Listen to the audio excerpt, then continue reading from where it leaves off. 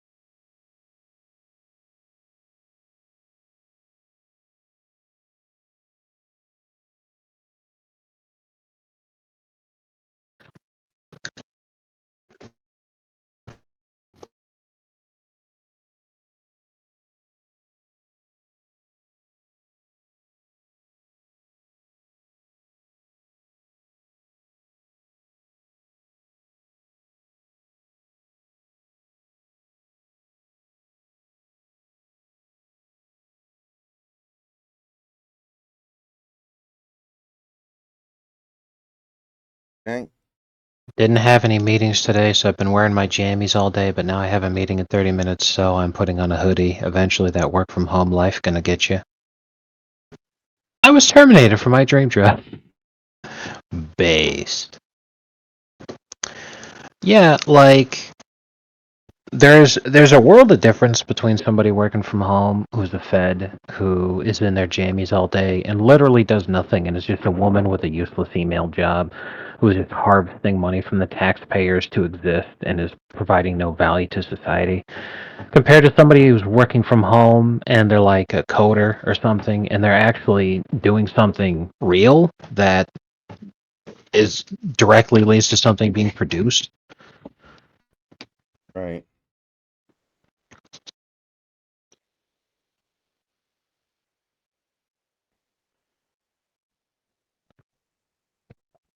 Oh man, it's even better. I saw in the comments on that one.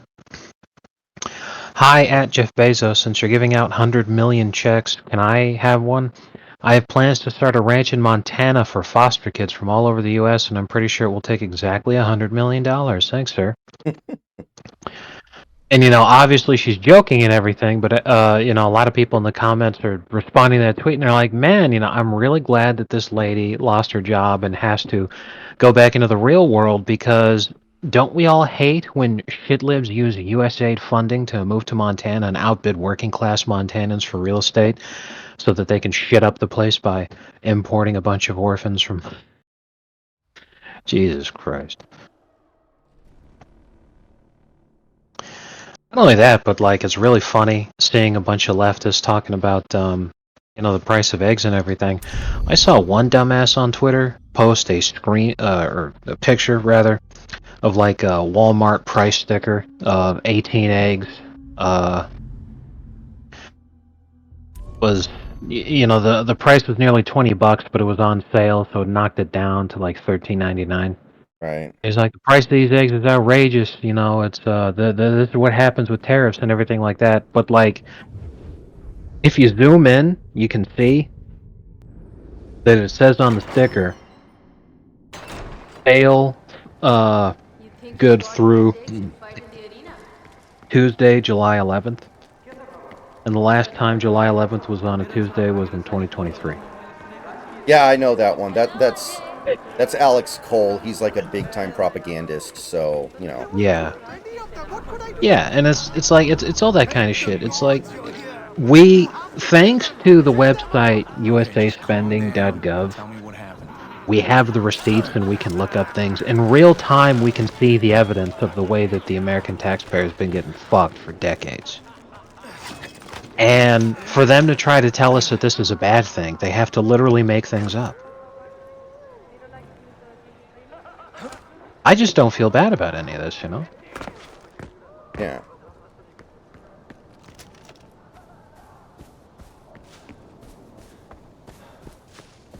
And, like that woman in the tweet that you sent, it's really, really difficult for me to feel bad for that lady and what's happening to her.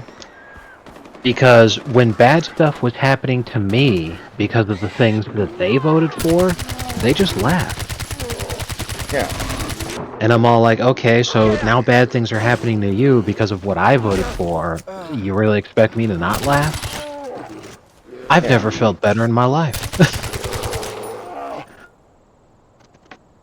Yeah, I remember there was a guy I used to know on. You know what Board 8 is on GameFAQs, right? I don't even know if it's Yes. still there anymore. I assume that it is, but yeah, Board 8. Where we were talking about politics on there.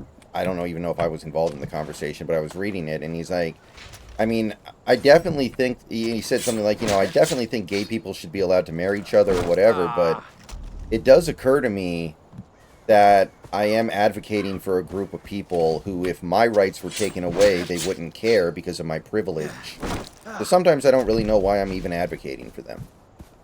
Something like that, Yeah. Yeah, I can get that.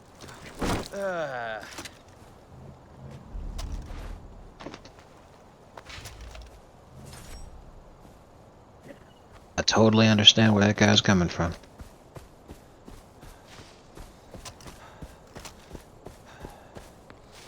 Again, it comes back to what I've been saying for a while. We really are in an info war, and it's Yes. really hard to win when both sides are just able to just say whatever at this point, and you can't really disbelieve anything because of some of the stuff that's coming out not being any more, any less crazy than anything else anybody would say.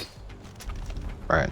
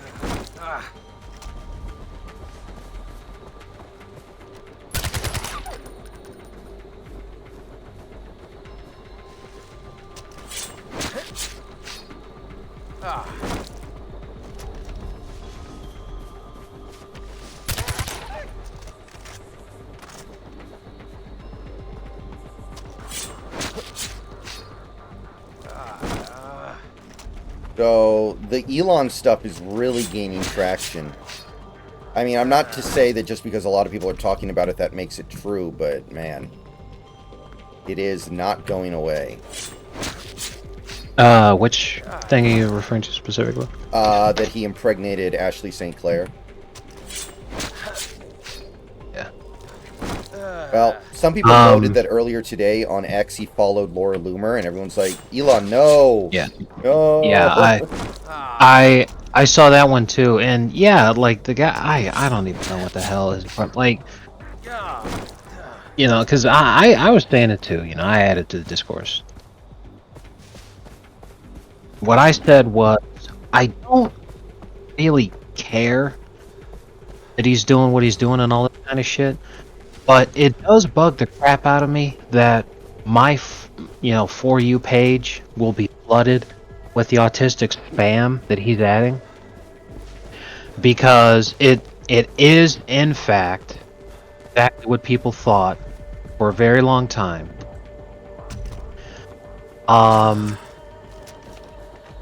Which is that he was anytime he would post some what was it? People would talk about the money they were getting for their engagement and everything, and people would post, their pay stubs and how much money they were getting, and some people were getting way more money with way less engagement and way less followers than people. And we knew from the top that it was the very beginning. Some groups part of Elon's favorited group, and some aren't. Where the disparity comes in. But generally, it really does come down to whether or not he wants to bang a girl in question. And it's like, bro, really? You're the richest man on the planet, and that's what you're gonna do is just, well, hey, here's, every 2 weeks you're gonna make 5 figures from the fucking Twitter money, thanks to the fact that I'm artificially signal boosting your bullshit. By the way, want to hang out on my yacht sometime? And then 9 months later, you've got some fucking retarded alcohol fetal syndrome baby that now you've got to name fucking Epsilon Omega Niner. Like, what the fuck?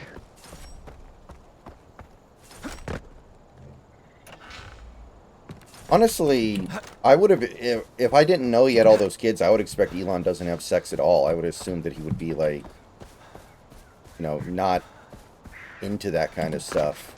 It surprises me that he does do this stuff. Honestly. Well, it makes more sense when you keep something in mind. I'm sure you've seen it before, but I'll go ahead and just post it again.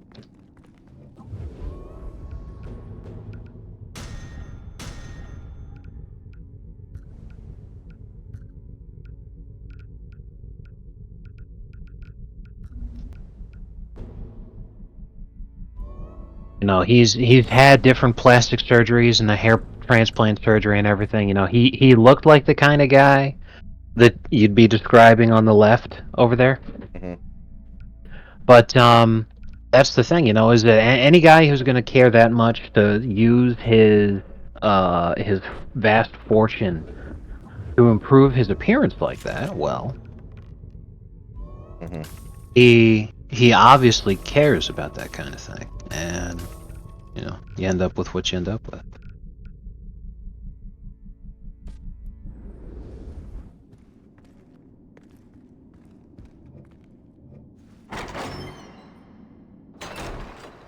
So, how long before Sydney Sweeney accuses him of getting her pregnant?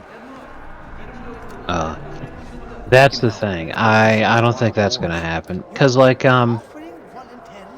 it's not a horrible strategy at the end of the day. But to be completely honest, I think there's a certain strata of society that once you cross that threshold, this kind of shit doesn't work on you anymore. Mm-hmm. That shouldn't be a problem. Like he could easily use his money like that to influence Ashley St. Clair and Laura Loomer. He could push himself across the finish line by doing that. Sydney Sweeney, no, because while Elon is the richest man on the planet, she's not exactly hurting for money, and she probably gets propositioned like that all the time. And she's like, yeah, no.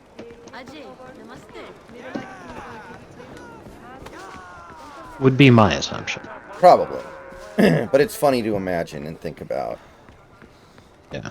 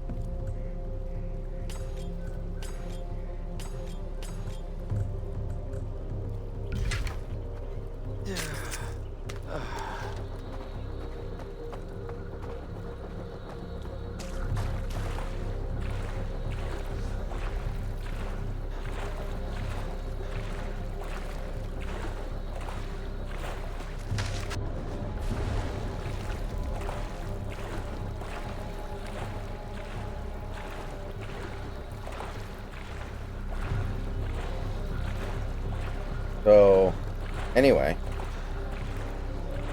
feeling all right today? Yeah, I'm okay.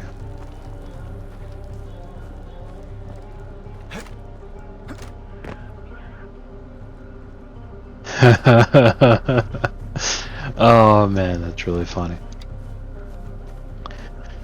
You remember the Australian smut author that I was telling you about that had a fucking Yeah. Fergie meltdown over Trump for uh he posted an update today, and first of all, he goes, if you're not already aware, I'm now on Blue Sky. I'm transitioning off Twitter because that platform is morally untenable, which is hilarious for many reasons.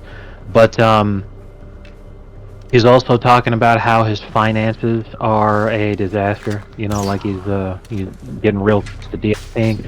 But that thing is, he's talking about why he's doing so bad, and he's all like, I don't know what happened, but over the last 4 weeks or so, sales have just fallen off a cliff. And I'm all like, oh, you mean when the money spigot got turned up? Why the hell would USAID be funding a smut author? Well, that's the thing, is I don't think it's him so much as the people that they're paying and paying out to, and then they would turn right around and, you know, like people using their paychecks to pay this guy, Okay. but the paychecks that they're getting is from USA Bullshit. You know, like the clam that you sent earlier, being, oh my god, I lost my dream job, blah blah blah, and I'm like, yeah, she'd probably fit right in as Okay, I see. one of the. I just think it's hilarious because that's my fucking opinion about anything now. Is I'm like, anybody who starts talking about how all of a sudden they're financially struggling, my immediate assumption is they were one of the people affected by the money spigot turning off. Yeah, like I feel like somebody like Vaush was probably directly getting paid. Yeah. But yeah, I see what you're saying.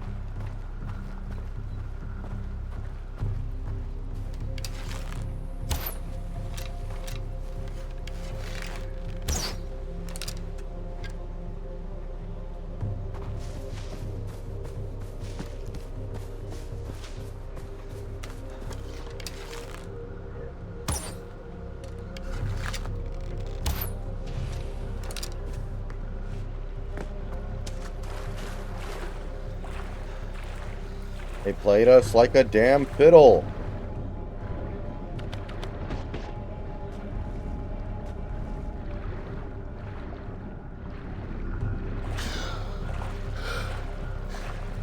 Well, well, well, looks like those fire ants played you like a damn fiddle.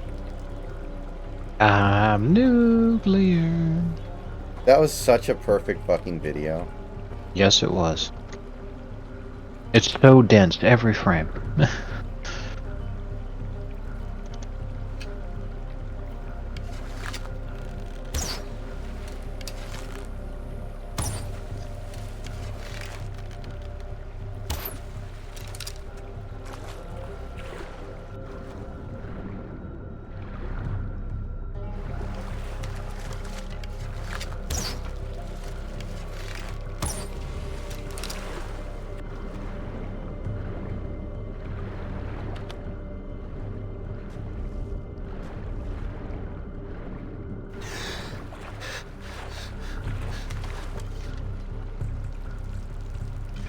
I like all the comments on that video who are like, still a better story than the actual Metal Gear Solid 5.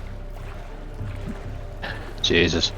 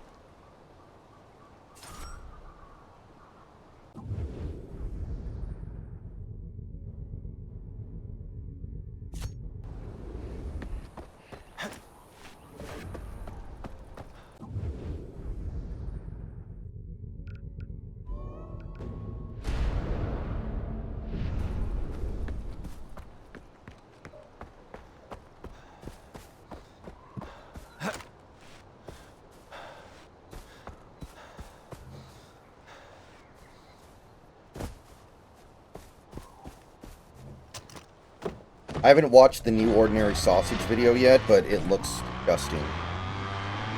Which one was it about? It Was that like the beans one? Yeah. Well, no. It was, what's it called? It's like these nuts something. Get the name. I'll check it out. Yeah, natto sausage. No, those are beans. Okay. Because it's like a special kind of beans. But the thing is like the reason it's disgusting, like you're saying, is it's not anything inherently wrong with the beans. He didn't know that they needed to be refrigerated because people just send him shit. I was like, well, I didn't pick it up immediately, and when I did pick it up, I didn't know it needed to be refrigerated because it was just a box. So, I just left it on my table, and when I opened it up, it needed to be refrigerated, and long past the sell-by date and all that shit, so. Yeah. They might need to come up with a better system for all that.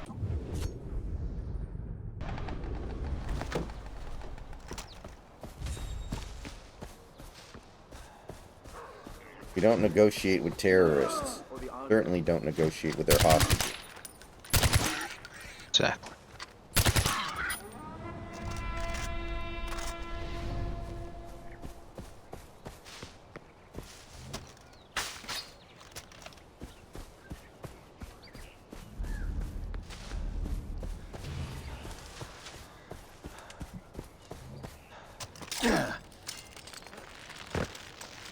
Remember that one artist on X who was drawing that picture of the cowboy and the anime girl hanging out, and you asked him to do a picture of the cowboy finding a remote control button that makes the anime girl shit herself? And then he blocked me. The star that burns twice as bright lasts half as long.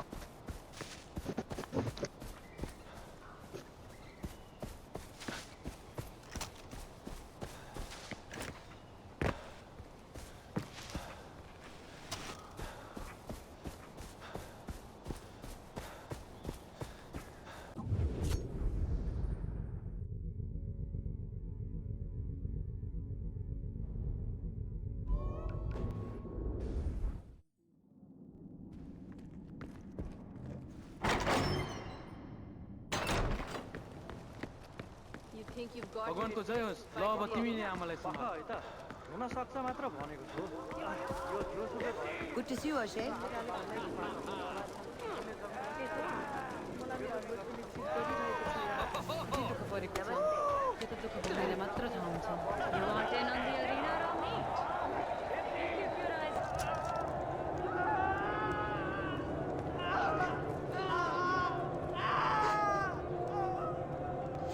Hold on, I gotta go find my phone.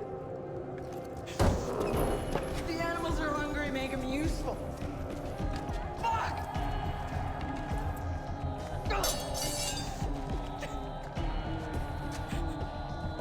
You have to kill Paul. You have to do it now. He's going home.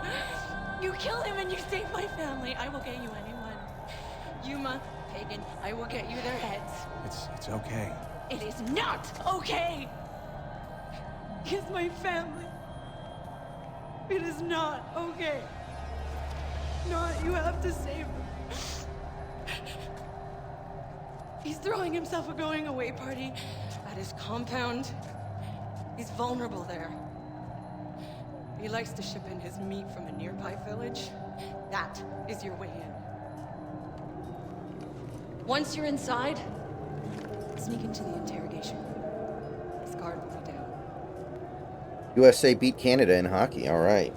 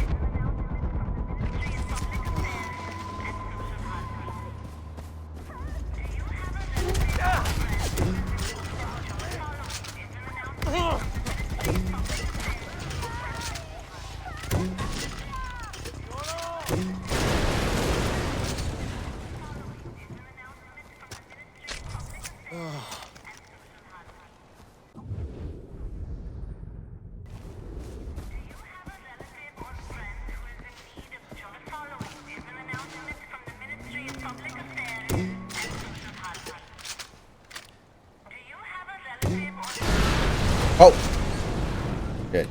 My bad, guys. In my defense, you guys got in the worst possible place. I kind of feel like that wasn't really on me. Gotta be honest.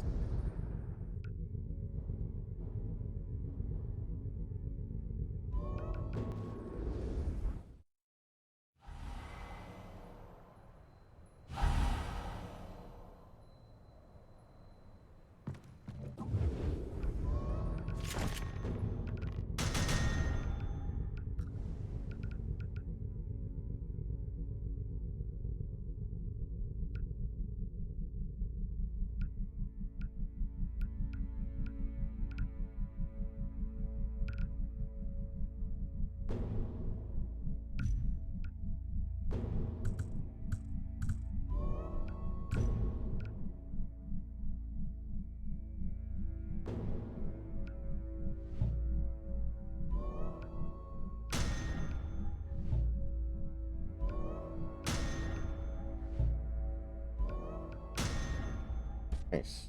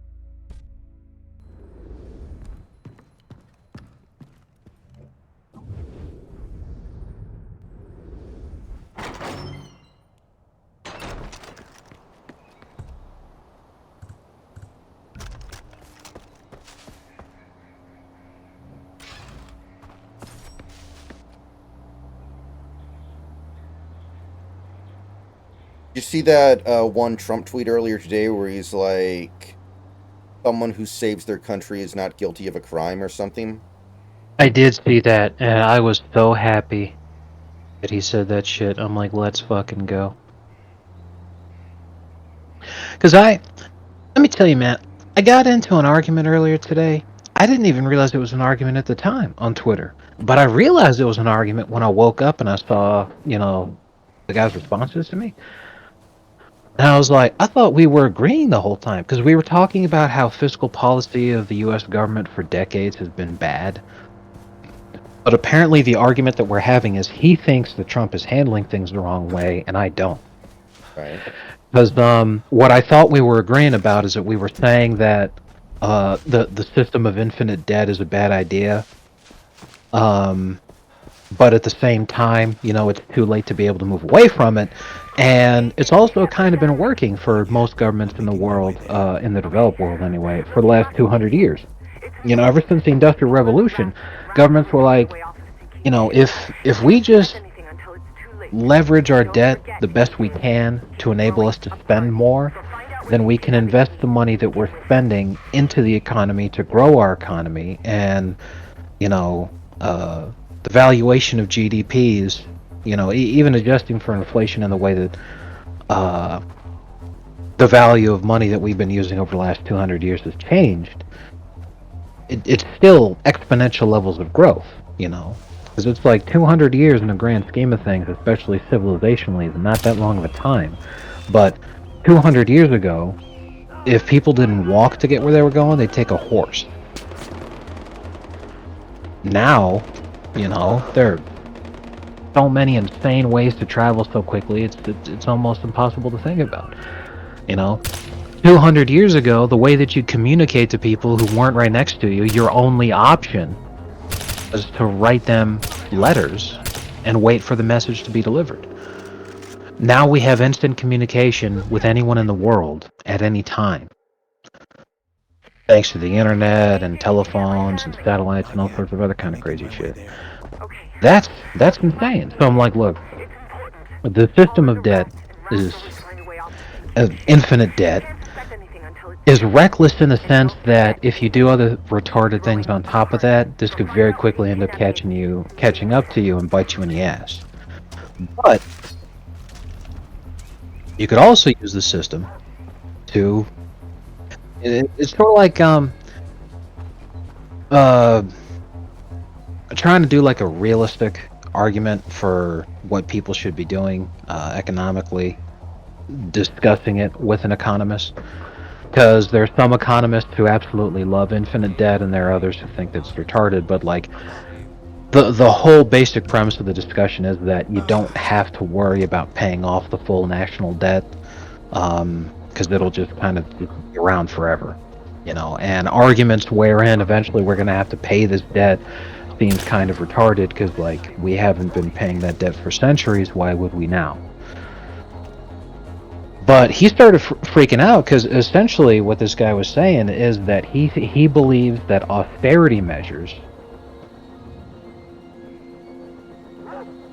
led to the Great Depression, which is just not true. What's more than that is he's worried that the economy is going to crash, and this is how I find out that we were actually in an argument, because he thinks that cutting spending is going to lead to an economic crash in the United States. And I'm like, the exact opposite is what should happen, because, you could sit there and say, well, cutting spending is bad. In a vacuum, but what spending are we actually cutting here? Tens of thousands of dollars being sent to Colombia to write operas about trans rights. How the fuck is that helping the U.S. economy? First of all, it's money that's being sent internationally. Secondly, it's fucking fake bullshit. Like, how is cutting that spending bad for U.S. economic growth?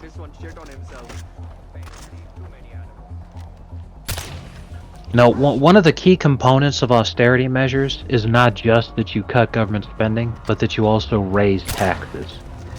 Because you increase government revenue at the same time that you lower government expenditures, so that a surplus is created, and they could use that surplus to either reinvest it in something else when they start spending again, or that they would use that to pay off the national debt. But if you're not paying off the debt and you're not raising taxes, how is that going to punish the economy or limit economic growth?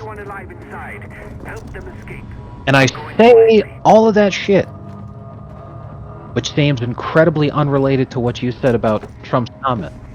But I'm bringing it back here because I'm like, there's just a lot of people who are going to think, even if in their essence, they're agreeing with what he does and what he has to say.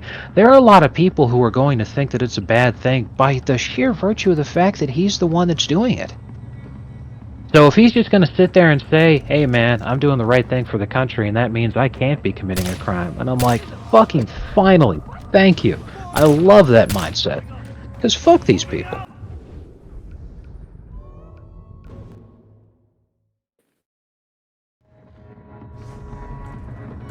Yeah, I Right, get you. Makes sense.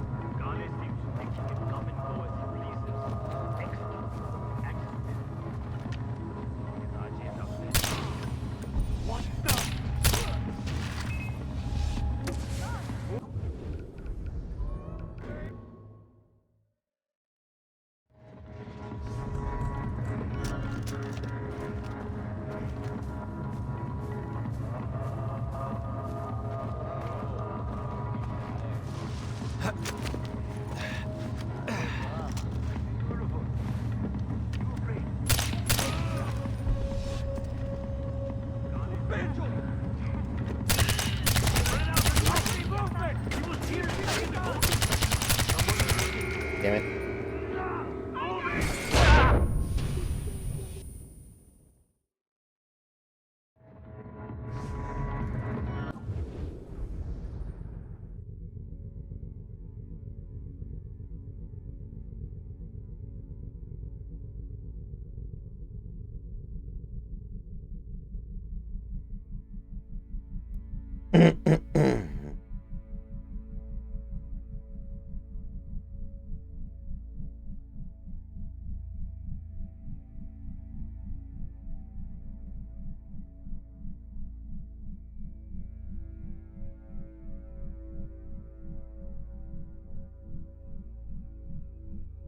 That is a horrifying image, is it not? The one on the left? When you really look at it, like, it actually looks terrifying.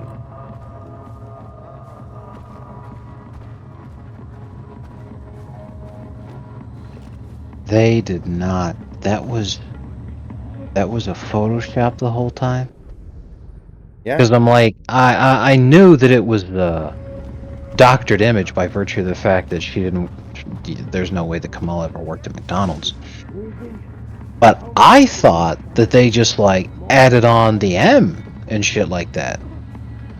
Otherwise it was like an actual picture. They just straight up fucking badly photoshopped her damn head onto... Wow, yeah, that looks... Oh my god. Because, like, the one on the left always kind of felt wrong, but you could just tell yourself that that's because this is an older photo and she's not that attractive in the first place, but you get it. But it was your brain telling you the whole time that the image was doctored and that it didn't fit. Because I didn't know that that was the original picture on the right. What the fuck? And yeah, she was completely a manufactured person. My god, there was nothing real about this lady at all. Because I just keep remembering the full unedited 60 Minutes interview where the guy was like, so how are you going to pay for all your programs? Just taxes. Taxes are going to have to go up. And I'm all like, that is literally the most consequential thing that she said. How do you not report on that? And of course, it's because USA was giving them a shitload of money. Opium sure takes the edge off the hunger.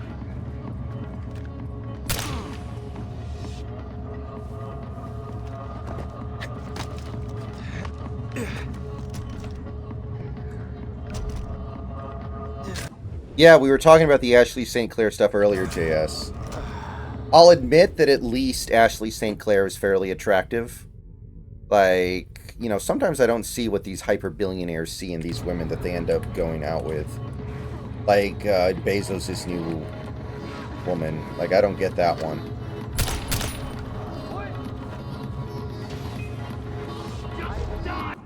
Wait a minute. I just realized that was a civilian, wasn't it? Yeah, Grimes. Isn't Grimes, like, legitimately mentally unstable? Like that woman that he was yes. dating, like she's legitimately insane.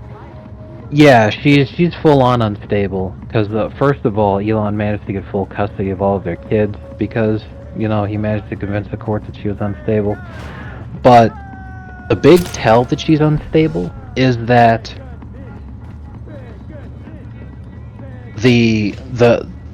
his child who has the most batshit insane name, like X Ash 12 whatever. Right. Apparently that was Grimes' decision. Oh. To name the kid that. The input Elon had was adding the X because he's obsessed with X for some reason. And once you know that, you're like, yeah, well, that fits. That figures.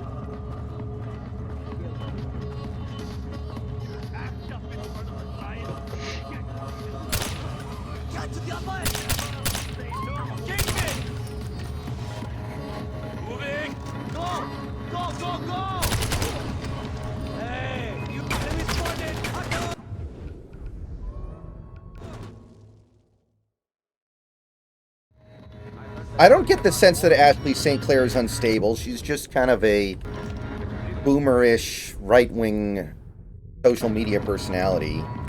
She's just kind of boring, if anything. She's like... She's basically just another Tommy Lauren, I think. I don't know what the distinction is there, really. Other than that, Tommy Lauren will probably age really poorly. Lauren Southern broke my heart, though. I thought she was for real. Yeah. And that's... Man.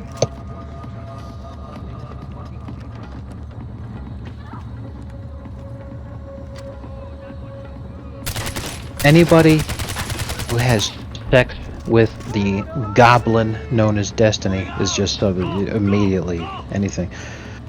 Not only that, but like you read the shit she had to say too. That's it. Mm-hmm. So, ugh. Disgusting.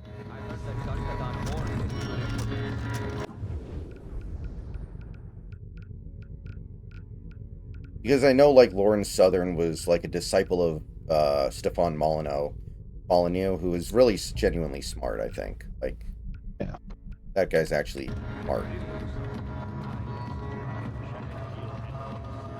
Yeah.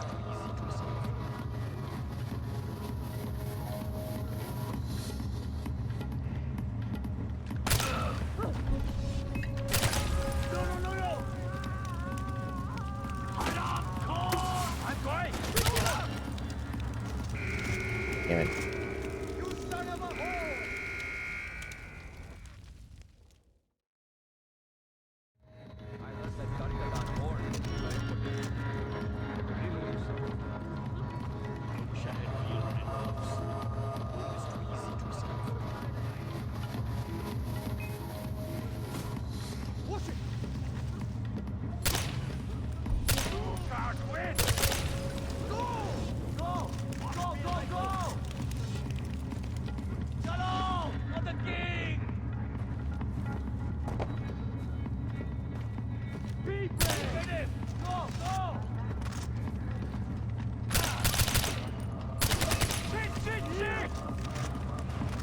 Nothing.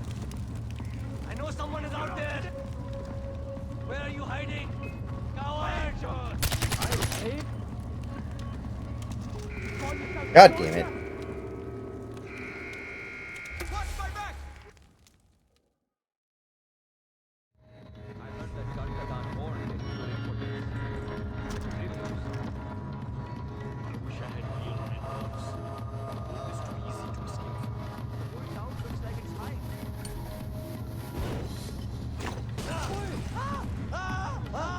What was that? Hello! On the king! Moving! Moving down! Got it! We can take anything!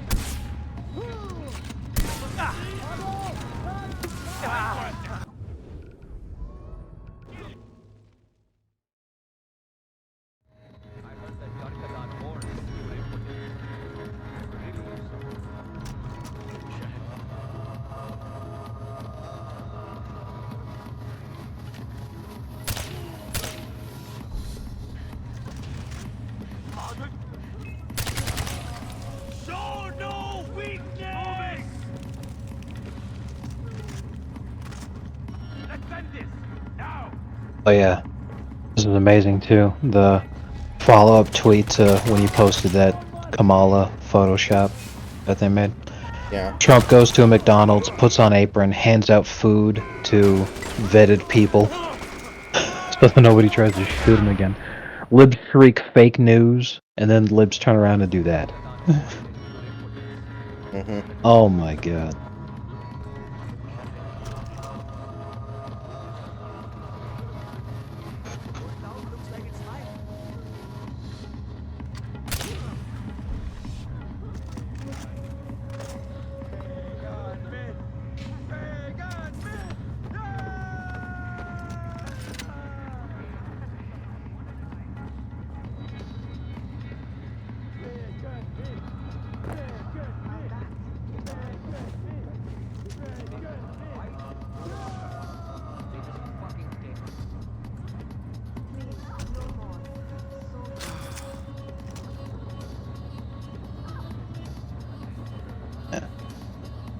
McDonald's had no record of her employment. 0 former co-workers stepped forward. Her campaign couldn't even say where that McDonald's was located. What an odd... I don't think working at McDonald's is the flex they think it is. Really not something to brag about, is it? Well, it's better than the alternative, which is at that age she was busy blowing Willie Brown.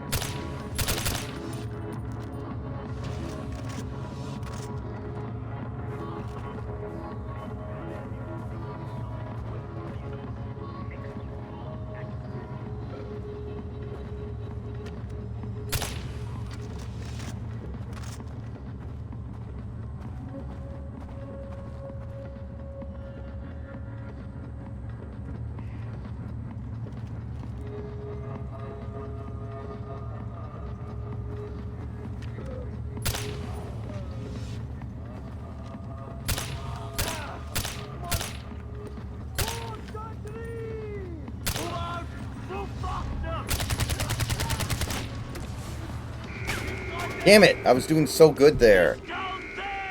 Damn it. That one asshat who was able to hide a little bit there ruined everything. Oh boy.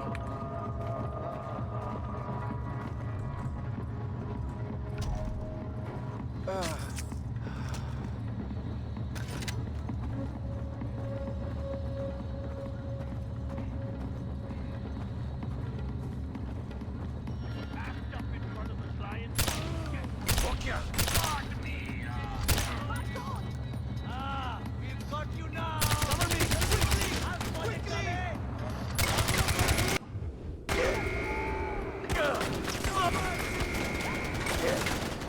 Well, Lauren Southern had sex with Destiny, JS. That's probably the... That's a much bigger deal than her getting pregnant via an Asian man.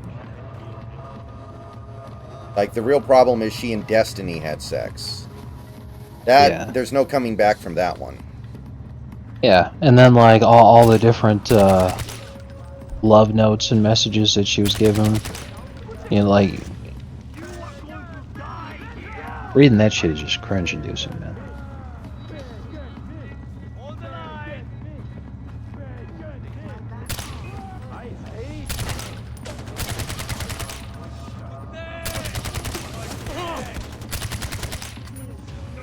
Damn it.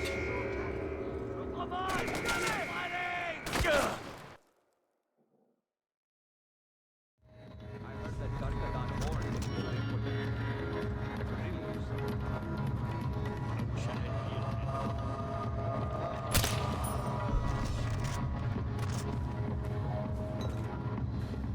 Dude, check the news. Doesn't matter what channel.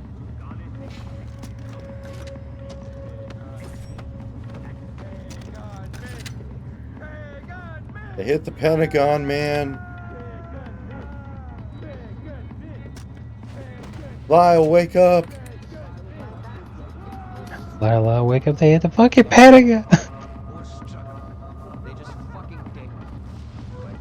Please, no more. So tired. Doctor is giving you 5 minutes. I heard that Garikadan war hit good input. I could really use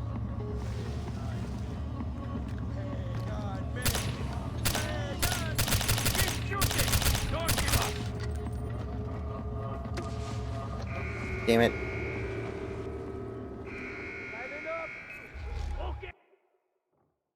Oh yeah, JS. As it turns out, Destiny is very well connected with like other content creators, I guess, is the idea. He's like the Epstein of content creators.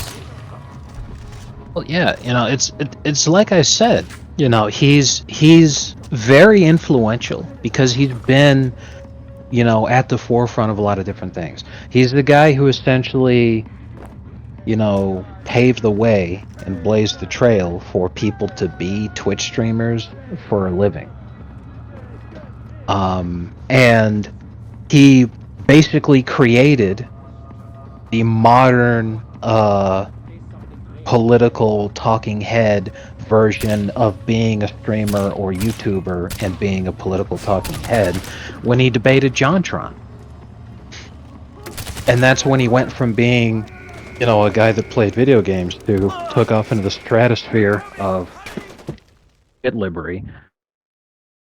So he's extremely influential because he generally tends to be one of the trailblazers for specific kinds of things. Because he's one of those first guys to be able to do stuff like that, he, like you said, he's made a lot of contacts. Somebody like Hassan Abi is more successful than Destiny and has a lot more money than Destiny, but they wouldn't be able to do what they're doing if it hadn't been for Destiny. So someone like Hassan Abi had gone to Destiny for advice in the early days. And Destiny, as evidenced by the fact that he's banging a lot of these stupid-ass broads, he knows how to leverage the assistance that he gives people. Which is, sure thing, I'll help you out, but in exchange, you owe me a favor, and when I cash in, you gotta do it.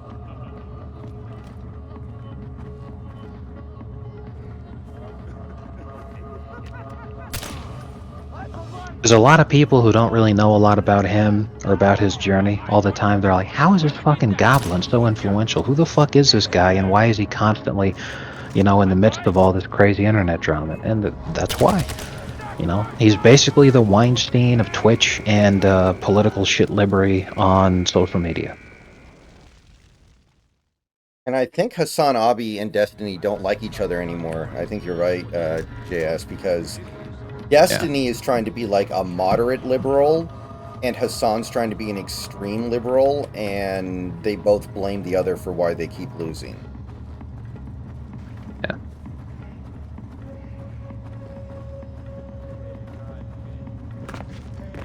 Well, Hassan doesn't like Destiny because he's white. Destiny doesn't like Hassan because Hassan's more successful.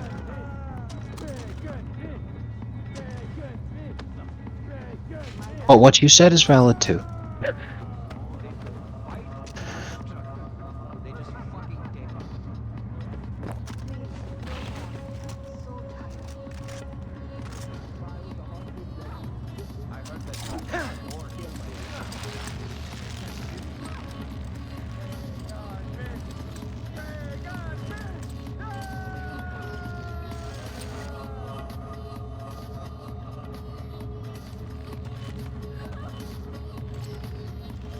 I still can't get over the fact that fucking Nick Fuentes and Destiny had sex.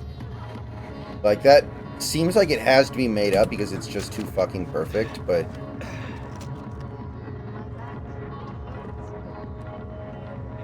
Yeah. I mean, of course there isn't evidence that Fuentes there's is circumstantial evidence. Yes. Well, what I was going to say is there isn't evidence that Fuentes is gay. There's no hard evidence. But it feels like an easy assumption because, like you said, there's circumstantial evidence and there's a lot of things that just point to it. And it's been really easy to successfully predict a whole lot of other shit that's been up with Fuentes. So I wouldn't expect this to be wrong all of a sudden.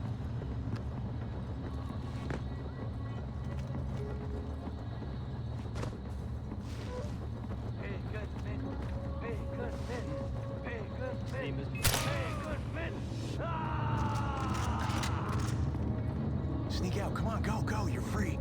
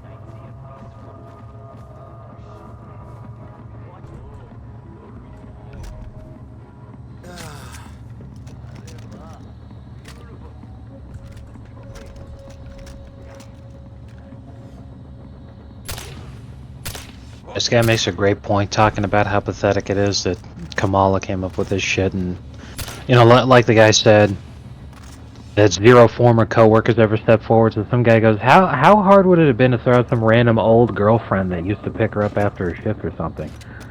This guy comes in, he goes, "Blasey Ford put more effort into her story to smear Kavanaugh. She wasn't even running for president."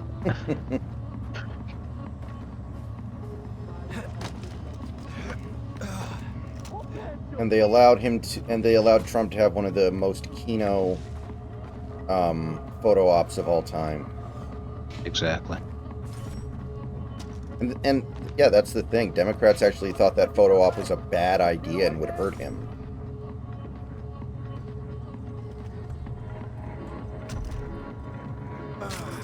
Oh man. I didn't even know that was a thing. This guy posts his thread, he goes, "Anybody can pull up their entire work history on ssa.gov/myaccount.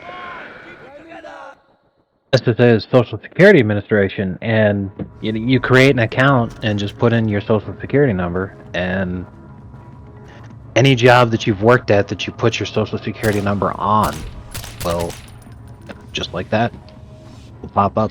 He's like, if she actually did work at McDonald's, she could have proved that in 10 minutes.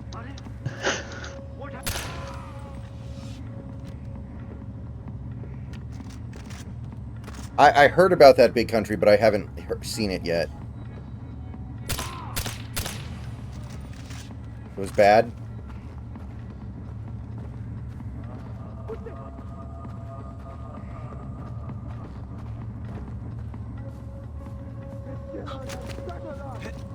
What do we do now? If you see him, shoot him. More dead bodies. I'm going up there. Okay. His killer can go free. Get that asshole. There's no sign of where the killer. Yeah, I miss when the dunk contest was good, but it hasn't been compelling at all for many, many years, it feels like. Once actual stars stopped doing it, it stopped being relevant. I still kind of can't believe LeBron never did it. He would have been guaranteed to win it, and it would have been part of his legacy that he cares about so much.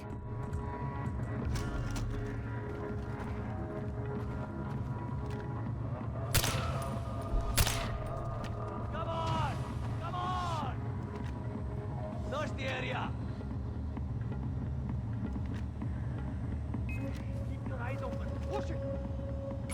So apparently many players have said the reason they don't participate in the dunk contest is because if they don't do well, it could have a bad impact on their reputation, which could even affect contract negotiations. And I'm all like, that's dubious at best.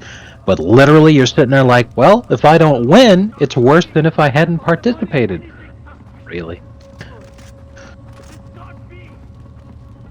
Because I'm like, I remember the days when guys had to fucking fight each other to get a spot in the dunk contest because they weren't thinking, if I don't do well, it's going to hurt my reputation. They were thinking, fuck all those other pieces of shit, I'm going to fucking win and show everybody that I'm the best.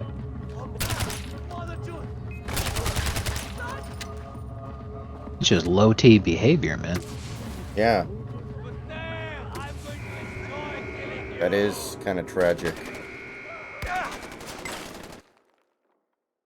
Like, the dunk contest where Blake Griffin won was lame because Blake Griffin won when he shouldn't have. But that was a great dunk contest in terms of, like, the dunks.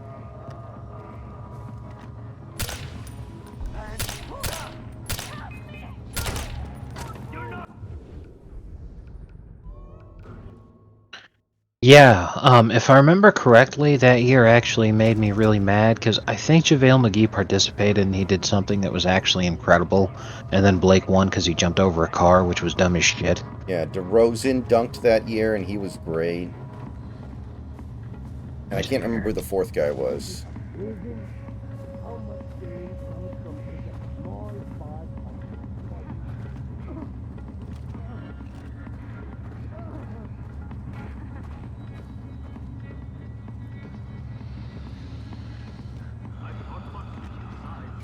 JaVale McGee, Blake Griffin, DeMar DeRozan. Fourth guy was Serge Ibaka.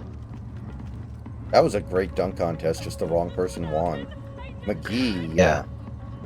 Absolutely should have won that for the double slam. Yeah.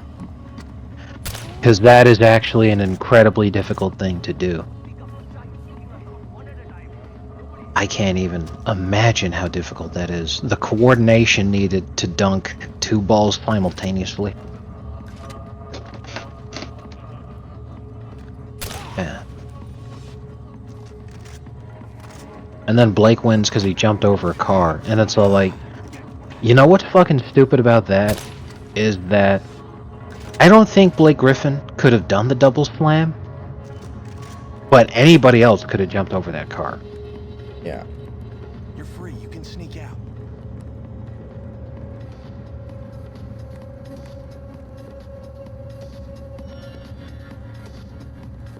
Like, he didn't jump over the car, he jumped over the hood of the car. Yeah.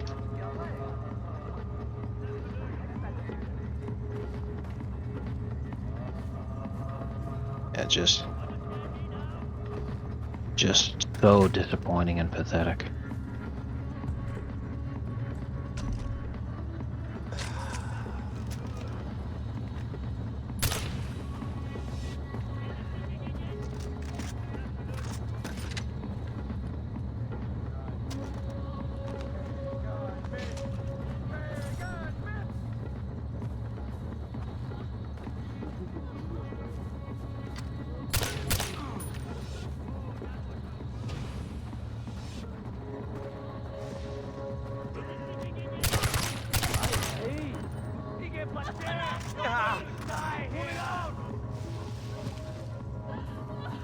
Waste them!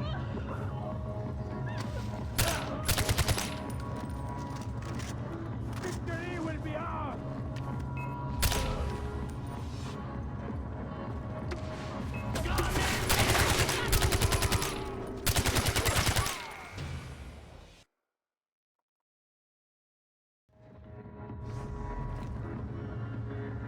Has a Heat player ever won the dunk contest? I think there was one, right? It was, was J.R. Ryder on the Heat when he won it?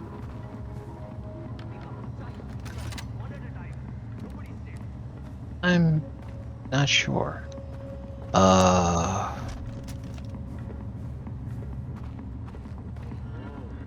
If a Heat player ever won it, Oh, and it Harold would have Miner. been during a... Harold, Say again? Harold Miner. Okay. I was gonna say if a Heat player ever won it, then it was not at the time when I was paying attention.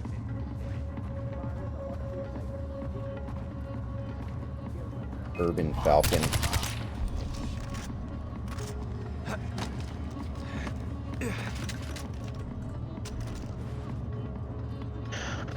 Okay, so Miami Heat have had 3 slam dunk contest champions. Let's see here. In 1990, Billy... Oh, sorry. Never mind, that was not the winner. In 1993, Harold Miner, like had been said. And I was 2. 1995, Harold Miner again. I was 4. And then most recently, in the year 2020, Derrick Jones Jr., and that was during the bubble year. I was not paying a single fucking lick of attention. You remember, Because, I mean, obviously there was a ton of shit going on in the world at the time, but, like, I had since checked out of basketball, and what brought me back was the fact that the Heat made the finals. Right. And I started paying attention again. So, I had no idea. In fact, I didn't even know Derrick Jones Jr. played for us. He was on the Heat from 2017 to 2020, and that was when I wasn't paying attention. So yeah, I literally didn't even know. I said kill that rebel! Could be an ambush. Open, hide for his galley! And that'd be why too. During the regular season in the bubble, on August 14th, 2020, Derrick Jones Jr. suffered a neck strain after colliding with Indiana center Goga Bitadze. He was stretchered off the court and missed the remainder of the season. So, of course, because like I was paying attention to the finals, but he wasn't even playing, so I literally missed his entire. He never played for Miami again. That off season, he signed a 1-year deal with the Blazers. Where careers go to die.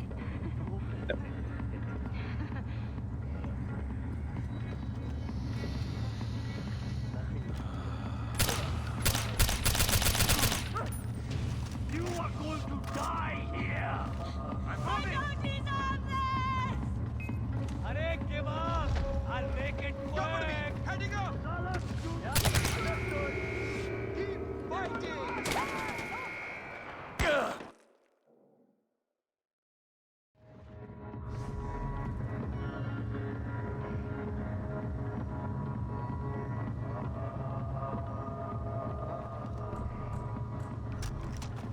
Hey man, Terry Stotts is looking pretty good right now compared to everything that's happened since, right, Santi? Yeah, I've said it many times, Santi. I actually really liked Terry Stotts as a coach, and I thought that the Blazers firing him was a really bad idea because he was not the reason why they weren't getting over the hump. And I had a feeling that they would regret that firing, in much the same way that many other teams have regretted it a great deal when they let go of a coach. But I could understand Blazers fans were fed up, but that was because the team had a lot of problems. Stotts was just the scapegoat. But things got so much fucking worse.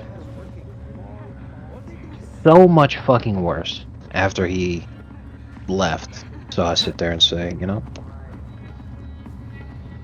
not like if you had Stotts now, things would be better. But that's the important thing to remember, is that things can always go worse. And when it comes to coaching in any professional sport, coaching is the most misunderstood thing in sports. That's like my biggest belief. And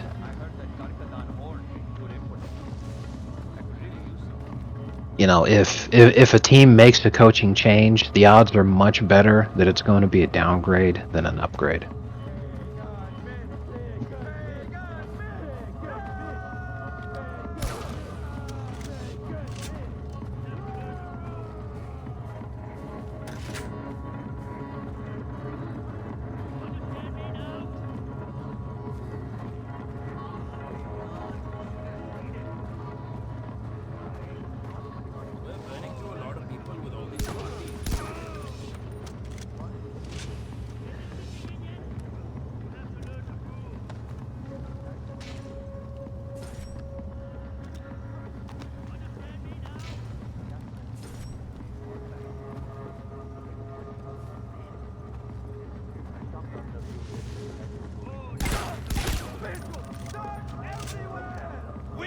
Take him! All of you keep your eyes open. Taylor, don't know what's out here. Start searching. Whoever did that must be nearby. Everyone keep your eyes open. Keep finished.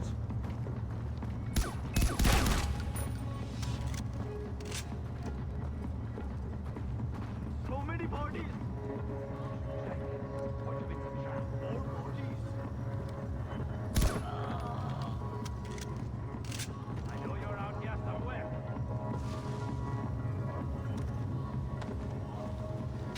Check everywhere. Find whatever. I mean, Klay Thompson's one of the greatest shooters of all time. Big Country. I don't think C.J. McCollum quite works as a comp.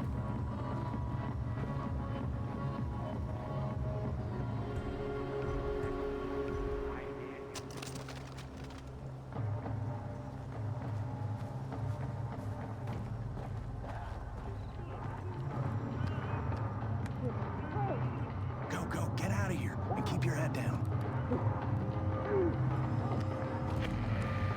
Zabal, I freed some prisoners. Good. Every person you save is another soldier for the cause, brother. Now finish what you have to do. Look around. Find out if there's something there. Stay low. Search for the source. Oh. I'm still in stealth mode. Understood. Okay. Zabal, I freed some prisoners. Good. Every person you save is another soldier for the cause, brother. Now finish what you have to do.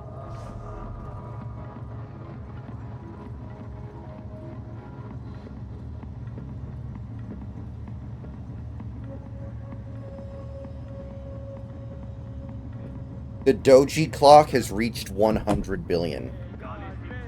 Nice.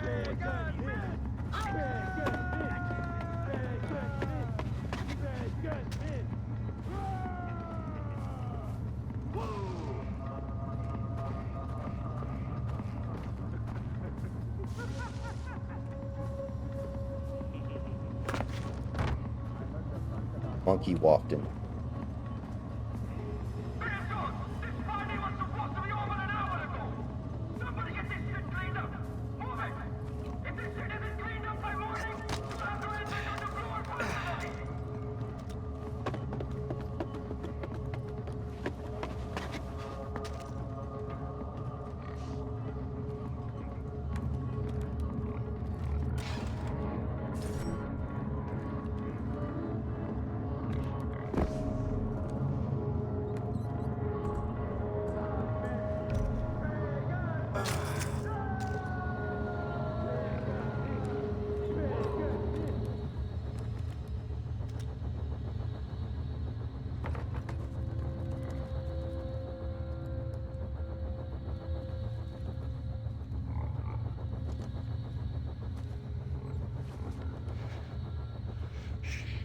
I'm here to help.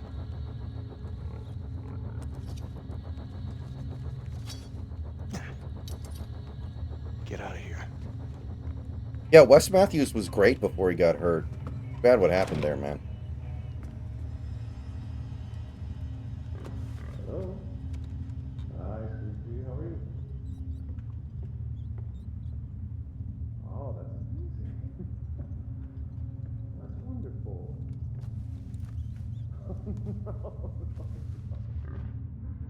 No, I understand. Sweetheart, I understand. I can't. I am literally walking into a meeting right now. All right. No, it's okay. It's okay. Just put her on really quick. No, it's okay. Put her on. Yeah. I will be right with you. Hi, Ashley. You did? That is amazing. Good girl. Are you getting ready for bed? Did you brush your teeth? For at least 10 seconds? That's my girl. Gonna give your mom a big kiss for me? Well, you know she gets lonely when I'm not there. You are the lady of the house. Of course. Now, you know Daddy has to work, so... A gift? Sure, sweetheart. What did you want? A ring. No, I don't think I've seen anything like that for you, sweetheart. I'm sorry. What else would you like? A necklace? Oh, a gold necklace. Well, actually, I think I see that exact thing. Yes, of course, it is shiny. Now listen, Daddy has to work, all right? So I have to go. love you too. Yes. Kisses, kisses. Don't let the bedbugs bite. Okay. Bye, Ladybug. I apologize for that. It's my daughter. You were here on time, and I was not ready. No disrespect intended.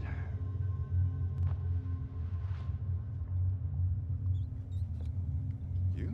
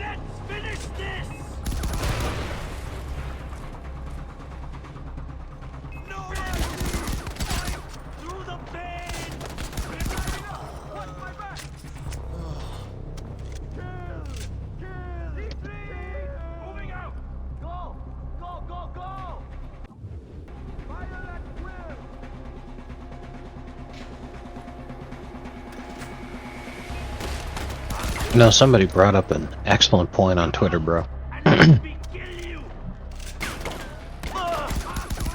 A lot of people who work in DC who are big-time swamp creatures, and they're all getting laid off and all this kind of shit. Well, they were living in Northern Virginia, so they could commute into DC. Right. If those people got laid off and they have to get real jobs or even relocate to a place that's cheaper, since these dipshits artificially inflated the housing market in Virginia in the first place and they probably can't even afford to live there anymore, they'd probably scramble out of there, and Virginia's already damn close to being a red state again. This might be the last push we needed to get the rest of the way there. Now the question is, where would they move? Would they? Is there any danger of them turning a red state blue by moving? Sends her regards. I would say no, because people had been concerned for a long time that that would happen to Texas, and the state of New York was closer to flipping than Texas was this last election, so I think that's a done deal. If they leave, they'll probably return back to, because I mean, like, one of the biggest things, you know, they keep describing that they're traumatized and all this kind of shit, and like they want to self-segregate even more to get into more of their little enclaves and shit like that. So if they go do anything, they'll probably just retreat back to, you know, whatever shit lib hive they came from. I really think she's got the stuff to be a writer one day. Yeah, you're probably right. I mean, red states are much cheaper to live in, but I don't see these people relocating to, like, Alabama. He's alive. If you'd killed him, I wouldn't have blamed you. Yeah, I'm alive. Fucking taxi driver. Show him to his new home. Who threw that? Fucking savages! Wait, that's my cell phone. Ajay, that's my cell phone. It's in my back pocket. I need my cell phone, man. Ajay, please. Please, I need my cell phone. Get off me, you monkey fuckers. Ashley, baby, daddy's here.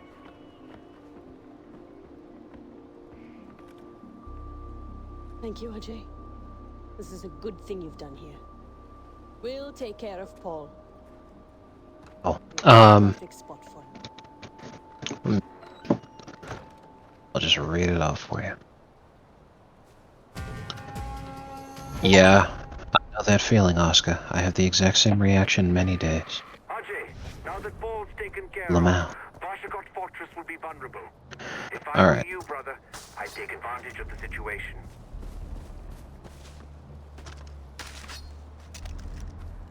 So yeah, the excuse I wanted to use was because people aren't going to pry after you say these sorts of things. My rent's going up, so I have to go back to Amazon because they're paying me a lot more. But I don't want to just quit. I'd like to be able to keep this job too and work a shift a week. I wanted to know if that was possible.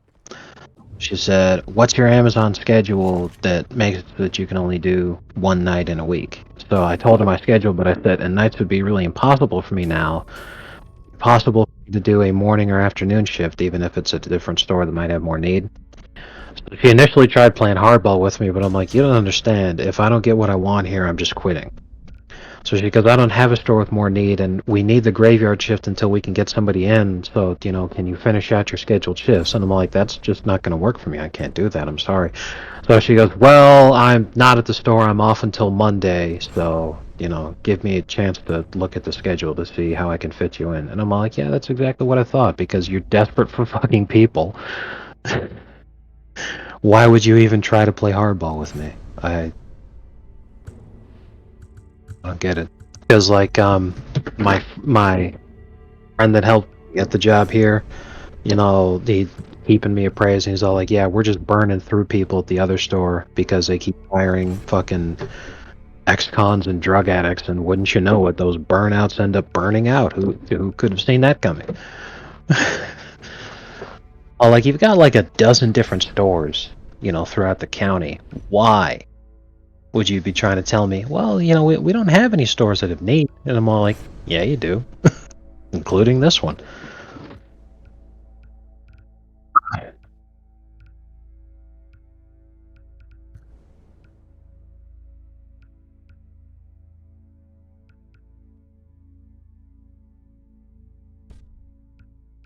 So yeah, just got to wait and see on that one.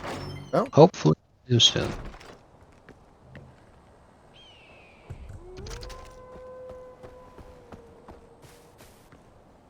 Be an extra $500 a month. Yes. And I don't know how it works if you have multiple jobs, but I think the first like $12,000 you make in a job on tax-free. I don't know if that qualifies if you work multiple jobs. Well, it qualifies regardless of your income, whether it's from multiple jobs or whatever, anything else. That's the first, because I don't know what the number is exactly. Could be 12,000, could be more, could be less. But the first whatever is not taxed. But does it reset for each job, would be my question. Or... It's just whatever your income is. Okay. That doesn't really help that much then. Yeah. Because, like, at a good example, is I have multiple W-2s from the different Amazon sites that I worked at. And... if I put in the W-2 for the one that I was at the longest, then, I already exceeded the income that I made to where, okay, now the income that you're making from here is getting taxed. But these separate W-2s, the reason it did separate W-2s is even though it's the same job, I just switched location, for tax purposes and legal purposes, they're counting it as a different job. But as soon as I put in another W-2, my tax burden increases because this is all money I've made after I passed the, before you hit this cutoff, your income is not taxed level. So, it's for all the income that you make,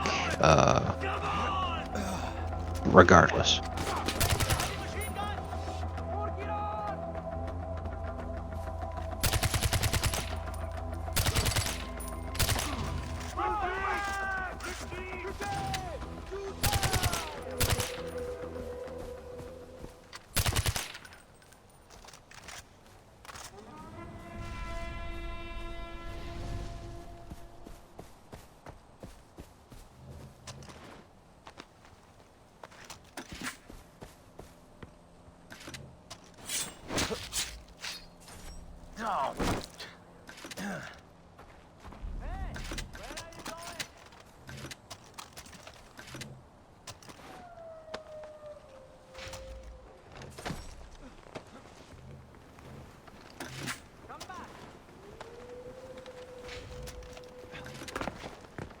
You know, the actual Burger King gave me this crown for saving his life. Nice. That one was my all-time favorite.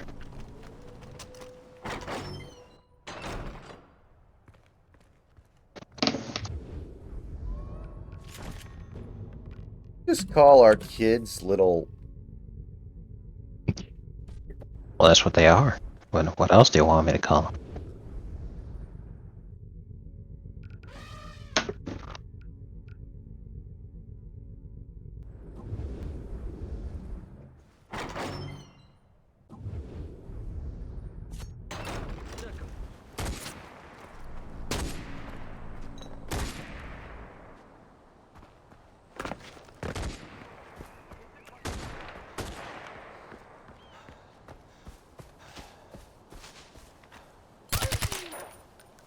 On number 1.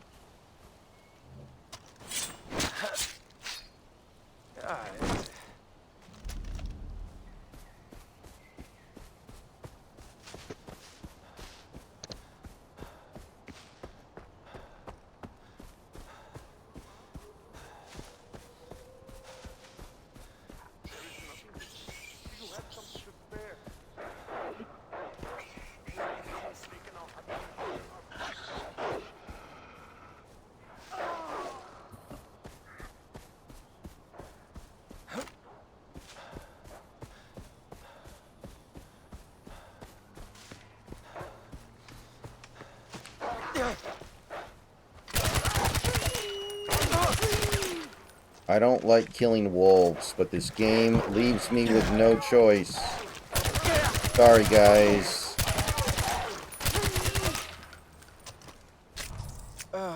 It's you or me.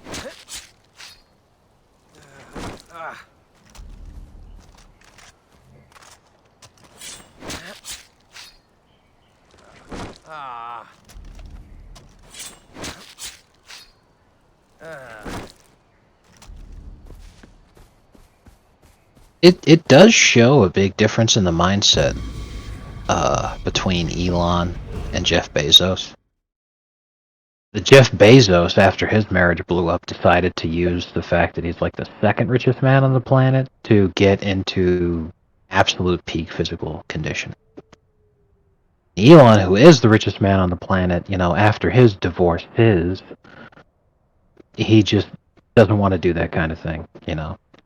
Well, I just found one of the worst tweets of all time. Gotta see this one. Yeah, Santi sent me that one. I'm surprised that you think it's the worst tweet of all time. That is so fucking bad. I thought that was your alt.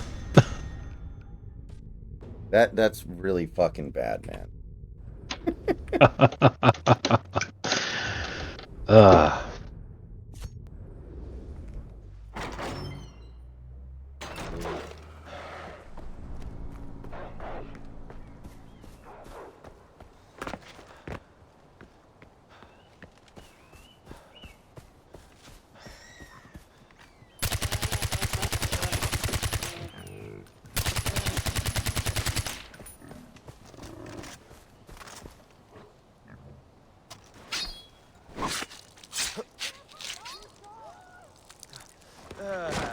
So my mom was watching Jesse Waters the other day, and Waters had a Jared Moskowitz on, who's like a Democrat who's on the Doji caucus. I think he's like a moderate Democrat. And they were arguing, and at some point Moskowitz said something like, you know, all of these stupid U.S. aid payments were going through under Trump as well, you know? And it's like, yeah, we know. That's kind of the thing that's so amazing about this. That Trump was so unaware or unable to do anything about so much of this stuff in his first term. Yeah. He probably thought that he couldn't do anything about it because people kept telling him, you know, oh, you can't do this, oh, you can't do that. And then on day one, he sees that, you know, Biden was doing all the shit that they told him that he couldn't do. So he said, oh, so you can do it. These people were just intentionally trying to fuck me over. And that's when he decided he would declare war.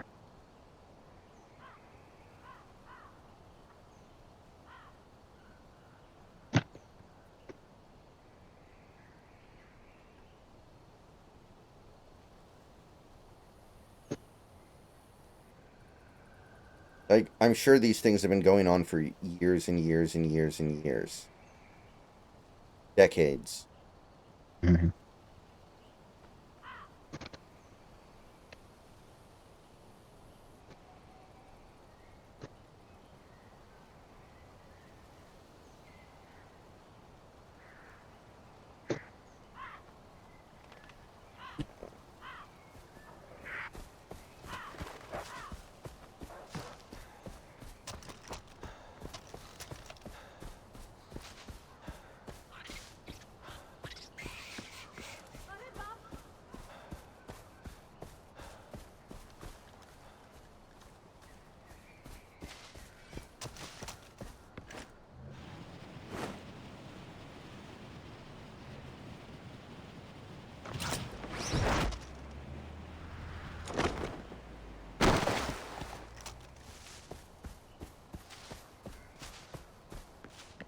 Was there an episode of King of the Hill where...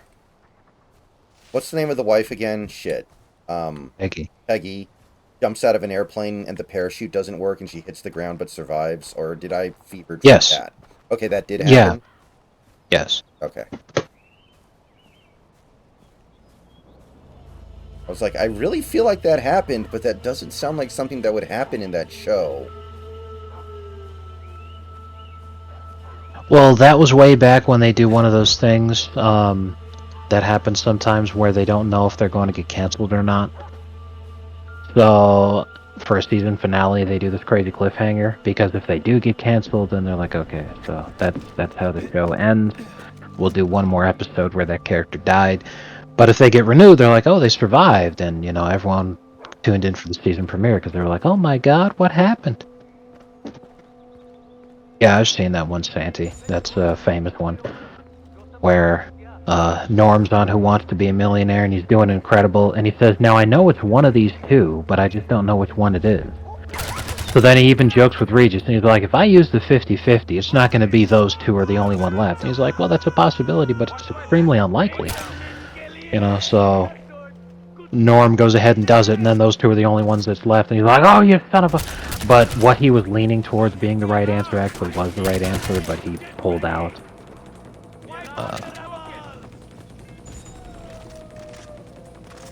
How much money did he make? I can't remember.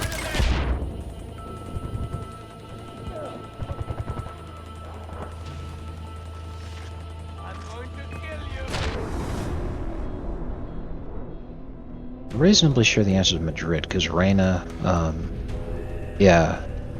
And he'd be able to pick up on that. It's either Madrid or Lisbon, because that's, it's either Spanish or Portuguese.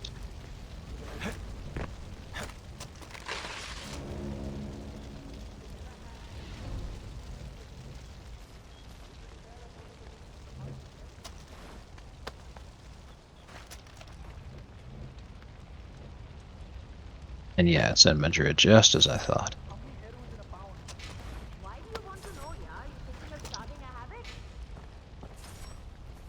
Yeah. Because Reina, R-E-I-N-A, is queen in Spanish, and that's the way that it was spelled. Queen in Portuguese is also Reina. It sounds exactly the same, but it's spelled R-A-I-N-H-A.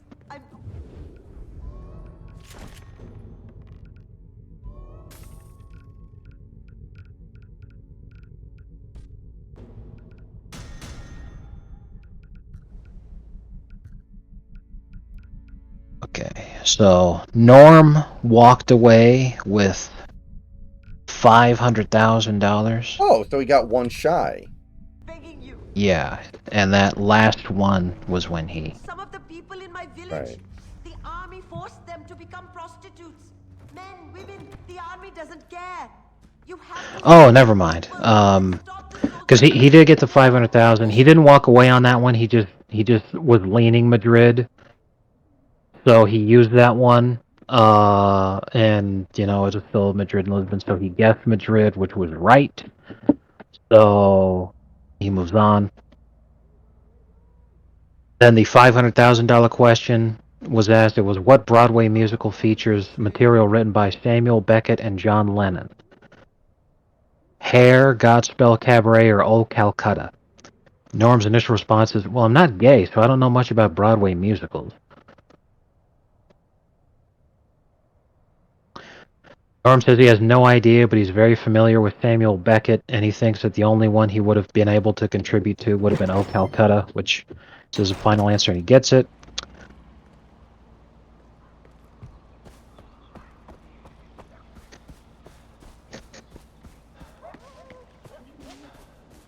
Oh, and then Reed just fucked him over. The final $1 million question. During the Cold War, the U.S. government built a bunker to house Congress under what Gulf resort?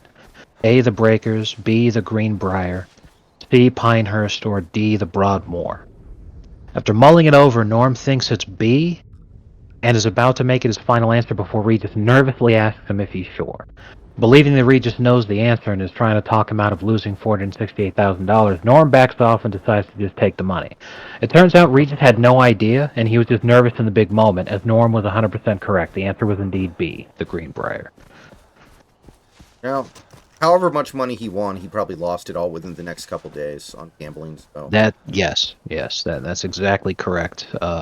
His appearance was on November 19th, 2000.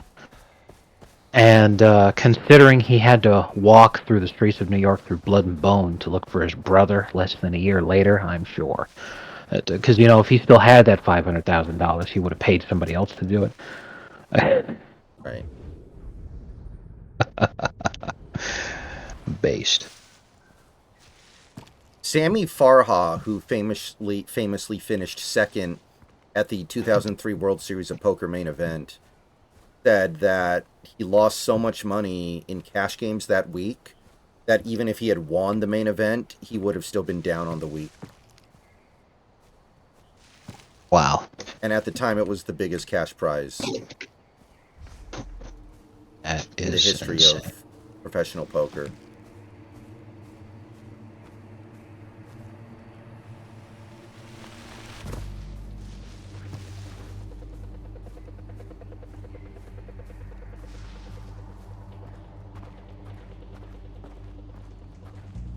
What's my favorite food? I have become partial to prime rib, especially when it's got like rock salt along the edges. I love those salty bits.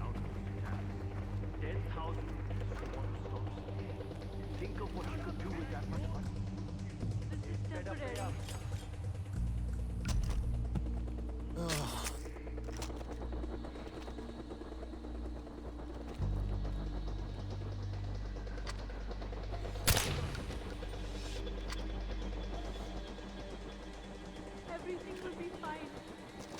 Everything will be fine.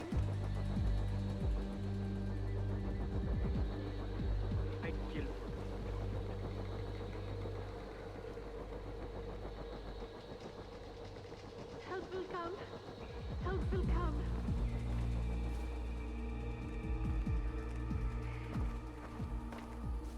I used to look after my brothers and sisters. It's the same. This guy makes this hilarious post as a response to the original. Was I was once accidentally rude to a mentally disabled girl in a way that I felt I may have hurt her feelings. It bothered me for months. How does someone become like the person who does this kind of thing? Because the thread OP was sometimes post real pictures of girls on trans subreddits to get car parts to Sudoku. So the response to the guy being like, how does one become like the kind of person who does this kind of thing? Fozzie's like, is that a rhetorical question, or would you like a guide on how to do it? Leave me alone! Help me! God help me!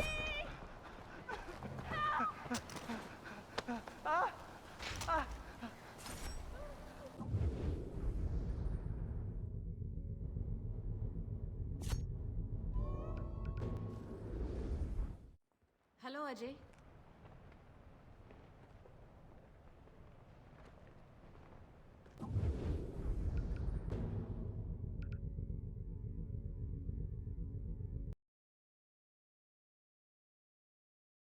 Okay.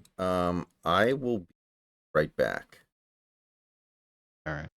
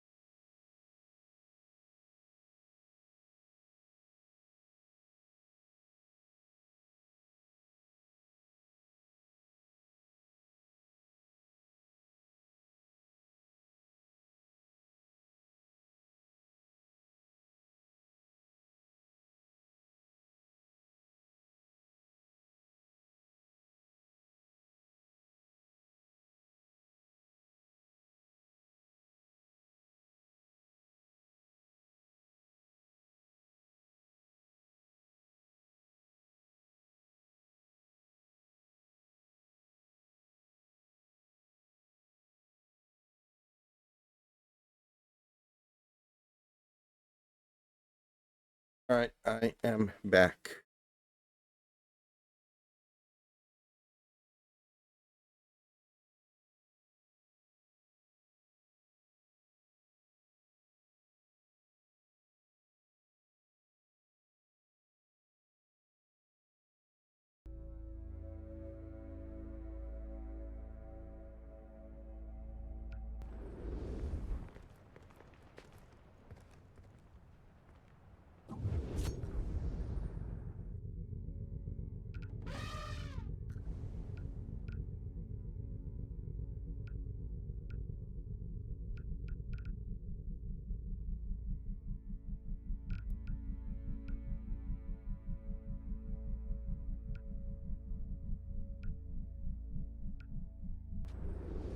We're walking easier with some of these predators gone.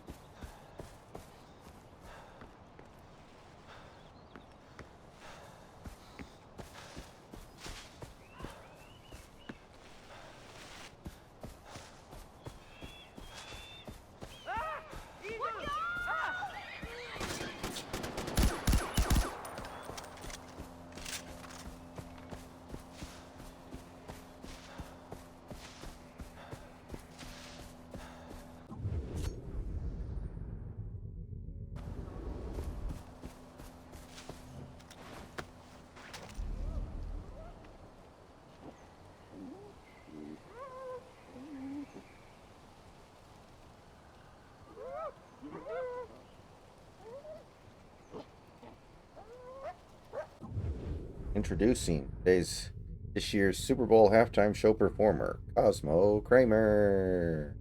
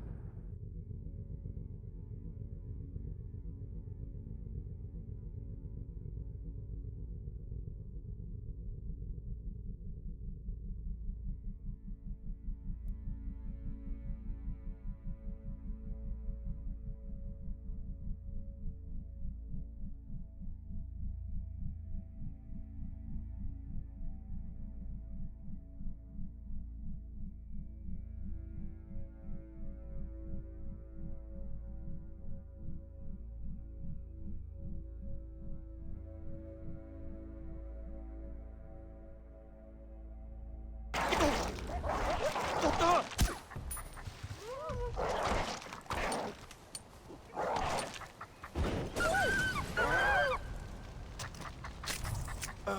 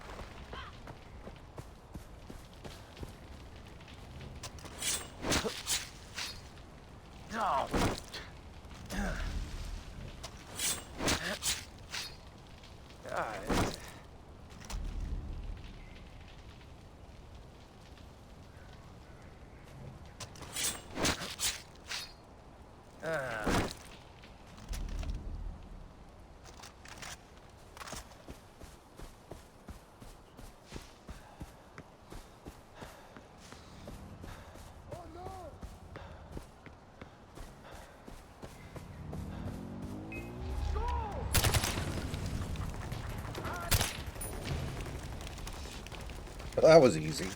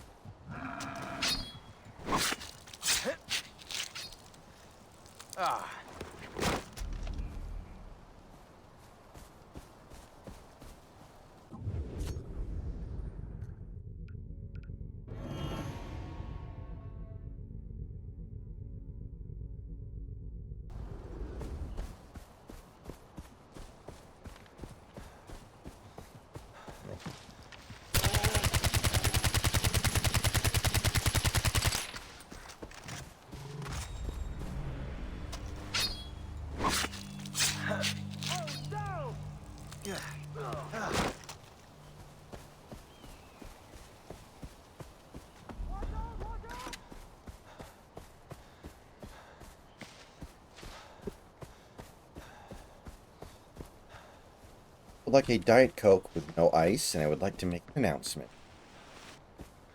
Sir, you can't do that. Please, don't take the steam tray.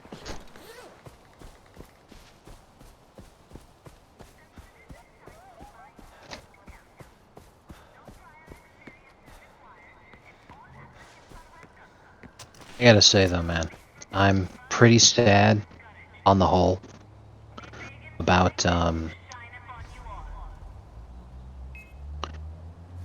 when Grok went from being able to do like everything to now where we're at, where there's just so many damn filters on what it's able to do. Because that was a golden era for a minute there. Yeah. I mean, it was always definitely a little bit difficult to coax it out. It feels like they've made it harder, though. Yeah. I don't feel like we're too far away from somebody making the basically Grok's version of, what's the name of that one search engine? DuckDuckGo? Yeah. Like, somebody's going to make it eventually and just go, like, you can do anything. There will never be any restrictions no matter what. It's basically like Gab. Yeah. Which would be nice. But what really sucks is that we used to have that already, and it was Grok itself, and then he just shucks. I mean, how did you get it to do that one yesterday where Kramer was doing stand-up comedy at the Super Bowl?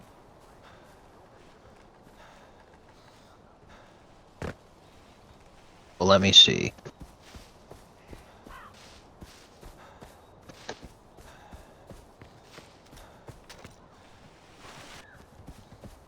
Watch out! Watch out!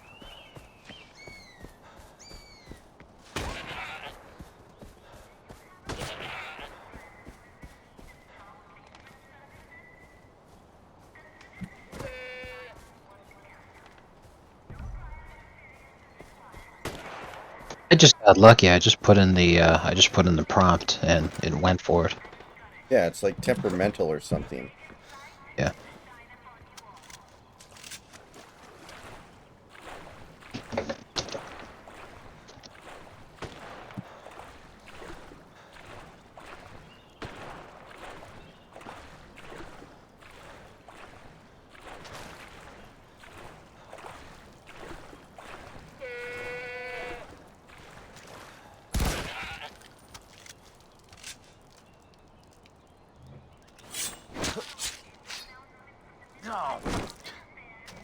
Neither, Raga. I don't really want Canada, and I don't know why we're supposed to.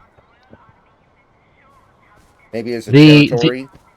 The value of Canada is in its resources, and as I have mentioned a couple of times, if the next century's major geopolitical concern is the Arctic Circle, then the United States would want to exert more control over that kind of stuff. So absorbing Canada is a pretty big deal there. However, exactly like everybody's saying, if Canada was just turned into the 51st state, that would actually be awful, because their politics are a disgrace, and bringing them into the fold would make elections very bad. I don't want that to happen.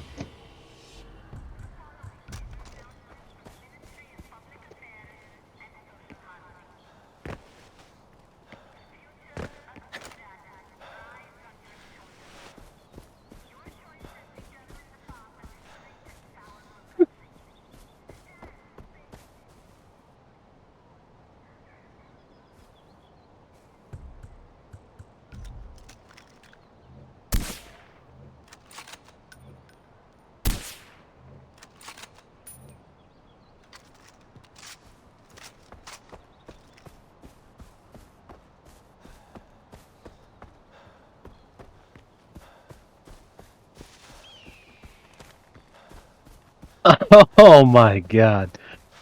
Oh. This one's great.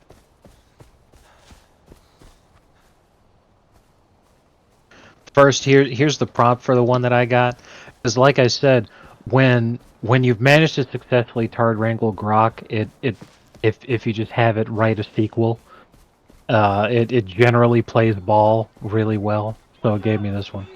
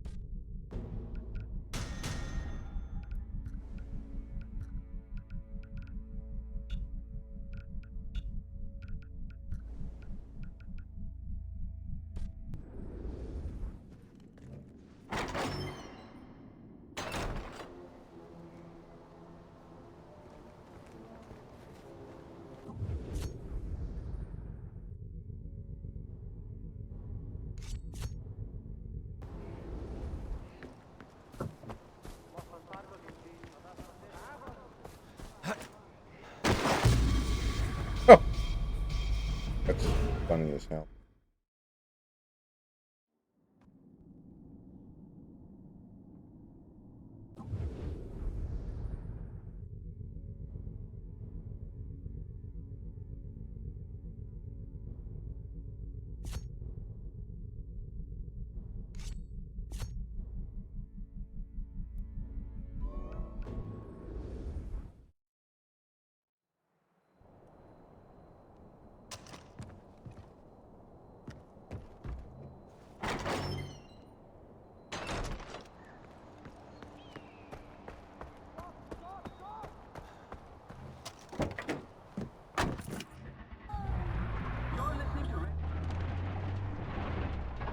Oh man, this is a good one.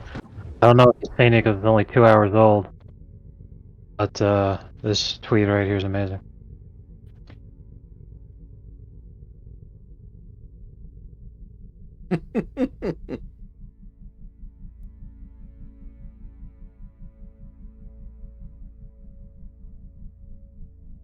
Quite good.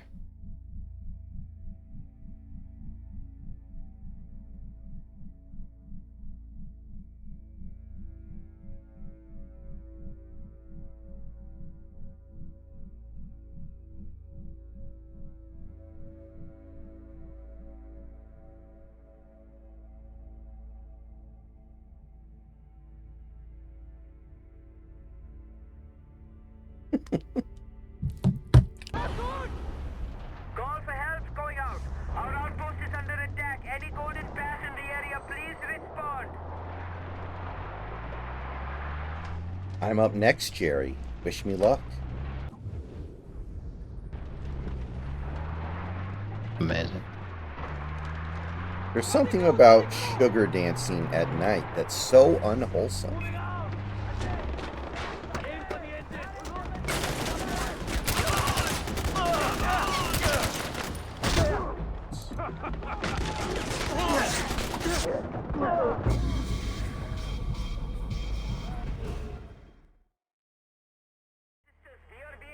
By the Royal Army. We fought hard to capture this outpost. Now we must fight to keep it. Send help. Just a scratch! He's got control of the MP!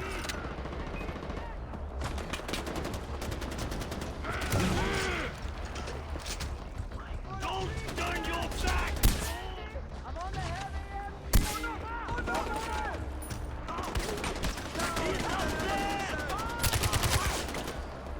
Yeah, that shit will die.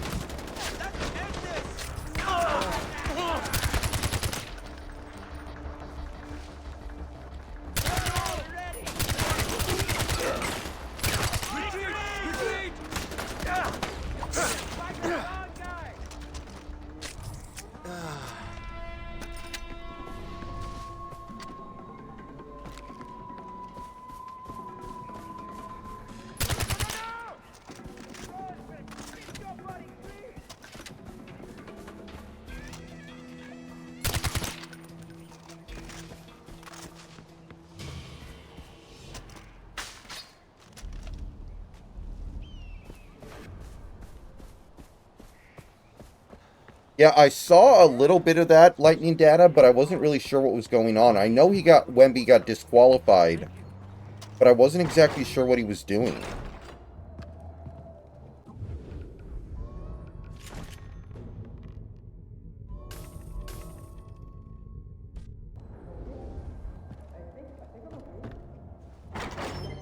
Disqualified from what?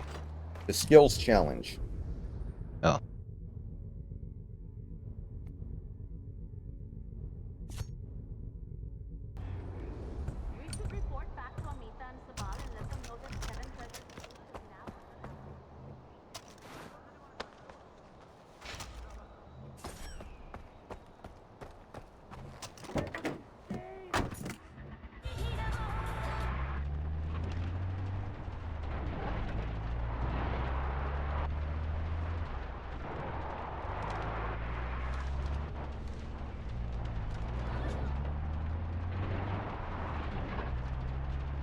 The skills challenge is the thing where you have to like dribble a basketball around it and then throw it through a ring, and then you dribble here and then you do this. It's, you know, it's pretty stupid. But, you know, it's just them trying to add another event to the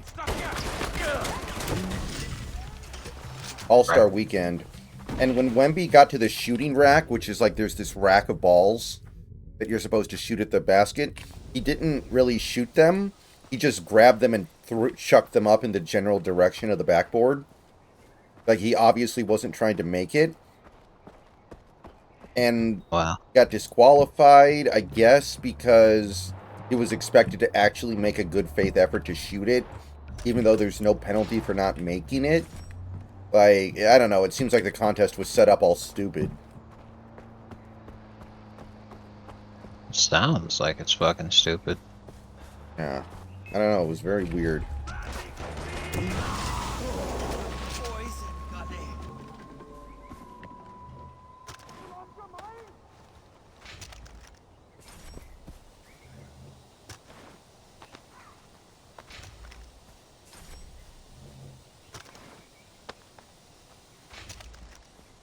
So, when you're at work, and you get a call from a scammer, like you were talking about last night, do you ever consider, like, fucking with them for a while?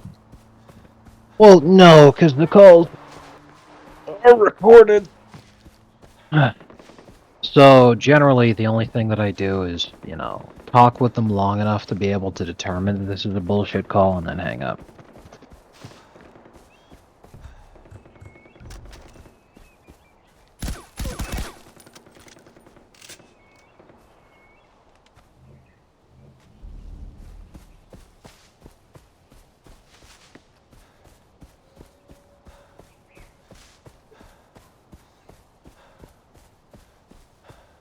You could become Kit Boga in your free time while you're at work doing boring jobs. Come here, quick! What are the targets? It's a shipment of fresh water for our troops.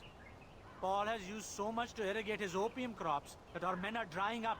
I didn't know it was that bad. It is, my friend, and it's getting worse. Okay, I'll help you. You have my gratitude. Here are the coordinates for the crates. Please, hurry. The Royal Guard have a head start. Excuse me, you got a second?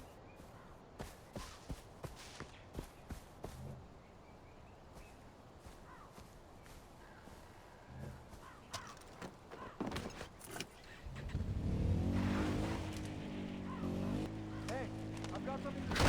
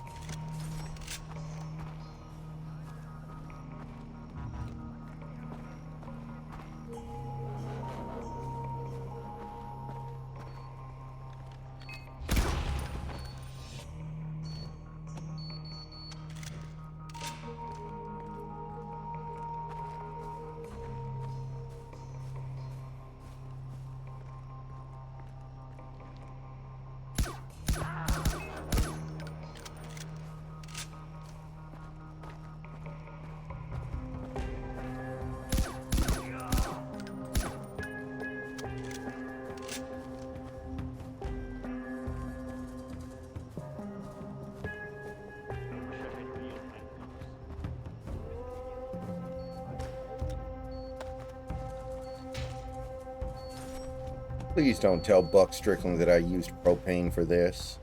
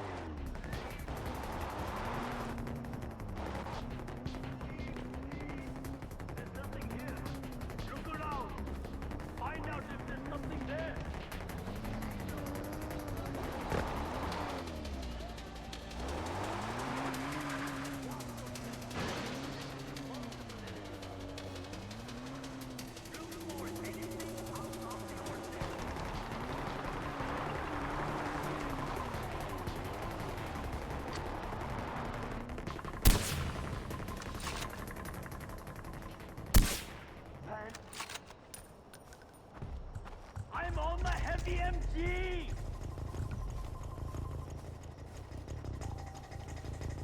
You call yourself a soldier?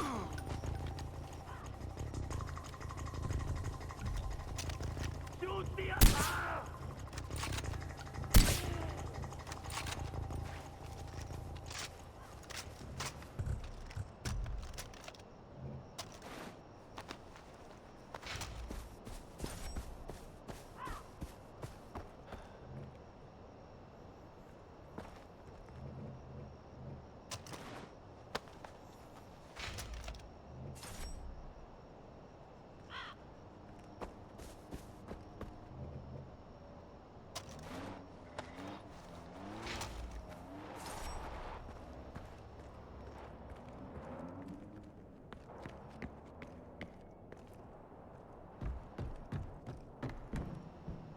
Anita,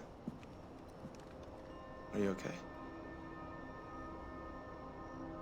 Do you think this is easy? Being the first woman in the Golden Bath. The one pushing for change while everybody else talks behind your back about how you're destroying their heritage. I am every bit the fighter, the kirati that they are, but they just see a woman. You're a smart man, Ajay, tell me. Am I the right person for this? Dude, look at this fucking guy. He looks like Andre the Giant's Down syndrome brother. Thinking, are they blind? Jesus Christ. Or am I just... Like, Selena Gomez doesn't look as good as she used to, but... the point. It looks like Andre the Giant's retarded brother. What the hell? Indecision is for the weak. Man. Okay. Remember that tea plantation? The poppies they've been What's shipped going to on an there? old brick factory for processing. Sabal What wants to destroy it. the... He's What not the sure hell? of Who himself. the fuck even is this guy? Because, like... He's gotta be somebody to get Selena Gomez. But man, it really was a hell of a long time ago when this fucking broad, Be the one to do the right was with Justin Bieber. Lord. Good Lord.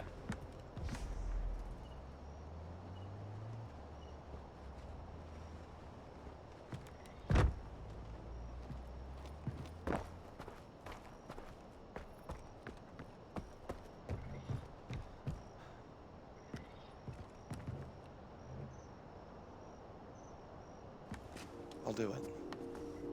I was hoping you'd say that. I need you to take Noah's brick factory without destroying it. We'll put it to good use later. Ajay, be careful, huh? It's very well guarded.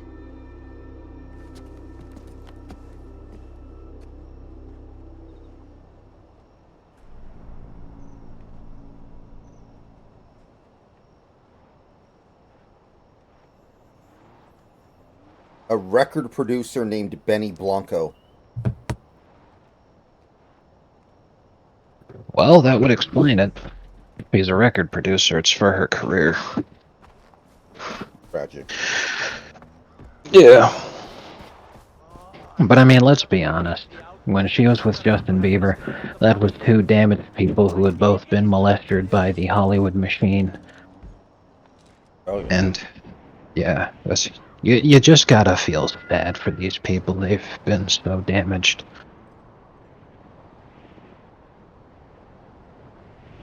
So damaged they release videos of themselves crying on social media. One Exactly. tear equals one drop of water for starving children in Africa. Remember that, Foxford? Yes.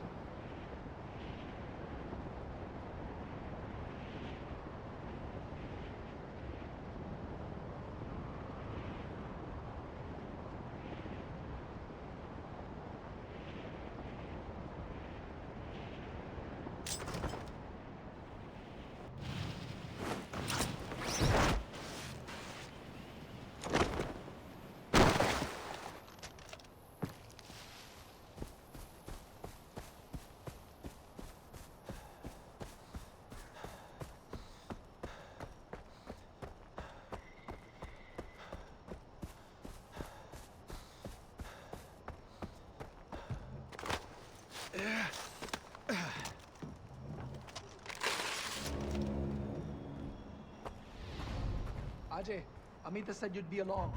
Stock up on the ammo. The Havildar is waiting for you up the hill.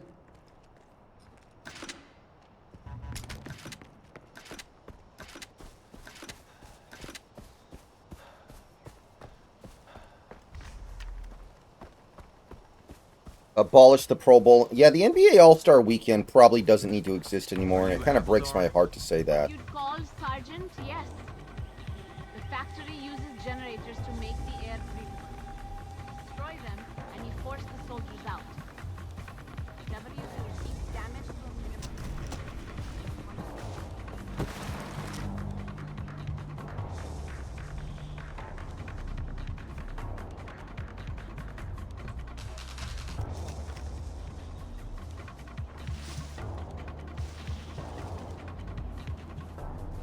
Yeah, I sympathize, man, because, like, All-Star Weekend used to be fantastic, but this is overall just more of a result of them, just not caring about the value of the competition, which is the whole goddamn point, you know? People want to see the biggest stars in the dunk contest, and these guys don't do it because they're like, well, if I don't win, it's gonna hurt me in contract negotiations. Fuck that. They don't care about the three-point contest anymore. The All-Star Game's been a joke for a hell of a long time. It's sad. I'm with you. All-Star Weekend should not exist if they're not going to take it seriously.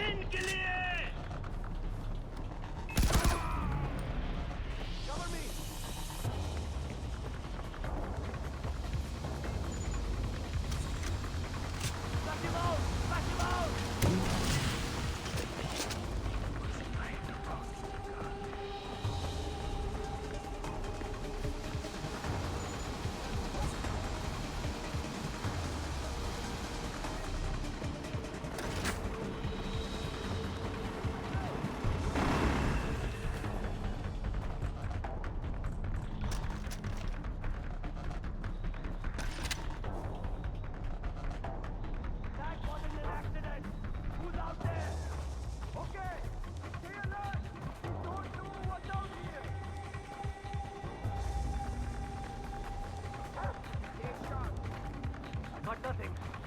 But I bet it's more rebels messing with us.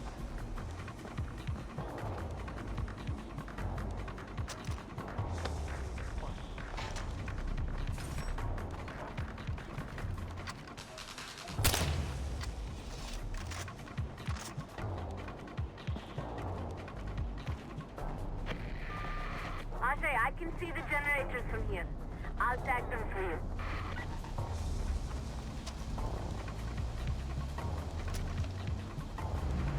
Providing heavy fire!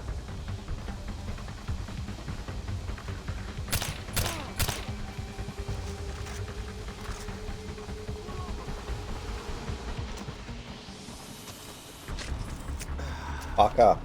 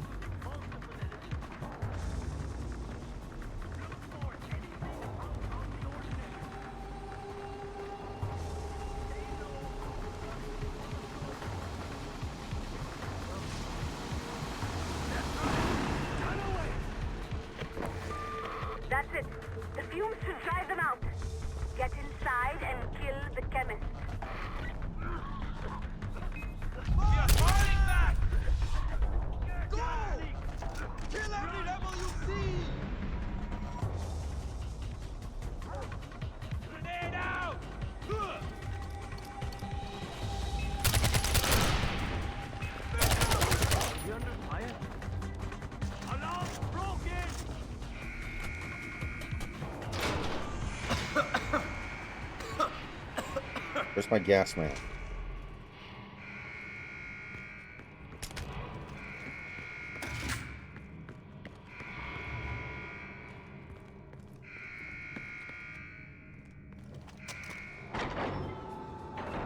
Keep shooting! Don't give up! Uh-oh. Am I hallucinating? Oh, is this like the stuff in Far Cry 5? I think I remember this from Far Cry 5.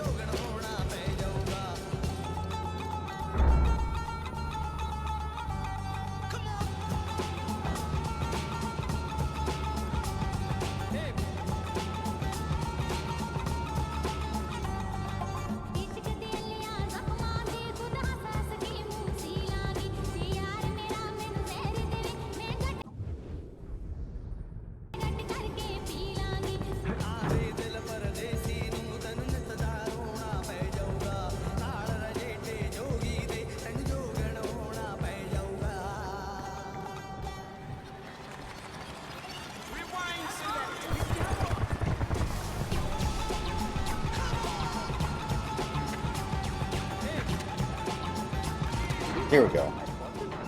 Hypothesis is not theory. People confuse the two all the damn time, but not on my watch.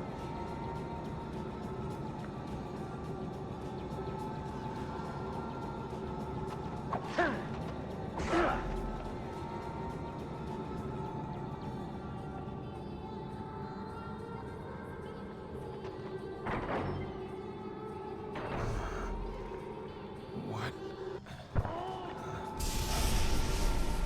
How? But no, it happens time and time again. Yep, I'm tripping balls. What the fuck is happening? The energy release.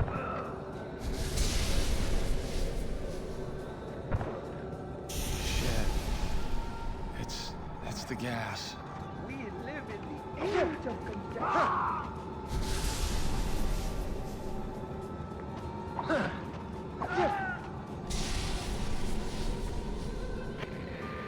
Archie, we needed the chemist alive, damn it! You said to kill him. It's time to destroy the facility. It's time to light Budra's ascension to the gods with a giant blaze. You're not making any sense. We're laying the explosives now. Get out while you can.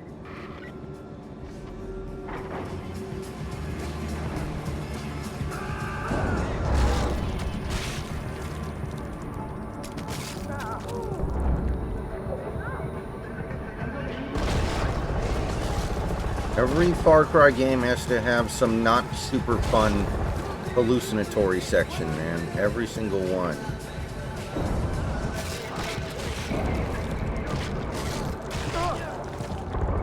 I'm sharpened this blade just for you.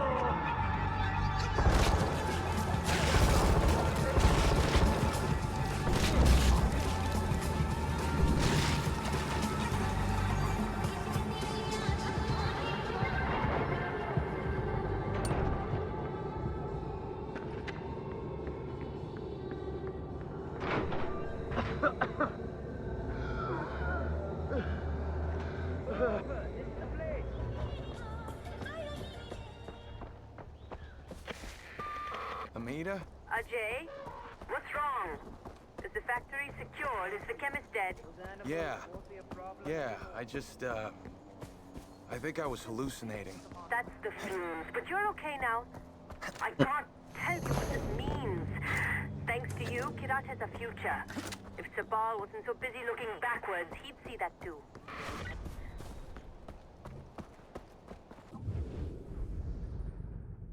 Alright.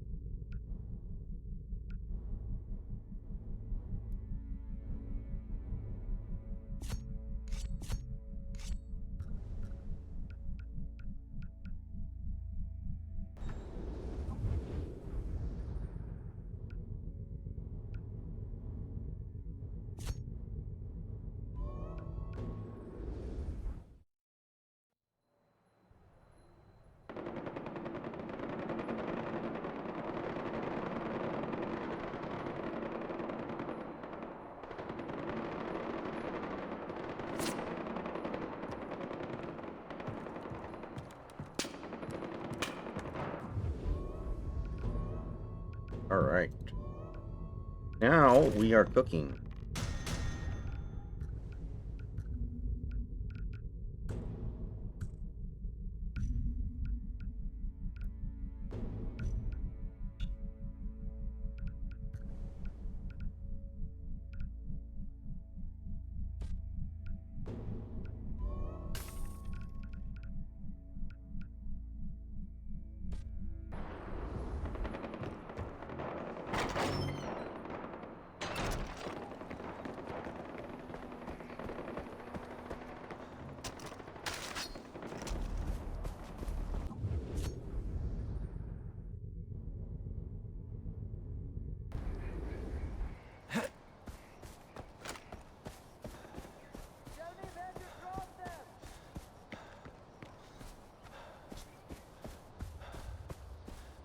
I am Darkside Phil, and I'm here to take over the world.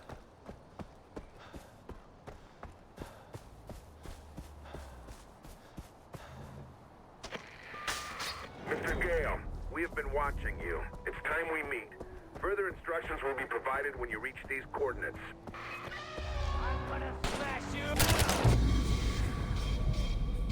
God damn it.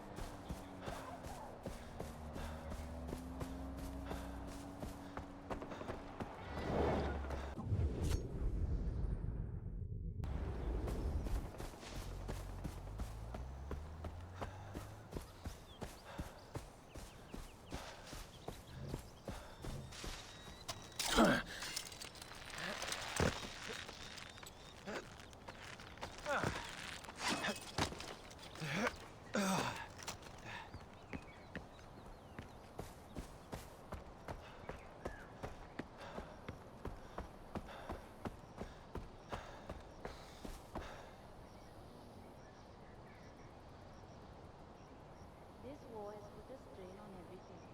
Every day I pray that it will end.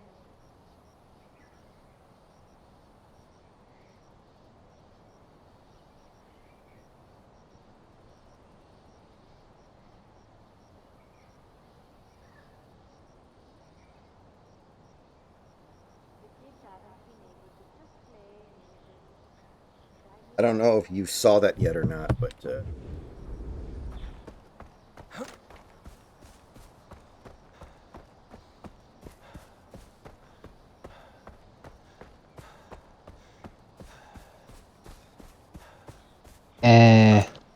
I agree with the top comment here. Girl boss protagonist, no thanks. possibly. We'll see. I don't think I have Apple TV unless I hear it's really special. Oh, it's on that only? I wasn't For the even paying moment. attention. For the moment. Oh, well then, yeah, definitely. No shot. I'm fucking paying attention to that shit then. Yeah.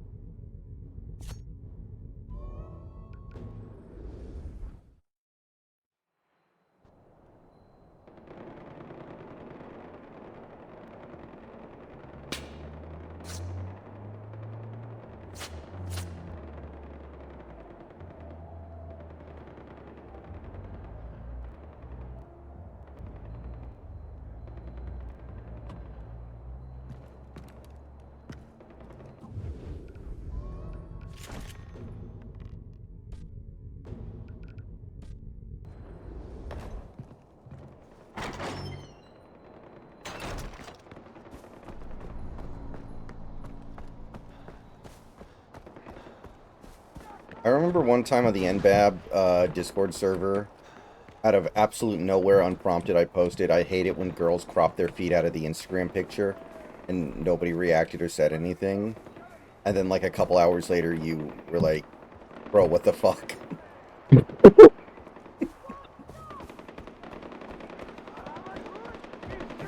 I was like, I'm pretty sure if I saw that, I would have said something. Yeah. And sure enough, what? What the?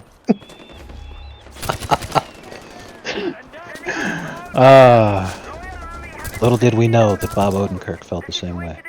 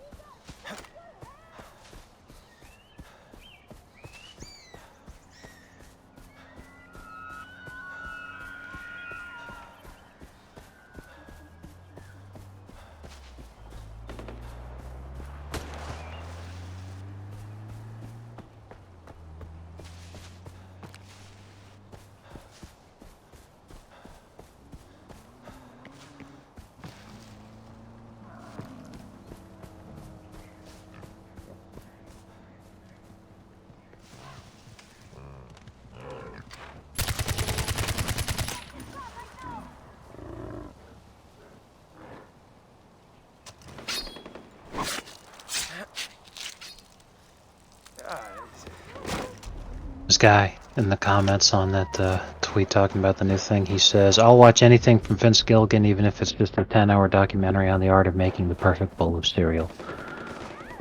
And I'm like, that's fucking retarded. Because if you really think that, you're telling me there wasn't a single fucking episode of Breaking Bad or Better Call Saul that you didn't like?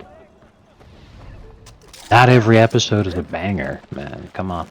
Yeah, and I never watched a lot of the X-Files, but that's where Vince Gilligan started. There's some stuff on that show that isn't particularly good. Yeah. I mean, again, that's when he's learning, I get that. I'm really disappointed he's never going to do the Jim Jones biopic, because I think that would have been really interesting, and apparently he's just abandoned it. Fair enough. That would have been fun.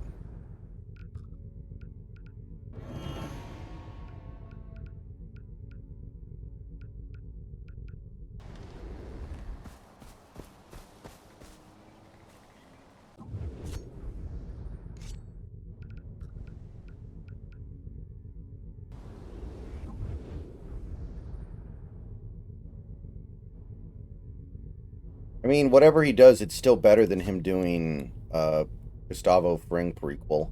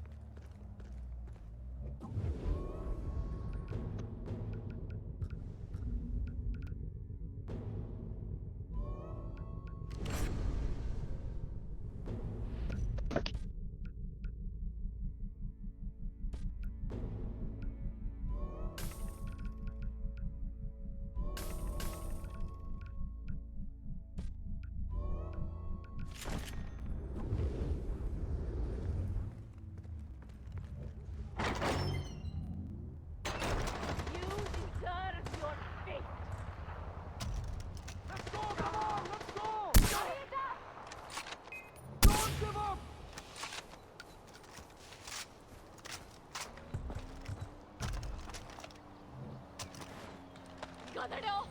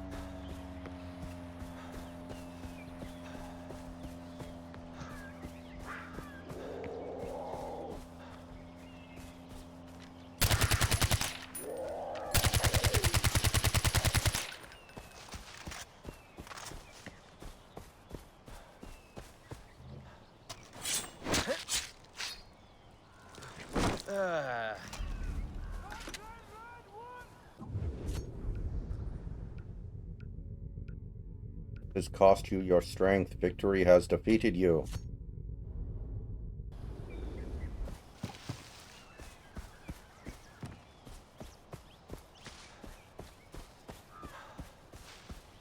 Well, we better stock up on this alcohol. The still could be blown up any minute. I guess we better drink this stuff fast.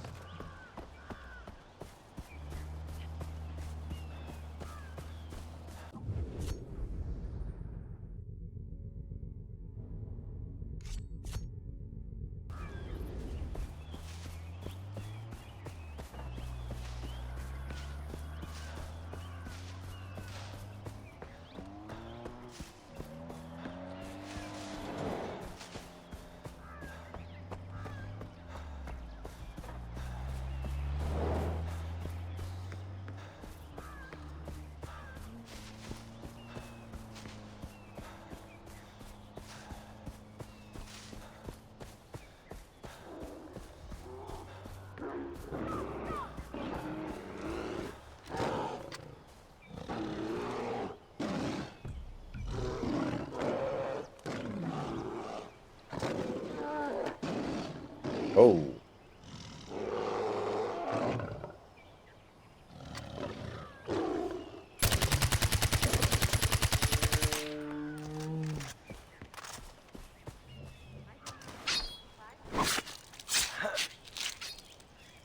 Yeah.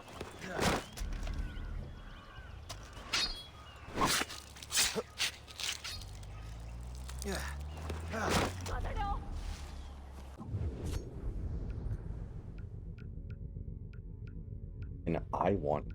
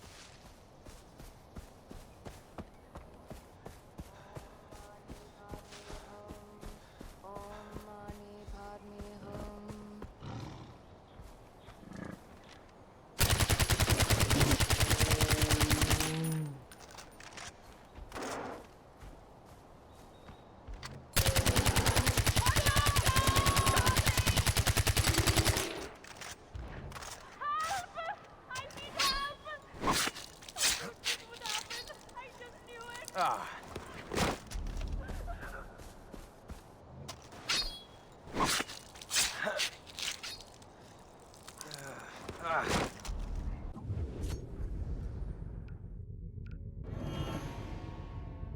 Ooh, nice. Oh wow, that's a lot.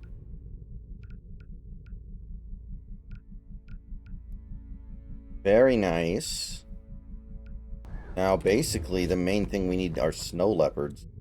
And I'll bet the snow leopards are only in other areas of the game.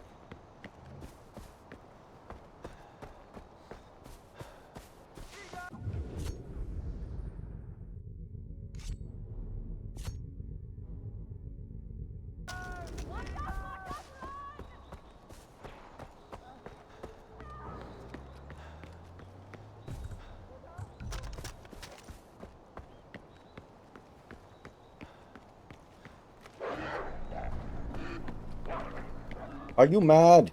Are you prostitute?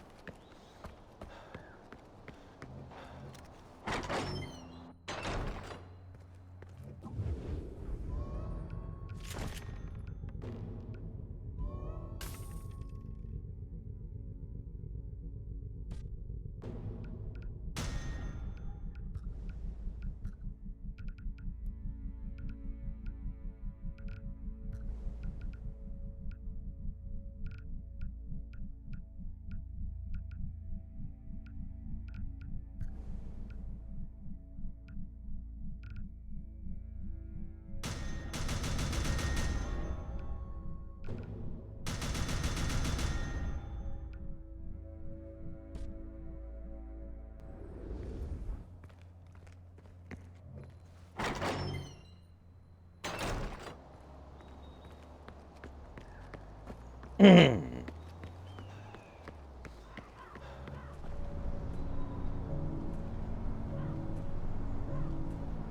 Chiffon, I found your latest design. It's a... Breathtaking? Sensational? It looks like a bag made out of a honey badger. Rare honey badger, rare. The fiercest. Yes, I know. Alright. I've always heard the rumors. A god mode honey badger. I could go on, but I won't. It's passé, so last here. Just get out there and kill that badger. What time is it? Do you have the time? 10:57. Man. Not even 11. Crazy. Yeah. Cool. I don't have anywhere to go. Getting the 3-day weekend because of the snow, even though I don't work, really does make things feel so much better. Feels different. Oh, shit.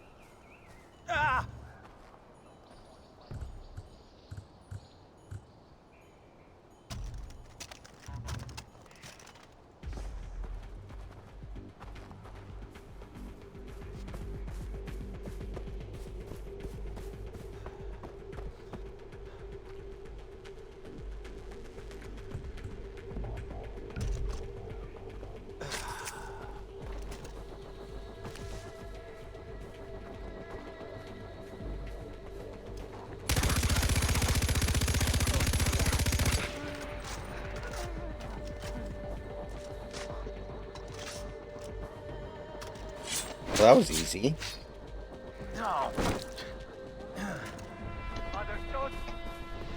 It actually made it seem like that was going to be really hard. That was the opposite of hard.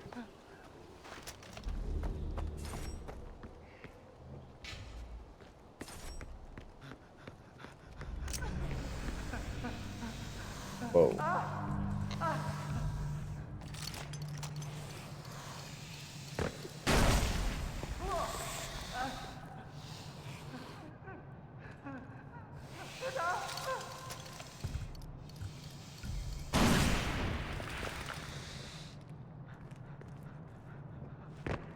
Madam George!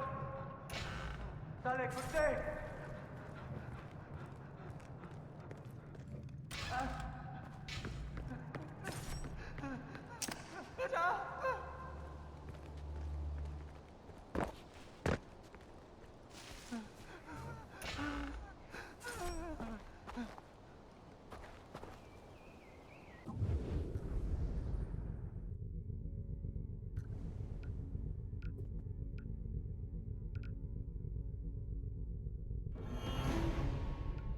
Okay.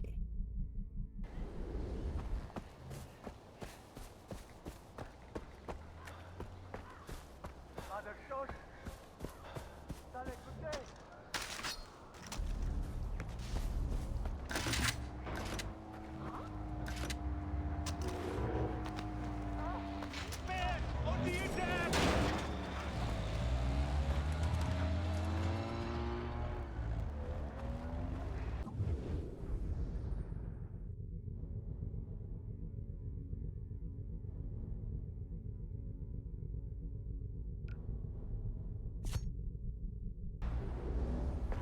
My black son.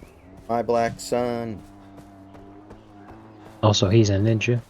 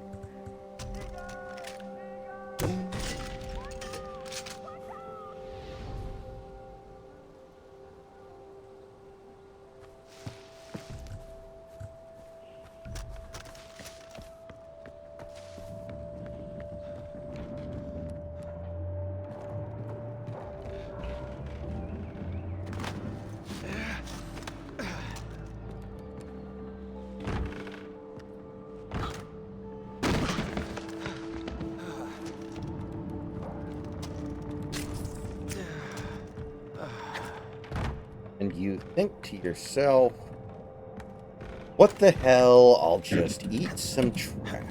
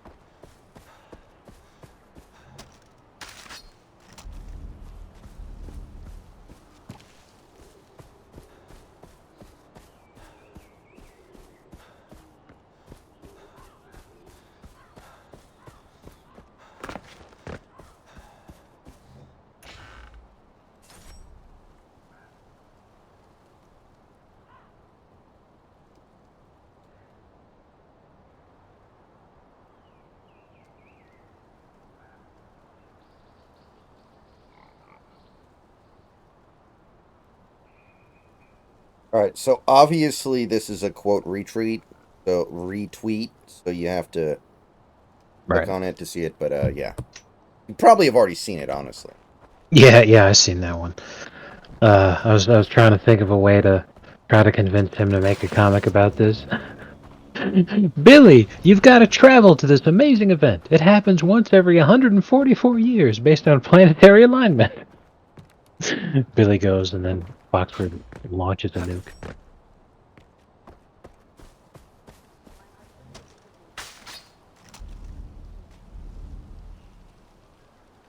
Yeah, that's going to be interesting. I wonder if he gets a UDFA contract, Mask.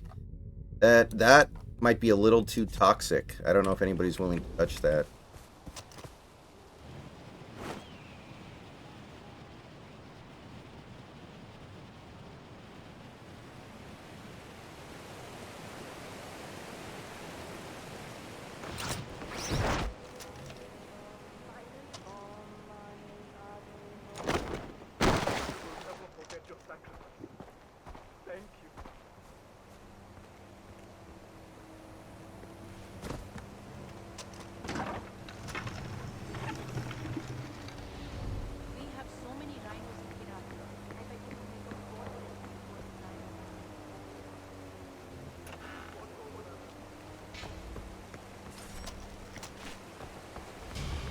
Namaste, Ajay.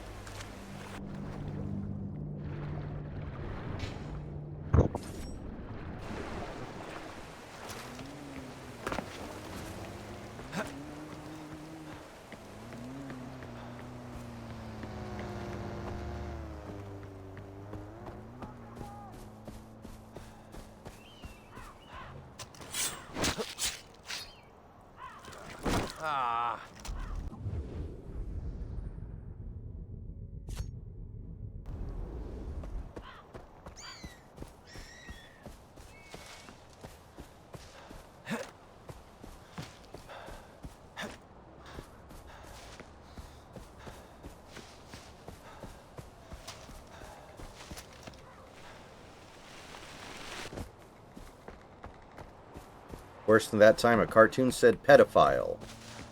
Pedophile.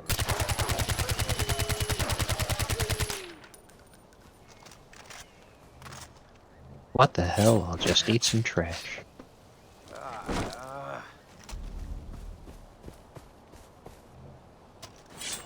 I am surprised that it seems like Foxford is having a hard time coming up with comics. Because he didn't post one a week and a half ago. And then the one he did... no, he said on his stream he was going to start being really busy. Okay. Because there's so much stuff happening right now. Yes, there is. Yeah, he's just got a lot of stuff going on. And the Foxford Comics is like a side hustle. Do we know what he does outside of Foxford? No, because he never mentioned it. But yeah, he says that he's super busy, so I'll believe him. Right, and you know, there's nothing wrong with that, but I was just surprised he missed a comic right now of all times. Yeah.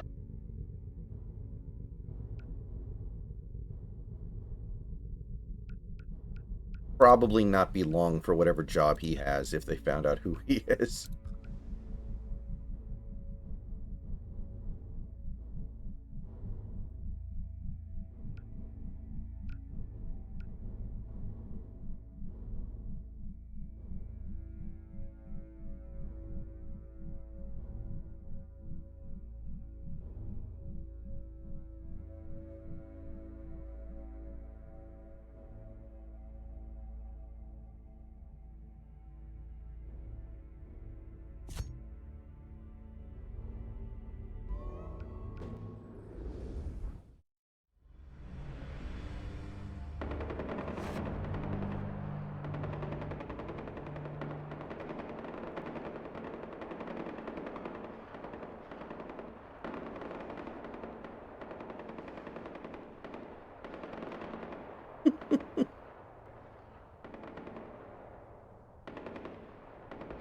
That's a good one. I was really excited at the very end when George says next he's going to clean up the subway, because I was really hoping they talk about what was wrong with the subway and what needs cleaning up, especially when Kramer starts dreamily imagine. They're going to get Daniel Penny's help. So in the new Spider-Man cartoon, they did a arc where Peter's girlfriend, who I don't know who that's supposed to be. I don't think it's supposed to be a pre-existing character. I don't think it is either, because I know what you're talking about. Yeah, finds out that Spider-Man and breaks up with him, and a lot of people are making fun of this very obviously stupid subplot. Yeah. I mean, think about how great the sex must be with Spider-Man. He can literally throw you around the room like Amy Schumer. Jesus. So let me see here.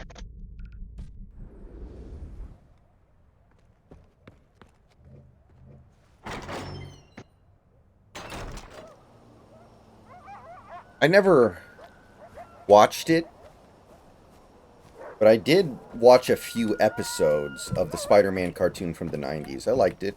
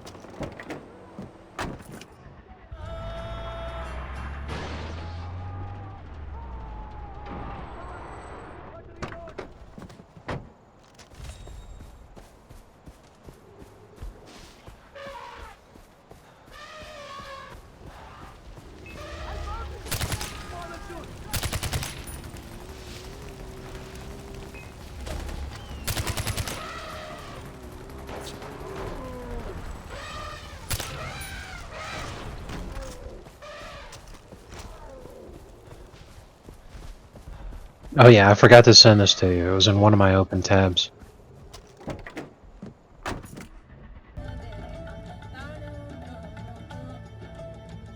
Oh, okay.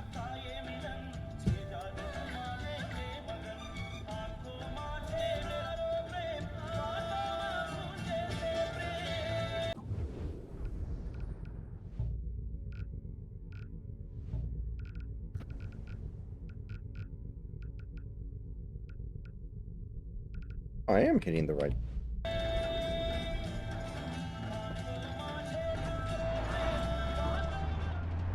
Huh.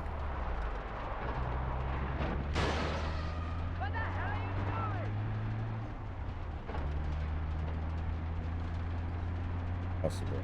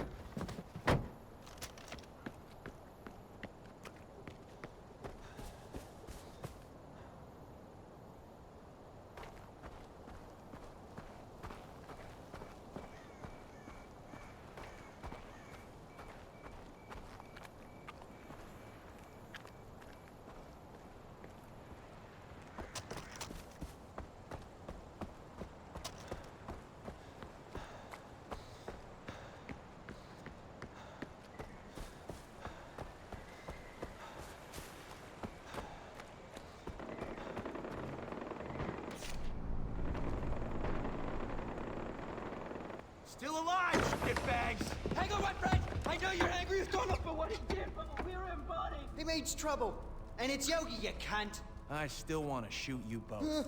Listen, I don't blame you for wanting to put a hole in Reggie here. Look, we're trapped in this bloody country. Like you, or I think nicked our passports, and they're getting us to fuck over folks! Like you!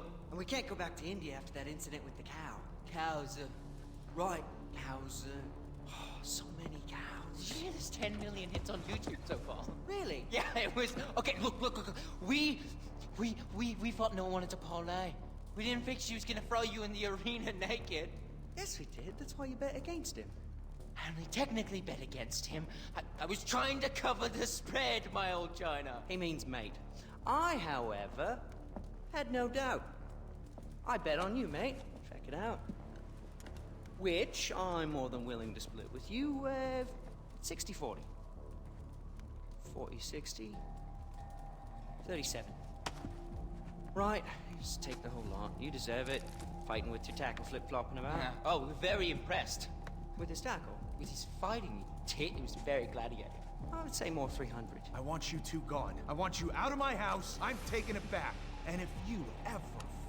We'll shoot Donald together. It's Yogi. Smoke? Leave. Right. Just give us a second to pack. Yeah, we're nesters. It's a bit of a mess. But first...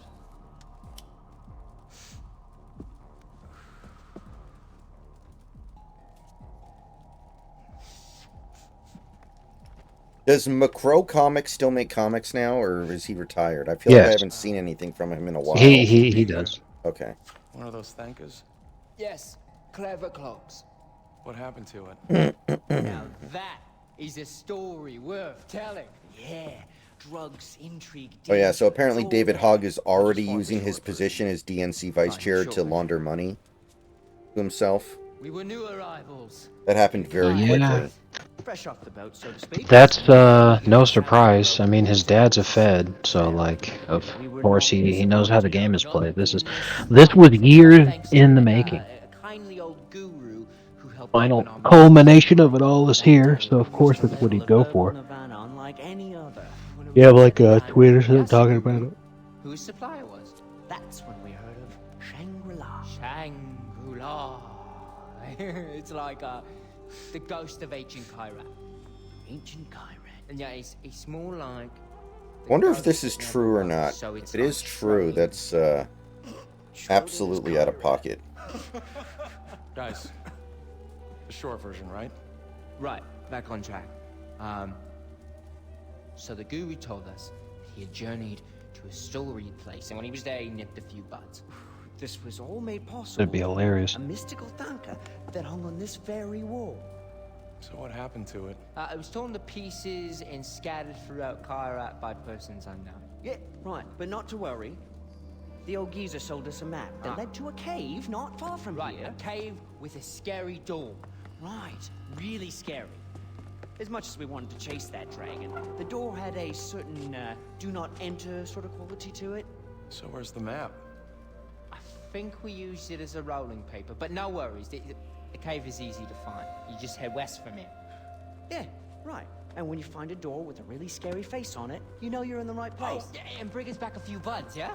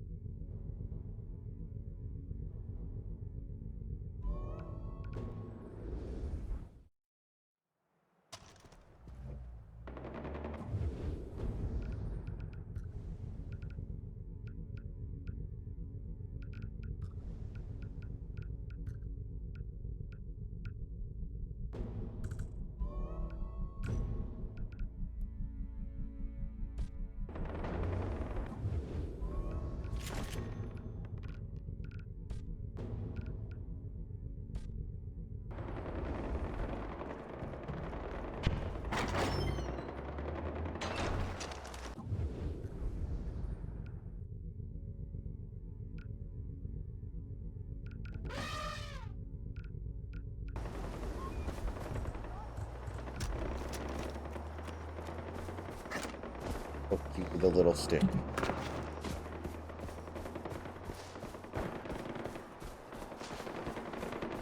Oh.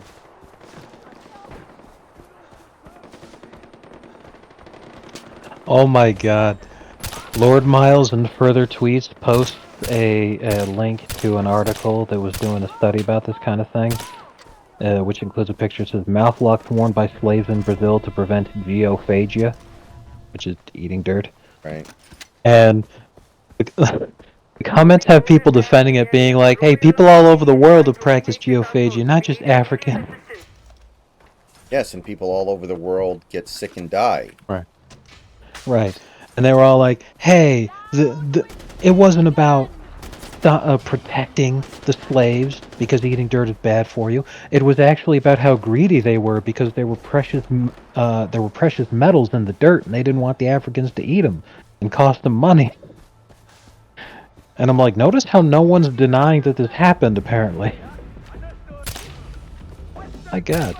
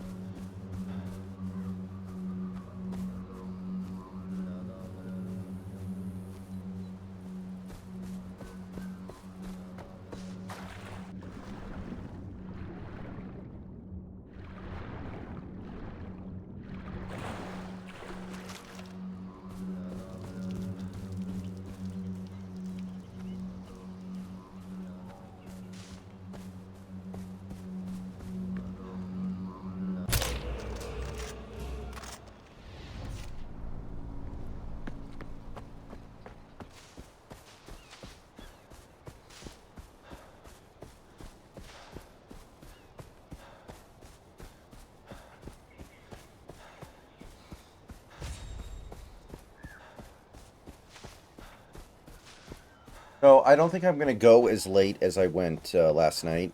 I didn't sleep that well last night, and I do have a couple videos to record, so...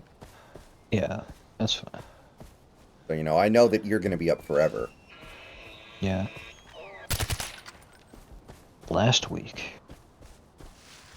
When you go back to Amazon, it's going to be like normal shifts again? Yeah, Saturday to Wednesday, and it's a 9 to 5. So, based off of traffic situations, I'll probably be out of the house from 7 to 7. Alright. And my hope is that they'll let me still work at the other place, so then I'll do, 6 days a week. Hypothetically, you wouldn't have it in you to do 7 days a week, right? I mean, she even asked me about that, and I laughed, because I'm all like, look, this job is easy, but you're telling me to just not have any day, right? Because it's not like I want to laze around, but it's like, dude, I actually need the opportunity to just, like, let my body rest. I guess when we were younger, it was more practical. Yeah.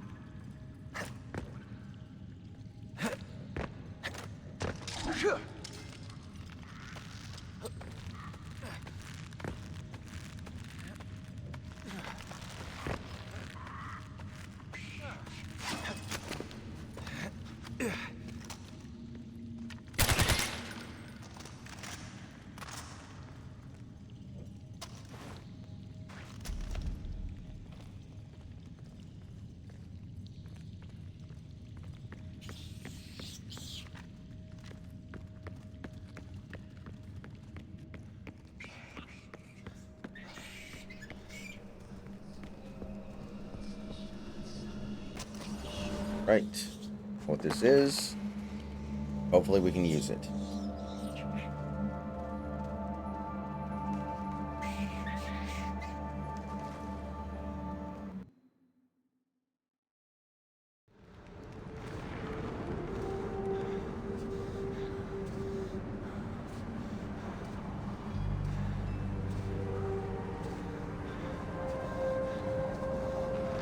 मैंने नीचे घाटी में देखा और मुझे लगा कि मैं पहुंच गया हूं। बस मुझे कूदना था।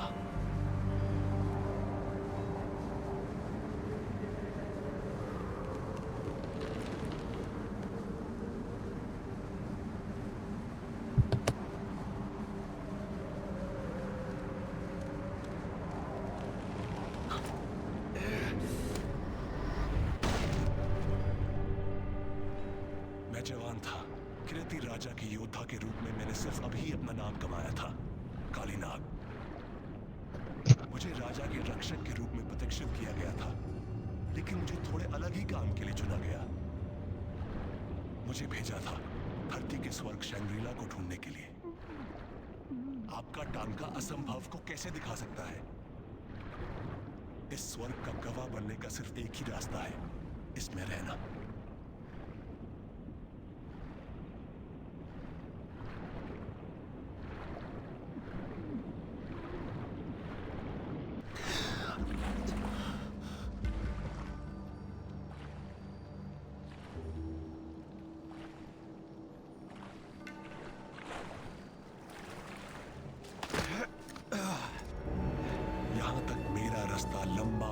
कठिन रहा।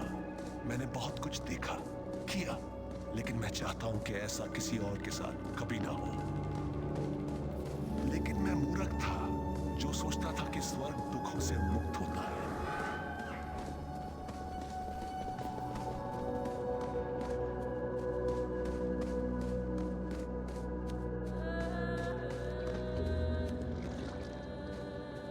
शेर ने बहुत खून खराबा देखा था। वो एक दूसरी दुनिया से था, एक रक्षक। Oh, I see.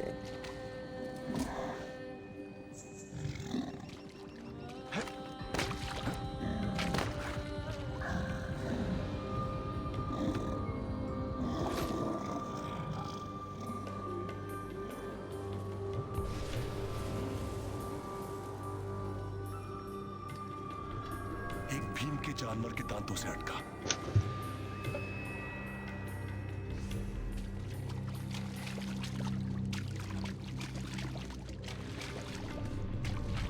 जंगल में भयंकर लड़ाई हुई थी। शेर अपने घर की रक्षा कर रहा था, लेकिन किससे?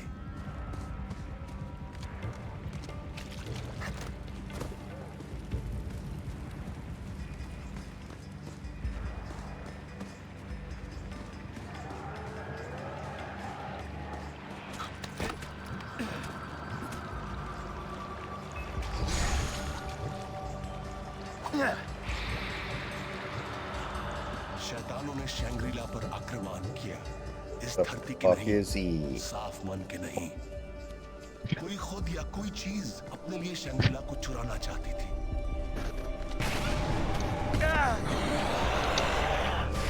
Good Lord.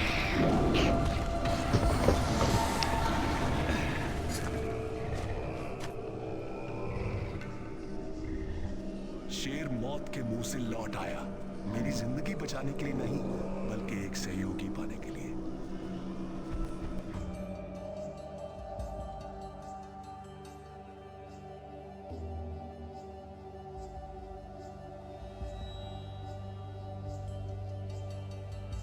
Man. I hadn't even heard of this Avowed game until it came out, but what is going on with all these slop RPGs? Like Forspoken, Avowed, the fucking Dragon Age. I think I can answer that. What do RPGs have as a quality that separates them from so many other games? Length. Exactly. Just the sheer size and scope of the game, which means what? They can bloat the absolute fuck out of the size of the development team. So it's an opportunity when you've already got the money to make it, because, you know, what's his face? Fink already gave you all the money that you need as the startup to be able to develop the damn thing. And what you do from there is you say, okay, now we just need to just bloat this as much as possible so that I can get all of my friends paid. All the people that I need to have be paid get paid. And that's all it is, you know? It's one massive grift. Because you're sitting there like, there's no fucking way that a team that has literally hundreds of writers writing the game could have the final script be absolute fucking dogshit dreck, like what we got with Dragonslop. You know? The only way that works is if the vast majority of those positions are just pointless, fake jobs that are there to get people paid with the funding. And that's it. Well, I do think there's something to be said for too many cooks in the kitchen, where a bigger writing team does not mean that the quality is going to be good. Yeah, and I definitely agree there. You know, when they have too many people involved in the project, it just does tend to suck. But like, I mean, you remember how long the Indiana Jones credits were? Why was it that long? It didn't need to be that long. Like,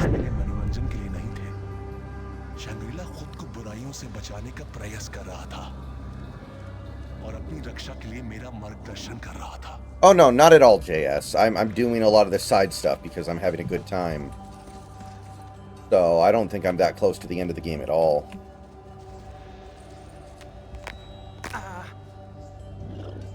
And there's another thing to keep in mind too, you know, is when you watch the credits for a video game nowadays and you see how many, you know, special thanks to, and then it's a whole bunch of foreign names, especially names of people who are Indian.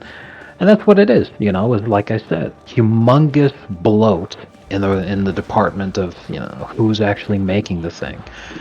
And a lot of the time would be ethnics who were just getting all of their friends and family paid. Because they're all like, oh, I have a blank check to add anybody that I want to my team, and I have this much in budget, so let me make sure that I do all of that by getting, you know, everybody that I know paid, and then we'll just write the remainder of this bullshit on a cocktail napkin over a weekend, and there you go.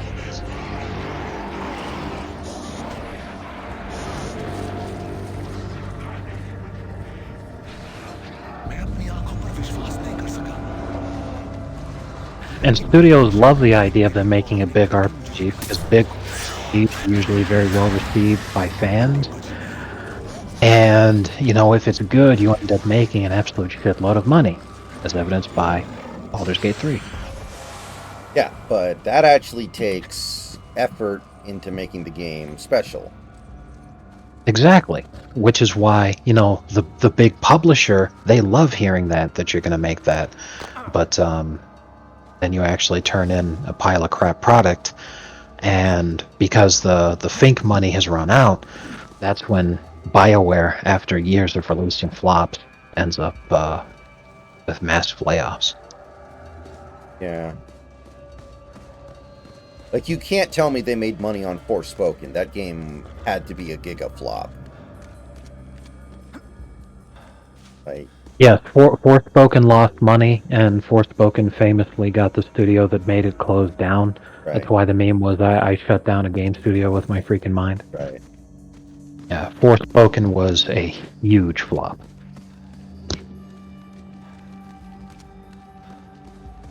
Literally, the only people who enjoyed the game just enjoyed the memes that were made about it. That's it.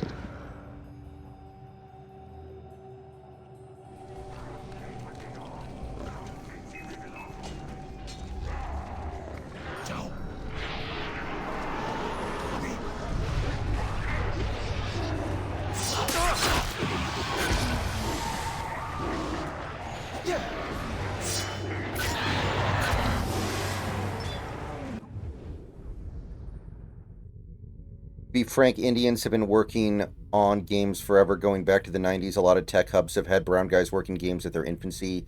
Me living near EA Canada, I've seen quite a few. I don't know about the modern bloat that Asian workers are doing. Well, something's changed. Games used to be better than this.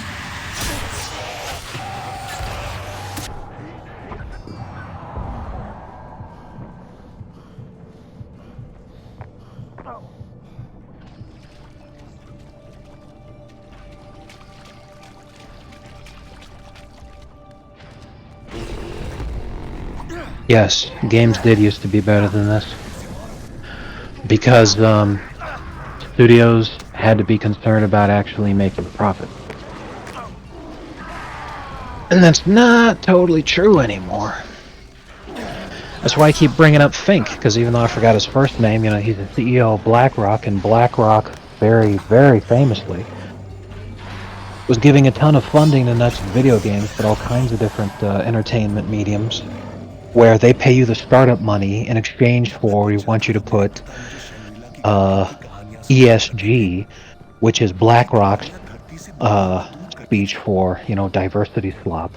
We want you to put that in there and make everything awful and gay, because that's what they wanted, you know. And Fink has talked about it many times on camera, where he wants to nudge people to making the correct decisions, quote unquote. So if the studio's not concerned because they didn't have to spend any money to make the game, and BlackRock doesn't ask for their money back on the investment, then any money that you do make is just pure profit for the studio. But how do you continue to make new games with a startup fund if you're taking the BlackRock money, has poisoned the well for anyone else who would give you that startup money, doesn't want to touch you ever again? And then what happens when BlackRock has lost billions of dollars with this diversity swap? So Fink famously bows out and turns off the money spigot because he can't afford to keep giving you that money anymore. So yeah, games suck, and it's intentional. It is intentional. We know that. we've seen the receipts of USAID giving a shitload of money, specifically to make video games gay. Thanks, Obama. Speaking a weird language. If they didn't do that, and if they just let people have fun video games, the global homo world order and one world government, they'd probably have it by now. Well, every now and then they do pull that off. Like, look at the Spider-Man games. Those games are actually fun, so they kill it, even though there's a lot of slop in there. Last of Us Part 2, the gameplay was good, so even though the story was slop. I was a little busy. Yeah. No worries. However, Last of Us 2 is a good example because outside of people saying that they hated how slop the story was and the writing was, nobody really talks about that game. I feel like it's one of those games where, like, you used to be able to tell that something was an absolute banger and an instant classic and, like, would end up being a Pantheon game because people are just happily replaying it over and over again. And while there are the devoted few who do that for Last of Us 2, that is... It's like it's slipped out of the gamer's consciousness. But Red Dead 2 hasn't. You know, and that one came out 7 years ago now. I think you could definitely make an argument that there is some slop in Red Dead. Oh, absolutely. I completely agree. You're playing as both protagonists are members of the same gang. It's a gang that robs banks, and they kill innocent people all the time. None of these people are admirable characters in any way up until they feel remorse for their actions, so they decide that they try to do better. But you don't have to do that because that's a gameplay decision. They have a high honor run. You could do a low honor run where you're a total piece of shit. So they're a bunch of bank robbers in a gang that kills innocent people. And yet, you're not allowed to be racist, you're not allowed to be misogynist.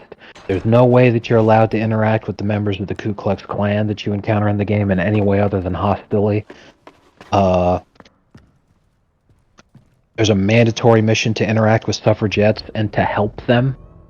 You can't sit there and be like, hey, and by the way, that shit's taking place, literally, it's not even 1900 yet. This is still the 19th century when you're playing as Arthur.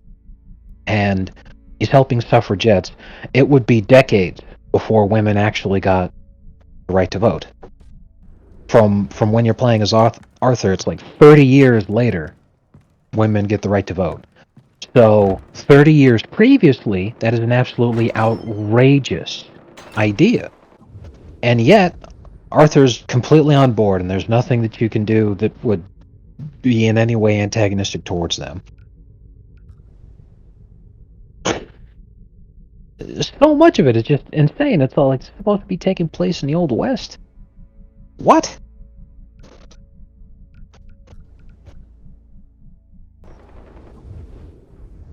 But the whole point of all this is, you know, outside of issues like that, a lot of the writing is really good. The story is still really engaging. The characters are still really fun and likable. And the gameplay itself is really good. Even though I had issues with the game, you know, it's still one of my favorites. And, you know, I like Westerns, and there's not a whole lot on offer. If there was something better, I'd play that instead. But, you know, Red Dead 2 is fantastic. And I've replayed it many times.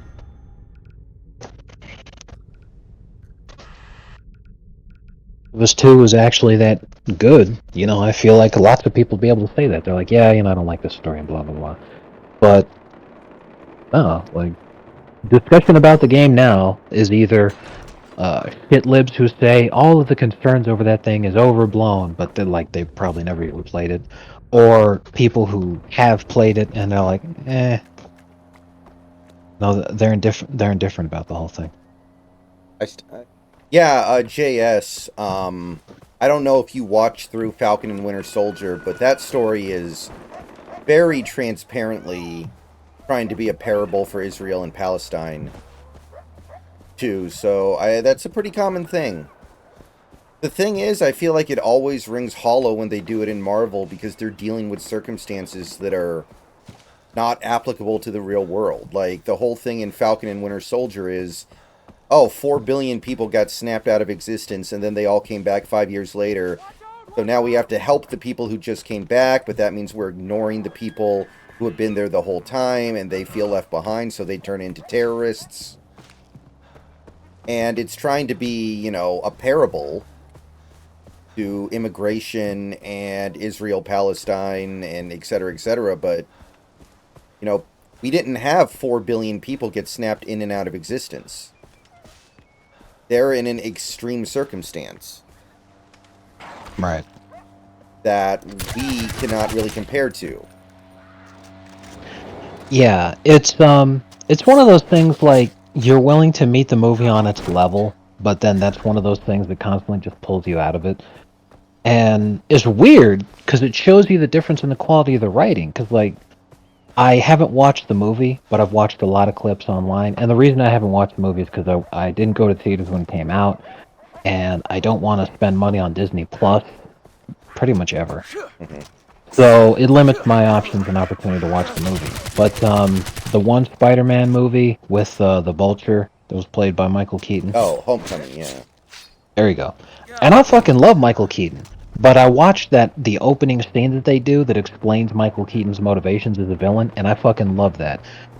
He runs a construction company, and they have a contract with the city to perform salvage operations, breaking down the alien wreckage from the Chitauri that had been destroyed in the Avengers movie. And Tony does, a good thing. Where he's like, we need to create a new department of the government to be able to oversee this kind of things because this is incredibly advanced alien technology. And we just got into a huge fight with Nick Fury about the wrong people getting their hands on this technology and doing the wrong things with it. So we need to keep a close eye on this kind of thing. Which makes perfect sense considering what Michael Keaton's character would go on to do with the technology that he'd already stolen. Right.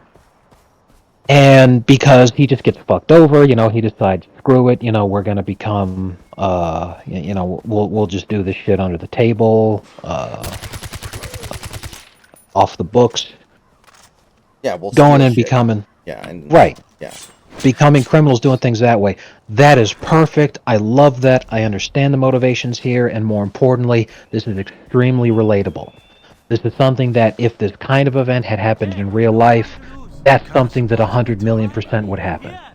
People being interested in the salvage here because of the opportunity for new technological advances, government trying to control it and fucking over the little guy in the process, and the little guy being incredibly pissed off over it, leading to an increase in organized crime of people who are trying to get their hands on this shit because it's too valuable to not try.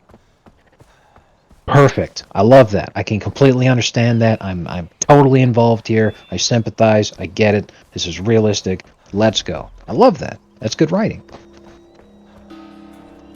You need more of that. Like, and I do want to say, watching the series, they do kind of point this out. So in The Falcon and the Winter Soldier, Sam has a sister. And the idea is, and Sam being the Falcon, has a sister who lives in Louisiana and has a small fishing and shrimping boat company. Right. Like Forrest Gump. Yeah. And she's fallen on hard times. And she and Sam go to the bank to try to get a loan so she can consolidate her debt.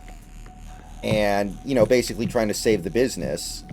So they go to the bank, they try to get a loan, and they get denied for it. And she kind of insinuates, it's because I'm black, right? I can't get a loan because I'm black. And then the banker's kind of like, well, no, it's because 4 billion people just came back to life out of nowhere, and we don't have any money because we're you know, we barely have enough money to do the things we absolutely have to do. We don't have enough money for a shrimp boat company.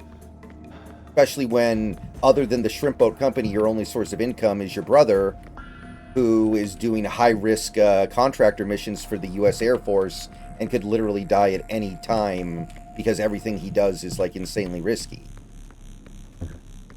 So, in the real world, I'm sure black people getting denied bank loans because they're black is something that's actually happened. I'm sure that's a thing that has happened, but it's not applicable to their situation. Right. And it's also very goofy that Tony Stark didn't set up some kind of a trust so these people can, you know... Yeah, I was even going to say that, you know, about the one I was talking about in Homecoming, is it's like, if Tony had been informed of what happened to Vulture's company and him getting screwed over with the contracts and everything, like, because I mean, I was rewatching the scene the other day when he and the Hulkbuster armor fights the Hulk. He even says during the thing to, you know, it's a throwaway line in the middle of the fight, and you know, Jarvis detects that there's a large building that's being built that has no one inside of it. So he says, okay, the fight's going to go there. And he says to Jarvis, you know, as he's going in, he says, how fast can we buy this building? And it's because Tony's concerned about the collateral damage and all the bad shit that's going to happen because of what he has to do now. If he'd been made aware of what happened with the Vulture's company, not only would he have been like, oh shit, I'm sorry, I'll pay out that contract for you so that you're not getting fucked here. Not only would he have done it for that, but, you know, like you said, he would have set up a trust to pay everybody who got fucked over. Mm-hmm. So, you know, that's the part that, you know, takes you out of it. It's like, why the hell didn't anybody just say anything? But you could also understand that as being human nature, that once you get pissed off, it's more likely you're going to make some rash action instead of slowing down and thinking about it logically. And also, in the grand scheme of all things, Vulture's dilemma is very, very small. I'm sorry, it is. And Tony's literally concerned with the fate of the universe at both times. You can understand why something like that wouldn't get up to him. Yeah. He probably would have had to deal with, who's the name of the guy that's played by fucking, what's his face? Is it like his driver? Oh, fat guy? Oh, that's Happy. That's Happy Hogan. There you go. Yeah, Happy. But yeah, he probably would have just had to deal with Happy. Jon Favreau, that's it. Jon Favreau, yeah, there we go. Yeah, he probably would have ended up just having to deal with Happy under those circumstances, but it still would have been taken care of, because as soon as Happy is like, oh yeah, you know, the crews that contracted out by the city to go deal with the cleanup, you know, they essentially got downsized by the government when the new agency came in to take care of it and take over the job, and you know, those guys already spent a lot of money to do the job, but they're not getting paid out that contract. So Tony would have been like, oh, all right, yeah, you know, have Pepper pay those guys. That would have been it. Just one throwaway line of the Vultures doesn't exist. Mm-hmm. Yeah, that's another thing that makes you wonder. Like, the whole idea in Falcon and Winter Soldier is that the world is suffering a lot because 4 billion people disappeared and then reappeared, and it's like, okay, what happened to your house when you were gone for 5 years? Oh, this person bought it. Well, it's your house, so I guess you should get it back, but what happens to the person who moved in? What happened to your old job? Somebody took it. Oh, well, you should get that back, but, you know, blah, blah, blah, blah, blah. And oh no, my wife remarried and had a new child with, you know, the guy, so, like, my entire life has been ruined now, and I don't even get custody over the kids that I did have.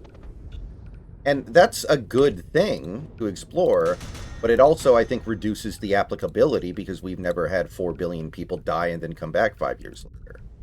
Right. It's something that people could understand, but it's not as relatable as the Vulture story. Right.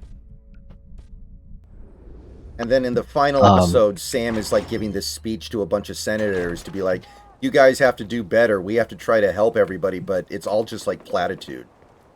Like, exactly. Okay. And That is such a classic leftist bullshit thing. Is just sit there and say, do better. And it's all like, the difference between the left wing and the right wing is lefties say do better, and then the right wingers say how. Yeah.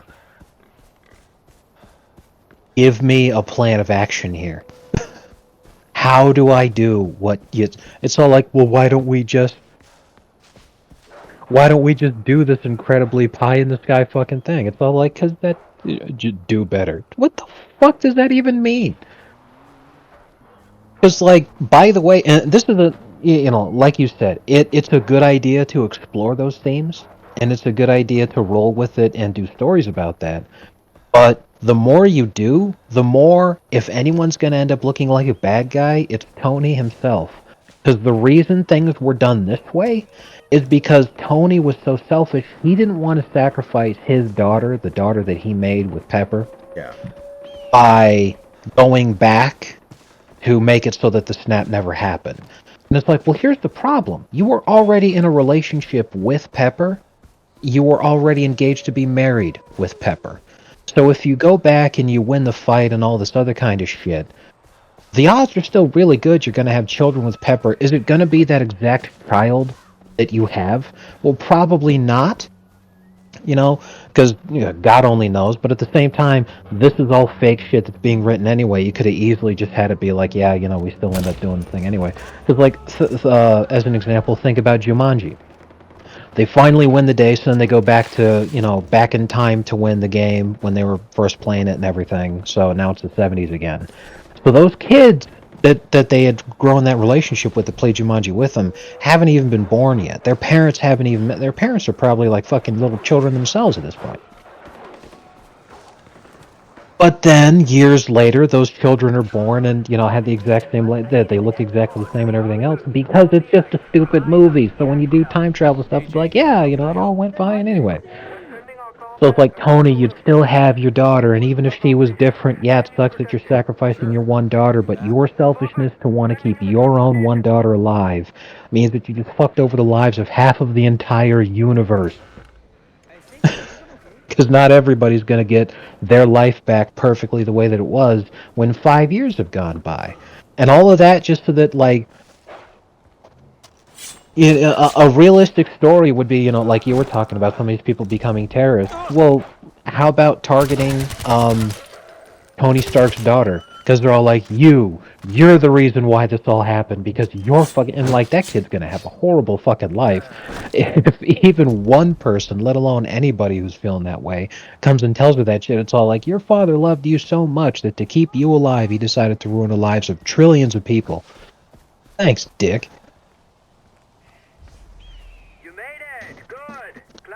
So the more they explore the story with that kind of thing, it's all like, dude, this just makes Tony look like a shitbag. I mean, I completely get wanting to protect your daughter and keep her alive and not lose her and everything else. But man... Yeah. It's a lot of people with a very valid axe to grind.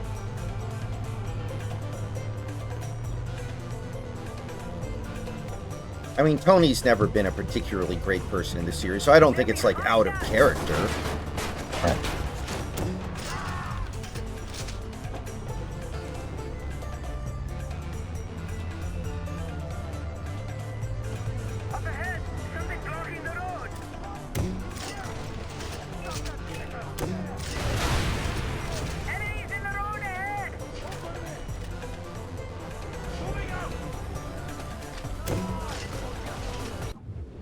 Okay, Boomer Girl is live. I didn't know she was still active, JS. You mean Nico Lol, right? I'm surprised she's still, like, a thing. At all.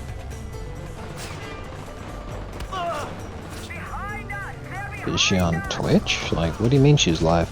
Yeah, what is she on? Is she on YouTube or Twitch or Kick or Yeah, Odyssey? she's on Twitch. She's on Twitch right now. 296 viewers. Oh my god. I get more than that during draft day on the Seahawks. Yeah. Yeah, that's pretty sad. I mean, I guess Bernie's kind of irrelevant now. Well, I mean, the whole point was that she was a young woman, so she attracted thirst attention. But like, fuck me. Okay, Boomer was like 10 years ago, wasn't it? Now that was like 9 years ago, man. It's not that old. I said it was 10 years ago, Oh. 9 years ago. Oh, I thought you said 20. I was like, no way. No. Oh god, she'd be ancient. Let me see here. So the thing is, she always did that thing where she put so much makeup on her. She made herself look like a 9-year-old who got into her mother's makeup Yeah. cabinet. So I always thought it was kind of gross. Don't believe what you hear on the radio, my friend. Opium is the true opiate of the masses. How can such a beautiful flower cause so much pain and suffering, I wonder? We used to have very strict drug laws. Not that anyone ever enforced. Yeah, but Pokimane, when she puts on makeup, does not look like a 9-year-old girl who got into her mother's makeup cabinet. She looks like an attractive woman.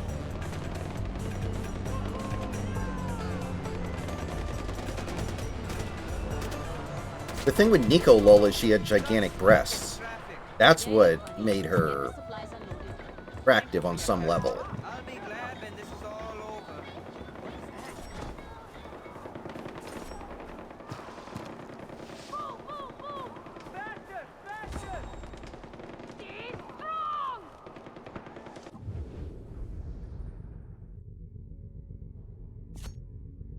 I wonder if Nico Lol is going to get impregnated by Elon. I wonder if that's the move now.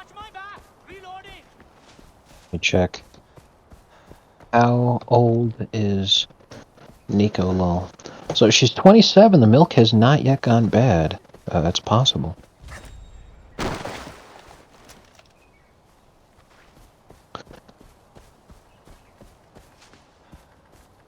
Oh, she's already reached this part of her career.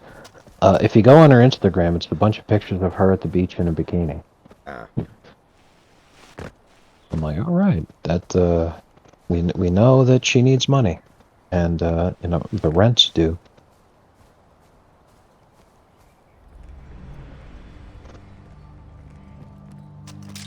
We know what happens next.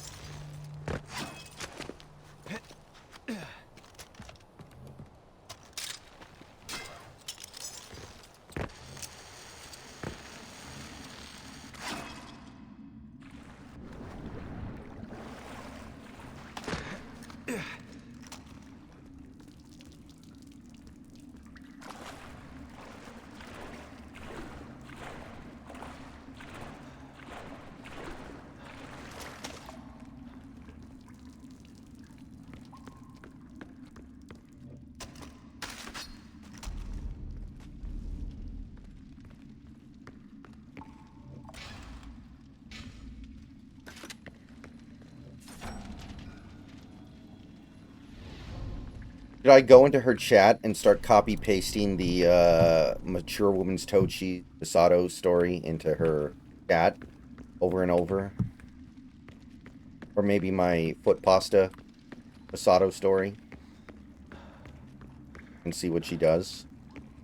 I'm sorry, I wasn't able to hear what you were saying because of the noise going on. Could you say it again? Should I go into Nico Lol's stream and just start posting the Masato copy pasta I wrote over and over? And see how long you can. Matter of fact, I'm gonna go in there and say I'm squeezing my hog and post the hog thing. I'm squeezing my hog. But I would say absolutely yes. But because I would want to see you doing it, let me. Oh, followers only chat. God damn it. All right, I'll follow her so that I could. And I'll unfollow. JS says Snacks would know horchata goes bad quick. Yeah, it's rice milk drink with a lot of sugar in it. So yeah, it will go bad extremely quickly.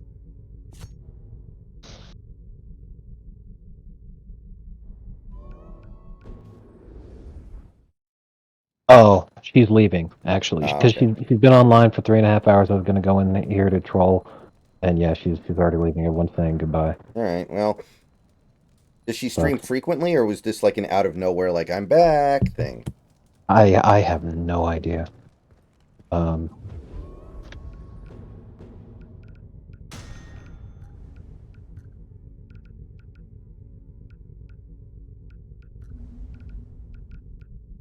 The only video that's in her whole blog thing is last year. Huh.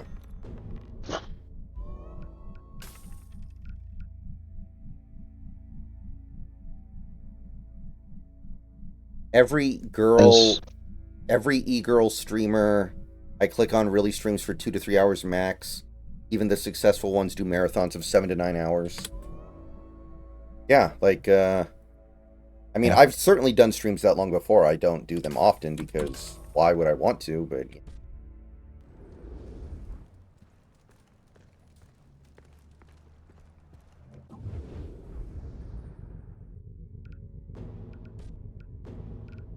Fucking Bill Kristol is an absolute fucking mongoloid, bro. He responds to Trump saying he who saves his country does not violate any law. Bill Kristol says, this reads better in the original German. And it's like, actually it reads better in the original French, you idiot. That's a quote from Napoleon. Didn't they find Bill Kristol in the USAID list? I would not at all be surprised, but as a matter of fact, let me see. Because that's the great thing, you know, you could just go to usaspending.gov anytime you want and look things up yourself, the receipt. There was I'm some... going keyword, Bill Kristol. I know there was some neocon shitter that they ended up finding on USAID, but I can't remember if it was Bill Kristol or... Oh, I know. Yeah, I know which one it is. I think you're talking about this one. Was Chris Rufo? No, it was him too, but there was another one.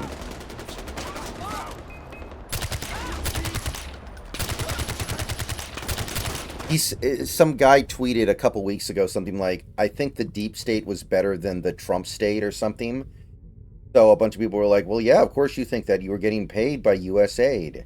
And then they Yes, it was Bill Kristol. I just did a quick search on Twitter. Okay. Yeah, he said the deep state is far preferable to the Trump state. So, data Republican, small r. I'm sure you've seen that. Oh, yeah.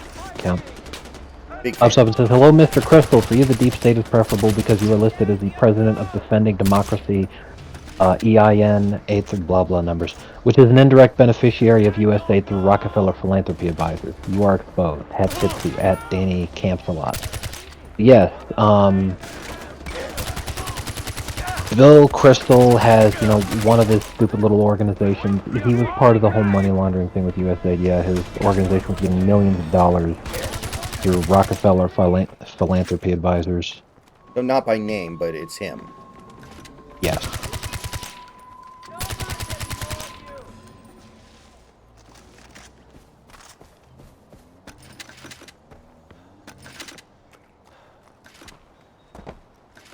I think it was Adam Kinzinger who had a tweet the other day that was like, all of Europe should step up and help support Ukraine and just make Trump completely irrelevant. He would hate that. And people were like, yeah, support Ukraine in the wars so he doesn't have to. He would sure hate that.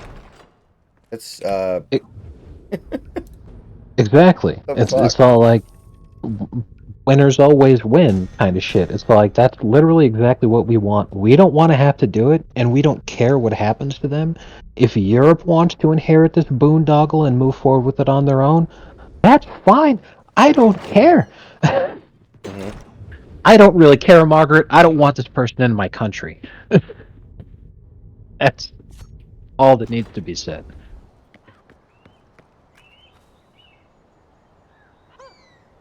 Women streamers mostly survive on 2 to 3 Sims gifting, I'm guessing.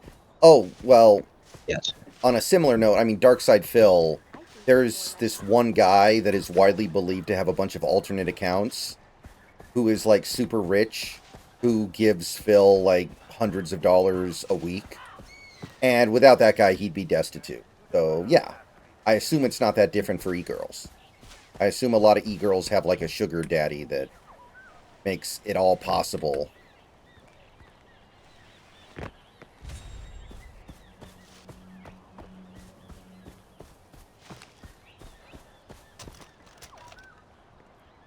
Bring it, I'm ready. Hello, Ajay?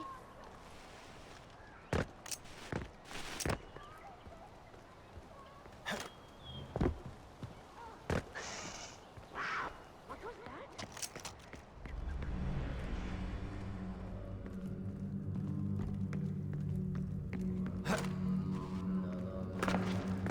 Remember that one guy who gave, like, literally hundreds of thousands of dollars to, I want to say, Amaranth over the years? And then found out that she had a boyfriend and asked Twitch for a refund?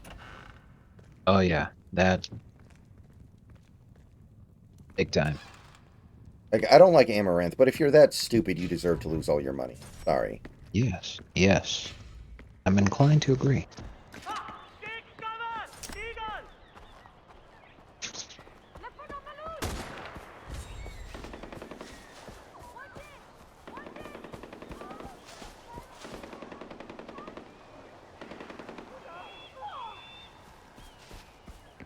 Yeah, JS, I admit that there's something, in a weird way, it's respectable to people who are very open about the fact that the only thing they really care about is money. Like somebody like Samuel Jackson, who just wants to be in as many movies as possible, as many franchises as possible, as many blockbusters as possible. He doesn't care about the role.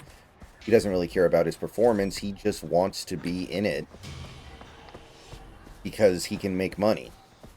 Like, when George Lucas was doing the Star Wars prequels, he called Lucas, saying, like, dude, I'll play a stormtrooper. I don't care. I just want to be in this. Like, literally give me any role, and I'll do it.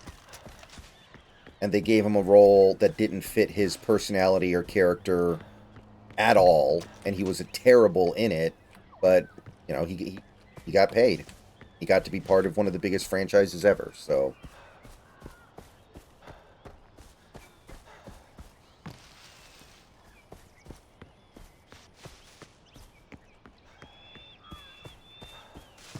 And he got in on Marvel on the ground floor, so they're probably sick of paying him, which is why now his role is starting to get played by Julia Louis-Dreyfus. They probably just don't want to use Sam Jackson anymore.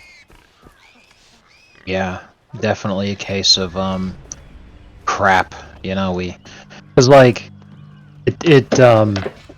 Sam, getting him was a coup, because, I don't know if you know, you might, that one of the alternate depictions of Nick Fury, like Marvel Ultimate or something, in the Ultimate Universe, Nick Fury was black, and he was literally based off of Sam Jackson.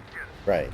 So getting him was a coup, because it's like, holy crap, you know, it's like when you create a character based off of having a guy play that character, and then he actually does get the chance to play that character. Are you still there? But, you know, after all this time now, they're like, well, we're not making money anymore. The era of cape shit has passed us by. The writing is all just flop now. Nobody gives a shit anymore. We have to pay this guy way too much money, so let's just move on. It's not like people are going to Marvel movies for Sam Jackson, even if they appreciate him. Right. Not putting butts in seats the way Downey does, which is why they're bringing back Robert Downey Jr.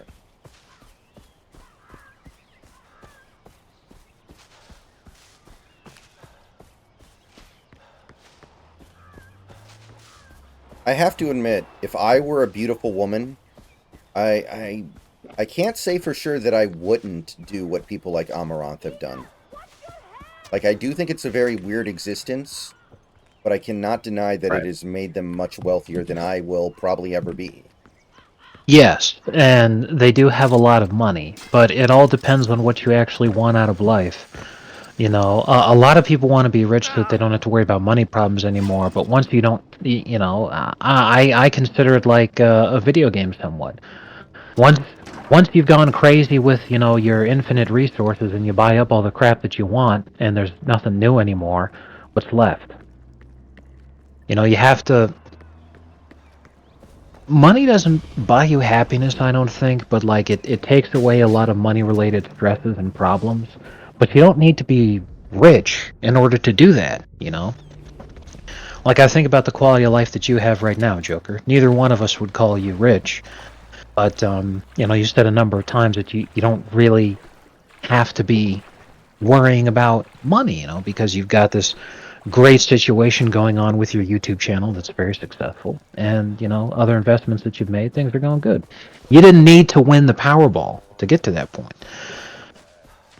And what's important to me, what I've always wanted my whole life, was to have a family. So if I was an insanely beautiful woman You know, like I don't particularly think that Amaranth is like on international levels of oh my god, but plenty of guys do. So that's the point. You know, if I was a beautiful woman like that on that level, what I would do then is just try to find the best guy that I could and lock him down based off of the fact that I'm incredibly beautiful, and then just have a big family. And that's it. That's all I wanted.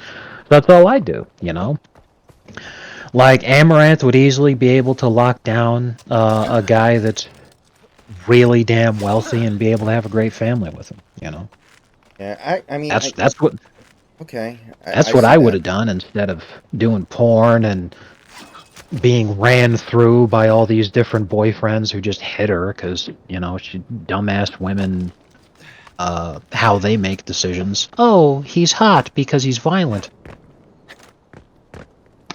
Yeah, I mean, I guess that's kind of what Sydney Sweeney did. She's married to, like, this rich real estate guy and never had to do That's anything what, right. That's what Jessica Alba did, because, you know, she was doing, when she was really young, she did what a lot of people did and expected her to do, which was date around. So her first attempt at doing that was dating Derek Jeter, and he gave her the herpes. So she broke up with him, and then after that she got in a relationship with a guy, she married him, and they're still together. It's been like 20 years. And Jessica Alba was definitely, you know, like fucking top tier echelon, holy crap level of hot.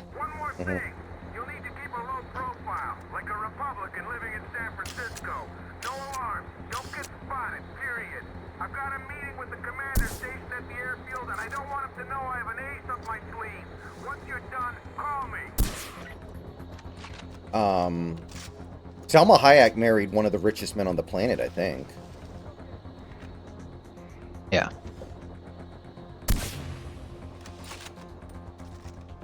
So I guess that's probably a better route. I guess it depends on how beautiful you are, because I don't even think Amaranth would think that she's as attractive as Salma Hayek or Jessica Alba. And I think she's very clearly not. Like, yeah. It's more the stuff she is willing to do. She's willing to stand around in a bikini in a hot tub for 5 hours on stream and write names on her arm and that stuff. Like, Right. Francois-Henri Pinault is the husband of Salma Hayek. They got married in 2009. They've been together for 16 years now. He is the son of billionaire Francois Pinault.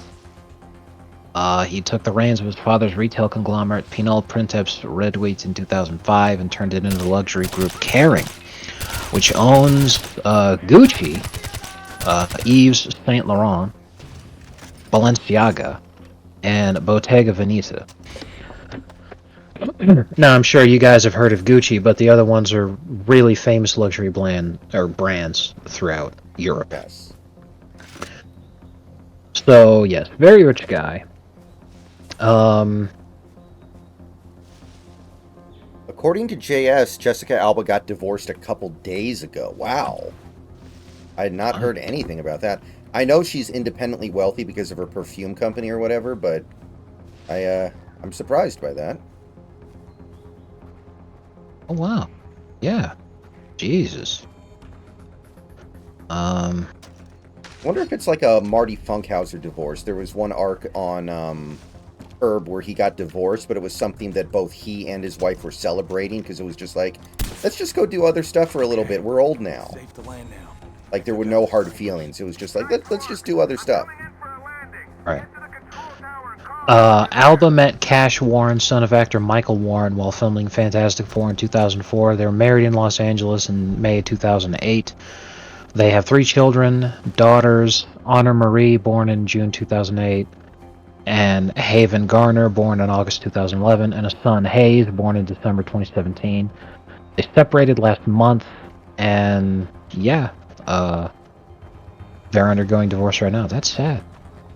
Yeah. They were 3 years away from their 20th anniversary. That sucks. Yeah.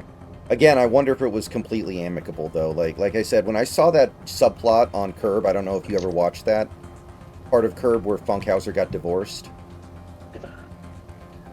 No. It seems like it kind of is, because Ash, her husband, said that he, well, I mean, he was obviously ready to go because they separated last month, and he's already moved out. They said that they're getting divorced because they both have a desire to do something new with their lives now. They're sharing, they have joint custody. Reaganomics? Okay.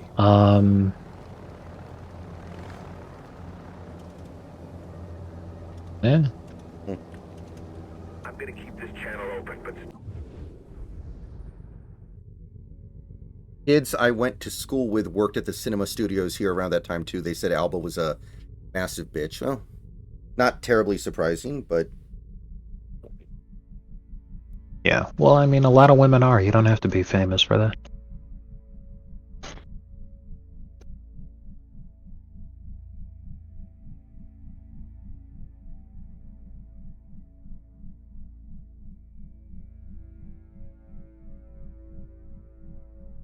okay.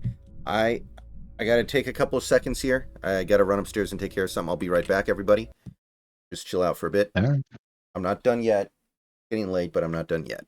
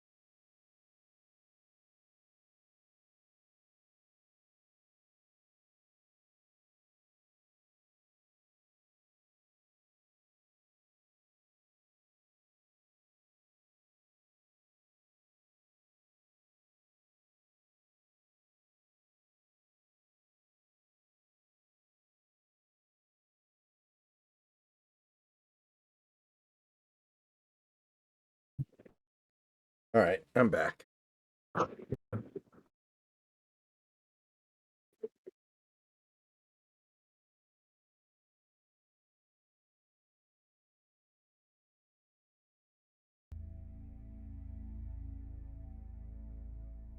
Stay quiet.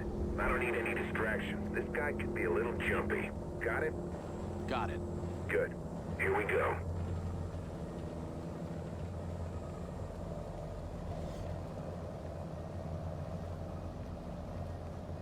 Got the goods right here, just like you asked for. Change of plans. What's that now? I said change of plans. Yuma wants me to bring you in. You kidding me? You can't do that. We had a deal. You and your plane aren't going anywhere. I'm taking you to Yuma. Well, let's try to work something out, okay? There's nothing to work out here, but... Man, it definitely makes me wonder how quickly my return's going to be processed if, you know, this news is right. The IRS expected to fire as many as 15,000 employees as early as next week. How many people work for the IRS total? Good question.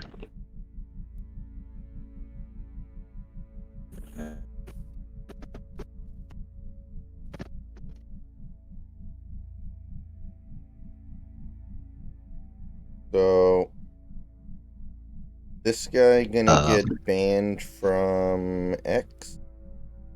The last time that they gave a figure was in 2023. They had 89,000 employees. Oh, significant. You can't just change things up. It's un-American. I've had enough of this. Based. Insanely based. And yes, totally accurate.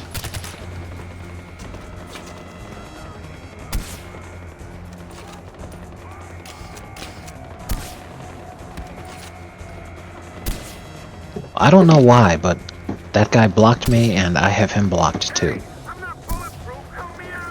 I don't know why. Did he post pictures of sharks or something? No, because if he blocked me and I blocked him, then we probably got into a Twitter argument. Huh. I find it amusing that you've gotten into so many arguments that you can't even remember which is which. Exactly. I mean, that's most of what I do, you know. But as I'm reading through this, you know, he seems right-wing enough. I think we probably just disagreed because, like, he was a groiper or something, and I said that groipers are gay. Something.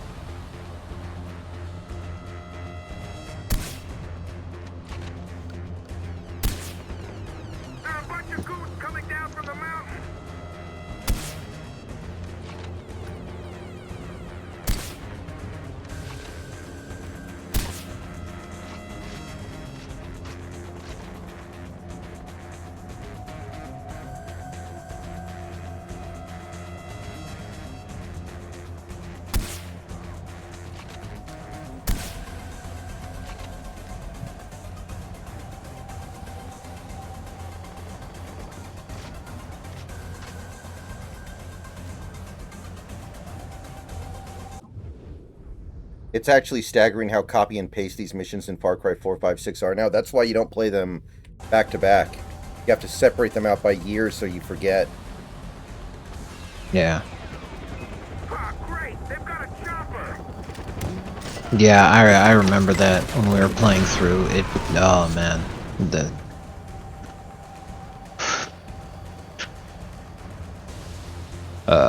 we should have spaced that game out ourselves. It would have been more enjoyable.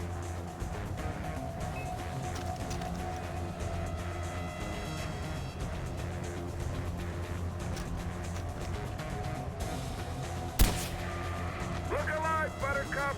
Sounds like our little shindig didn't go unnoticed. The rain's coming down a little too hard for my taste. I'm heading to cover. Make yourself useful. Taking up those border teams and anyone else who shows up to avenge their fallen comrades. Got it? Good!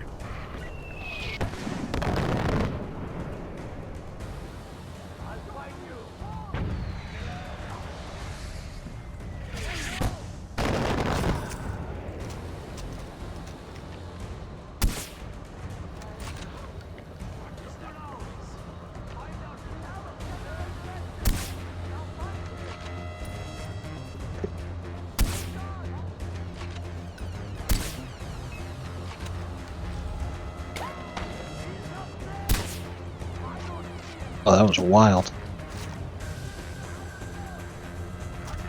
What? I'm playing a mission in Fallout 4 right now. I'm joining up with the Brotherhood of Steel because hooray fascism. So, I'm in one of their helicopters, and I'm wearing an extremely good suit of power armor. I'm basically unkillable. Yeah. But the Brotherhood of Steel helicopters are not unkillable. So we're fighting super mutants, and the super mutants actually took us down. I thought I was gonna auto die. So like I was really concerned.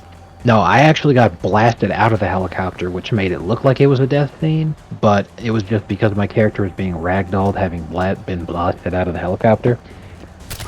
And after I land on the ground, you know, and catch my breath, I guess, I stand back up and I'm fine now, but I'm like, okay, everybody aboard is dead though. Come find me in the warehouse so we can finally get some FaceTime.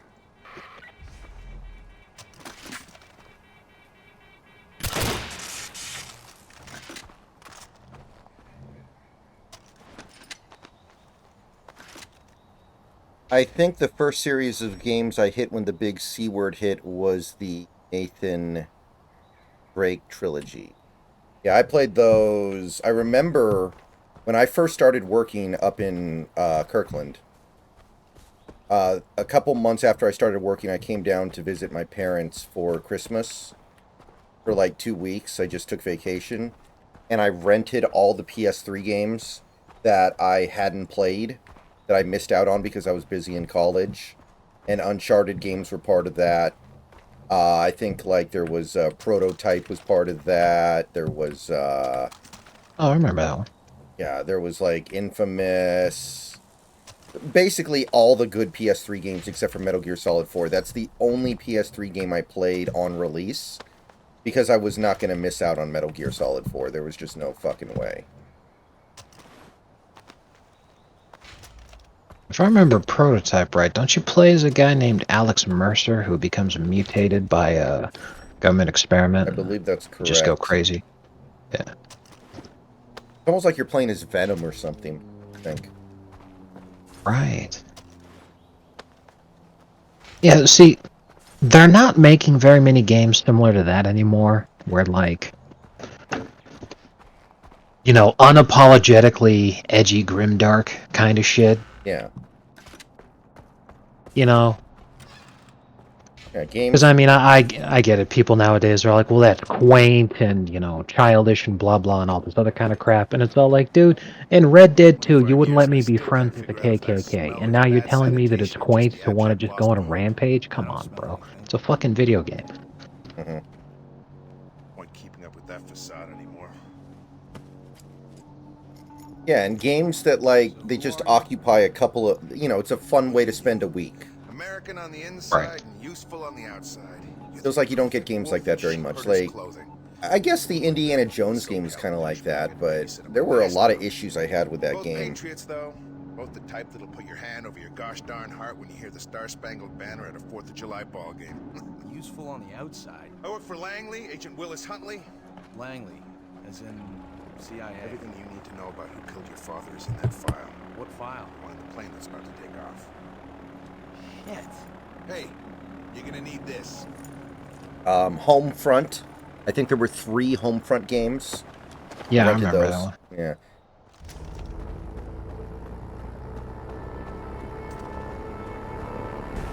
By the end of its cycle, the PS3 was actually a good console. There were a lot of good games for it, including good exclusives.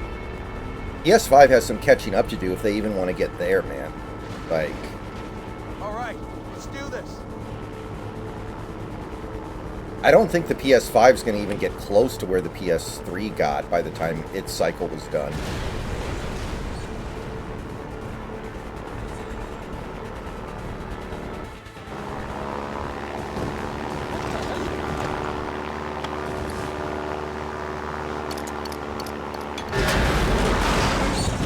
Well, that was something straight out of Just Cause.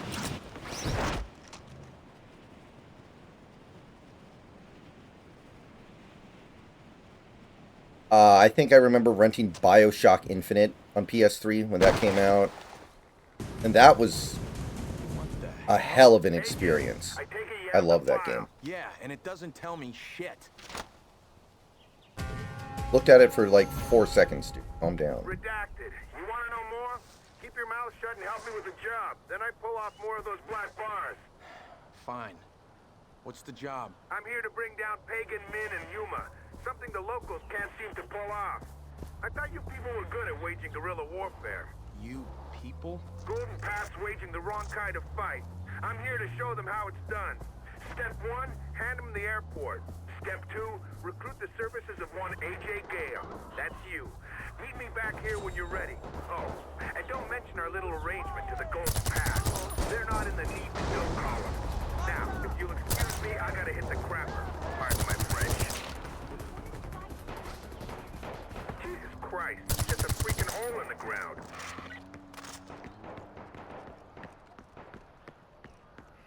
Yeah, that's kind of where I am now, and it is kind of depressing how little the PS5 has to get used. Honestly, JS, like, it saddens me. By the time the PS6 hits, I'd be surprised if I had more than 25 PS5 games.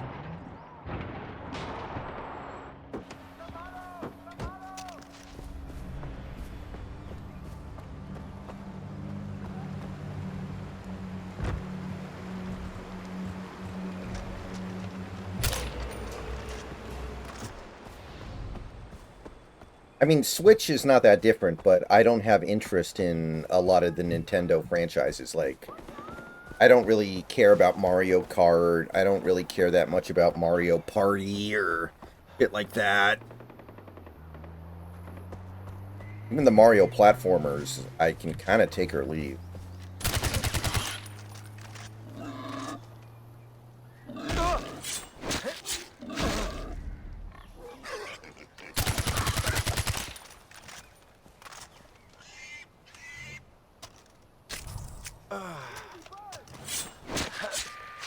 After Ishwari left, it was a very dark time for me.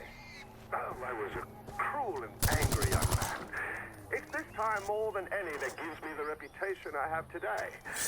Yes, I murdered countless innocents. Yes, I outlawed religion. Yes, I changed the currency so everyone's savings were meaningless. And yes, I may have gone through a period of bathing in yak's blood and slamming rails of coke, but I'm reformed now.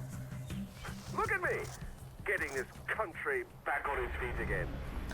Top shape, RJ. Top shape.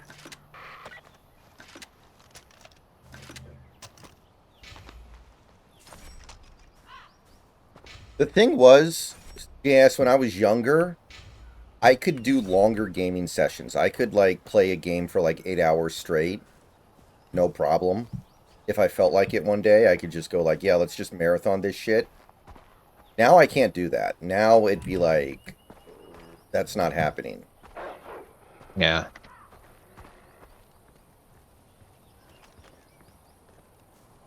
But for me, it's not because I'm like, oh no, I'm just too old and I can't do it like I used to when I was younger. Now it's more like, well, when I was younger, these games felt more fun and more engaging and more enjoyable. So like, I feel like I could easily stay up and do that shit again if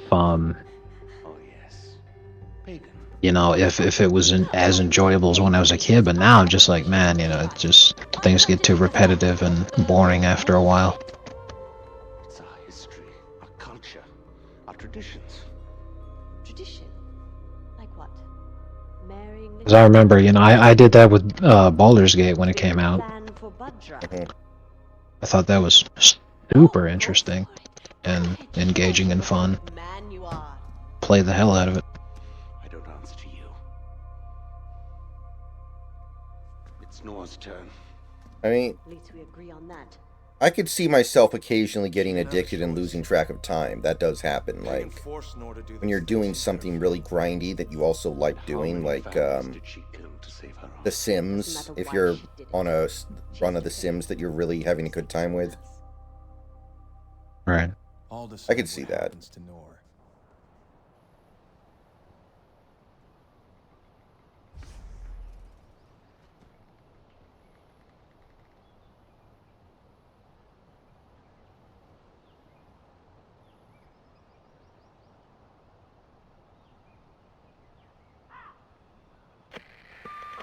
I ever tell you about Noor? This is one of my favorites. She used to be a doctor, quite the benevolent soul. She came to Kirot on some aid mission in the early days of my reign. She had the audacity to write a report on the human rights abuses perpetrated by my regime.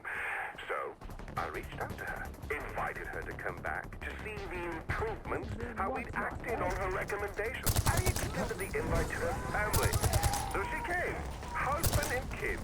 I put them up in the palace. I even put on a little meeting for her. I made a PowerPoint, a 12-step action plan to address Kirot's human rights violations. Except each slide was about how I was going to ruin Noor's life. Oh, so Paul Duplor kept her family hostage while I forced the great humanitarian Dr. Najjar to run the most terrible parts of my Kiroti empire.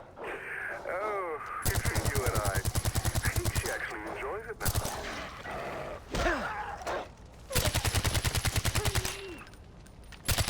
Well, sounds like that's peak, like, dumbass white woman to me. Many such cases. I wonder if that's the joke. It's a Far Cry game, so okay, so there's this... Okay, so in this game, I'm sure you know, the bad guy is like this mad dictator of a third world country in, I don't know, a Malaysian-type country, right? Yeah.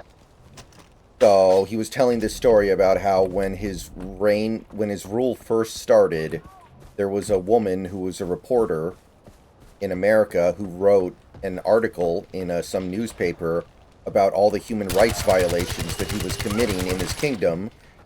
So he was like, "Oh, okay. I'm gonna invite you and your whole family to my island, to my city or country, so I can show you how I'm going to try to improve this country and become a better ruler." And she came, and she brought her husband and her kids. And, of course, he killed her husband, killed her kids, and turned her into the announcer for his Coliseum. I'm like, well, that's a peak white woman, I guess. Yeah. That's like these women who go to these third world countries thinking they're going to enlighten the natives, and then they end up getting raped. Yes. By a cannibal warlord named Barbecue.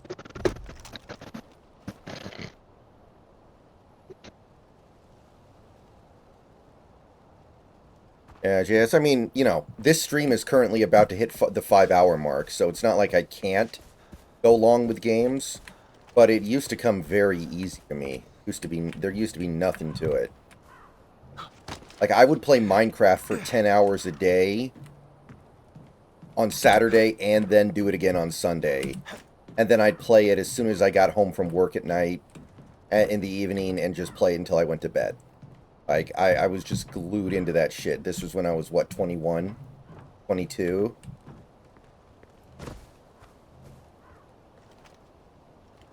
No way I could do that now. Partially because I'm an adult and I have more responsibilities now. But also because I don't think physically or mentally I could do it.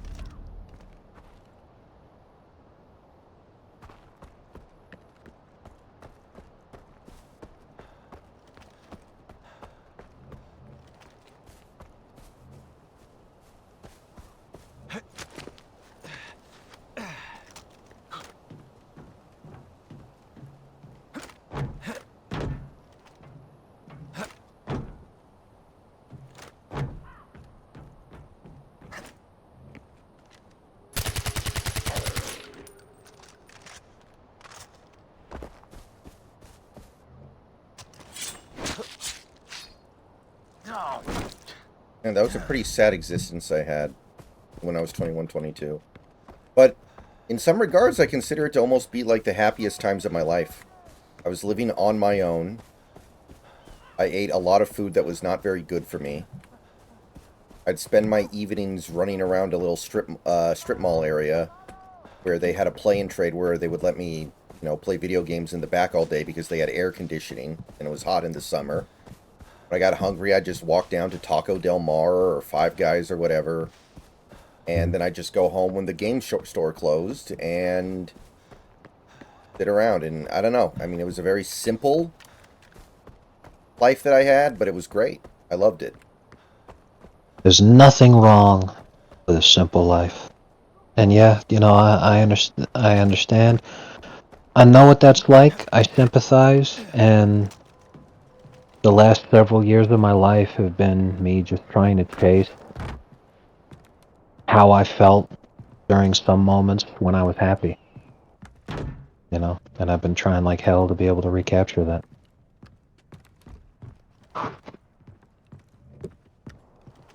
But for me, you know, it was really good to be able to experience those feelings of happiness, to know that it was possible, because people, many times in my life, have accused me of being a curmudgeon or, you know, contrarian, guy who just hates everything, guy who can never be happy, guy who all this kind of shit. And I'm like, you know, I was happy. I just gotta get back to that.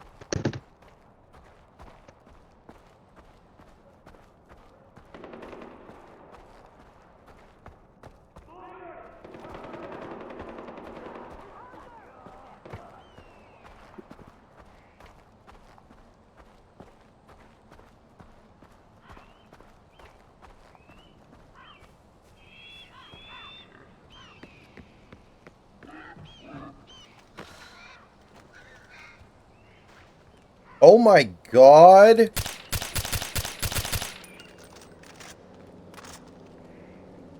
Well, that's something you don't see every day.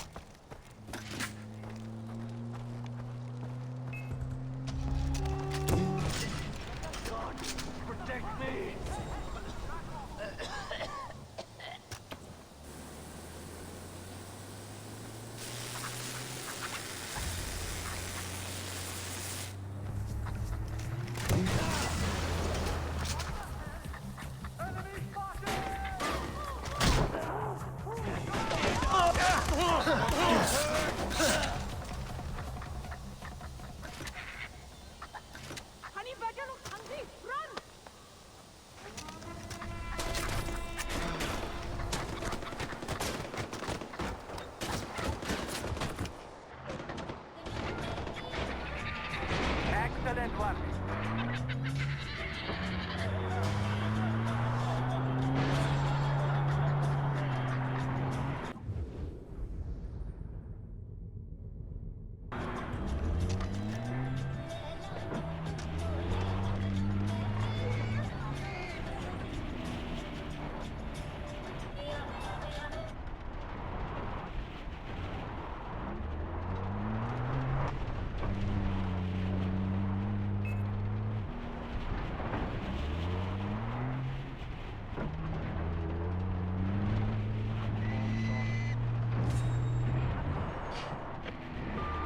Well done.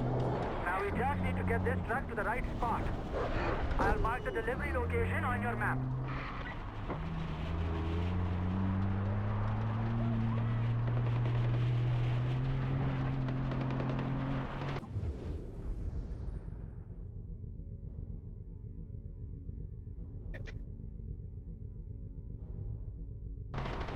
Sure.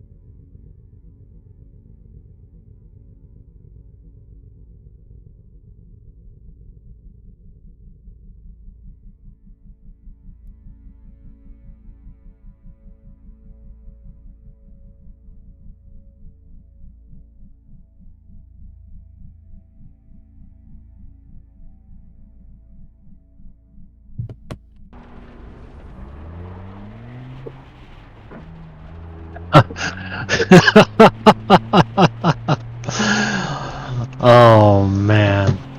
In the last 4 weeks, unemployment claims have gone up 36% in the Washington, D.C. area.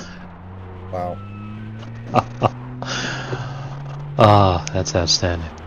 Yeah, I was reading some tweets earlier from people that were like, I have friends and I have connections in the DC area, and this is like 9/11 for them. They can't believe what's happening. They're all so unhappy. It really highlights how long it's been since something like this happened.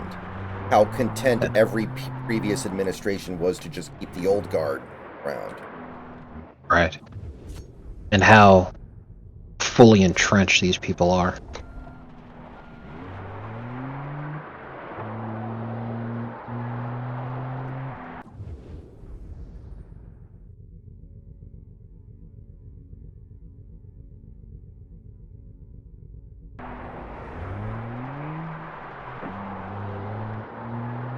A Baywatch channel? You mean like the original show with David Hasselhoff, JS? That's interesting.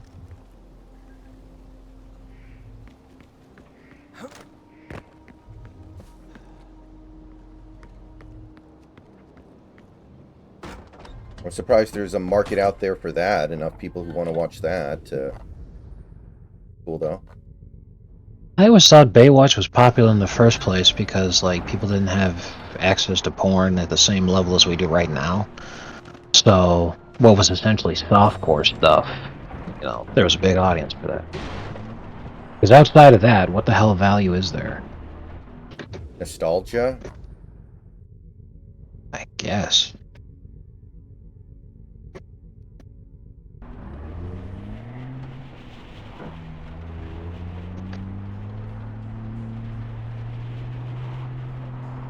Although in some states, I guess accessing porn isn't as easy as it used to be, right? Because Pornhub's banned in some states. Very true.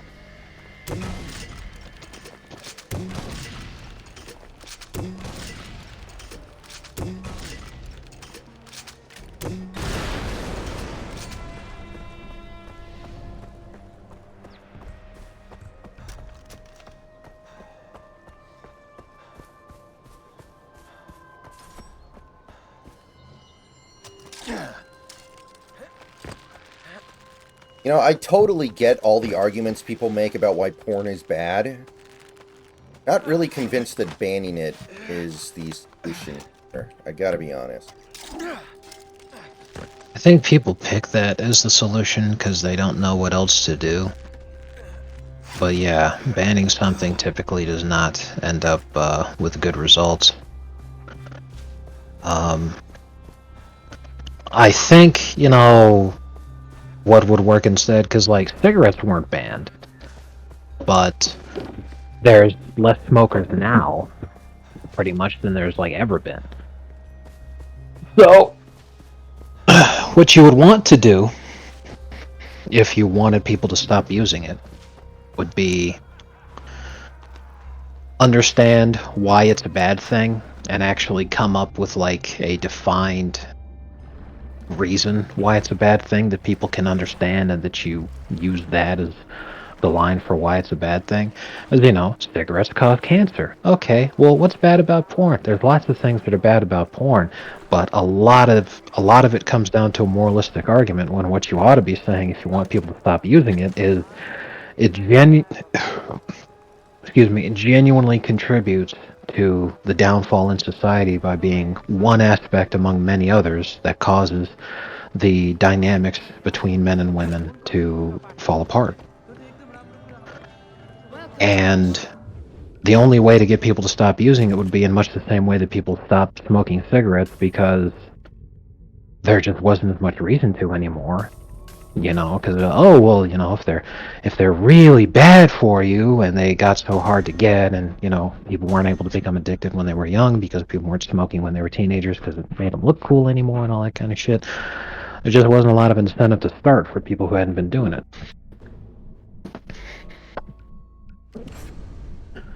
So, be like, hey, if if we don't want people to use porn, well, what's the what's the alternative that you can offer there to make sure that people don't have an incentive to want to use it? That's kind of the whole reason that I think banning it is impractical, because you're talking about making changes that would take generations to really take effect. As you have to fix the extraordinary problems and issues that are present within male-female dynamics right now.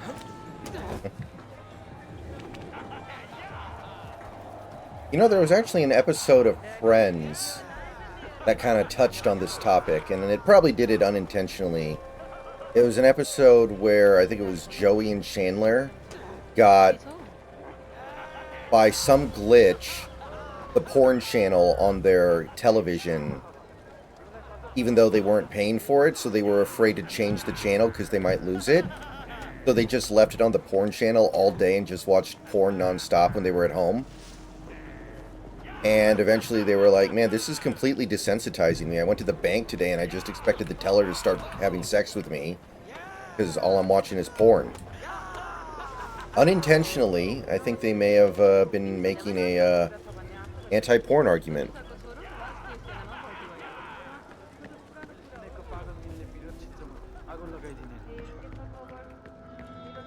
Fortunate day, you found the bed. Yeah, I'm inclined to agree, because again, there are many negatives towards porn use, many bad things about porn use, beyond just a moral argument. Smoking is wrong didn't convince people to stop smoking. Smoking gives you cancer, and it's heavily regulated because we don't want you to get addicted to it when you're a kid and end up getting cancer. That actually got people to stop smoking.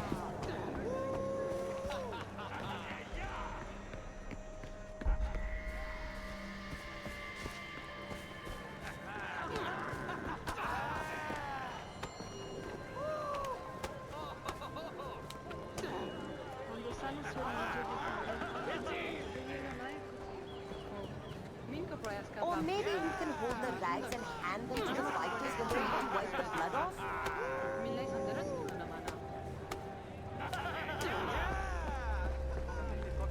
Get up there. One day a week I do a fast where I don't eat the entire day. And that's today for me. Unpleasant. It is, because you get super hungry and then all you can think about is food nonstop. So yeah, I haven't eaten today and all I can think about is food. Shucks. When are you going to eat? When I wake up after I go to sleep. So it's still a ways away for you then. Yeah, but not awful, you know. But that's the ticket. Is it really works for me, man, and I love doing it. Plus, it's a test of the will and everything. I know it's not going to hurt me because at this point I've been doing it for years. So, but yeah, it's I never even counted it, but one of my other friends who also does fasting was telling me, she was saying that's the 48-hour fast, because I'm like, well, if I only eat once a day, and I eat when I wake up, and the next time I'm going to eat is when I wake up next time, and the last time I ate was when I woke up yesterday, then yeah, that's 48 hours, because 48 hours between meals. Because she was talking about how difficult it was for her to do a 24-hour fast, and that's just standard for me, where you only eat once a day. And I'm all like, oh, I do 48-hour fast once a week, and I've been doing that for years. Oh my god, how the hell can you do that? I'm like, well, it's really simple. You just don't eat.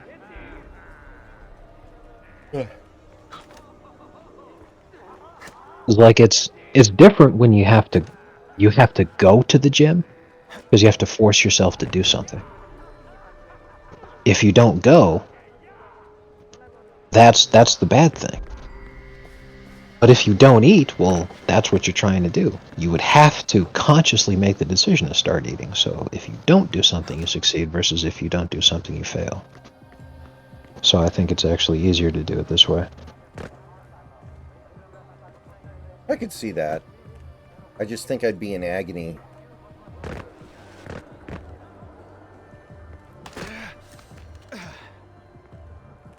So last week, Tyler Hero was out because he had an intense stomach flu. So he had massive diarrhea and vomiting, and a week later he wins the 3-point contest. How about that? What's really crazy is that he won the 3-point contest, and I say that that's really crazy because, holy fuck, if it weren't for the fact that this guy missed 1,000,000 threes, and in the play-in tournament game against the Sixers last year, we wouldn't have been the 8th seed. We'd have been the 7th seed, been able to match up against the Knicks in the first round, which we could have beaten without Jimmy, and then Jimmy would have come back in the second round, and we might have made the ECF again. The Celtics, I think, would still vaporize us, but we took a game off them. We took a game off them without Jimmy, and the only other team that took a game off him in the entire postseason was the Mavs that took 1 game off him in the finals, though. Right. Who the fuck knows what might have happened?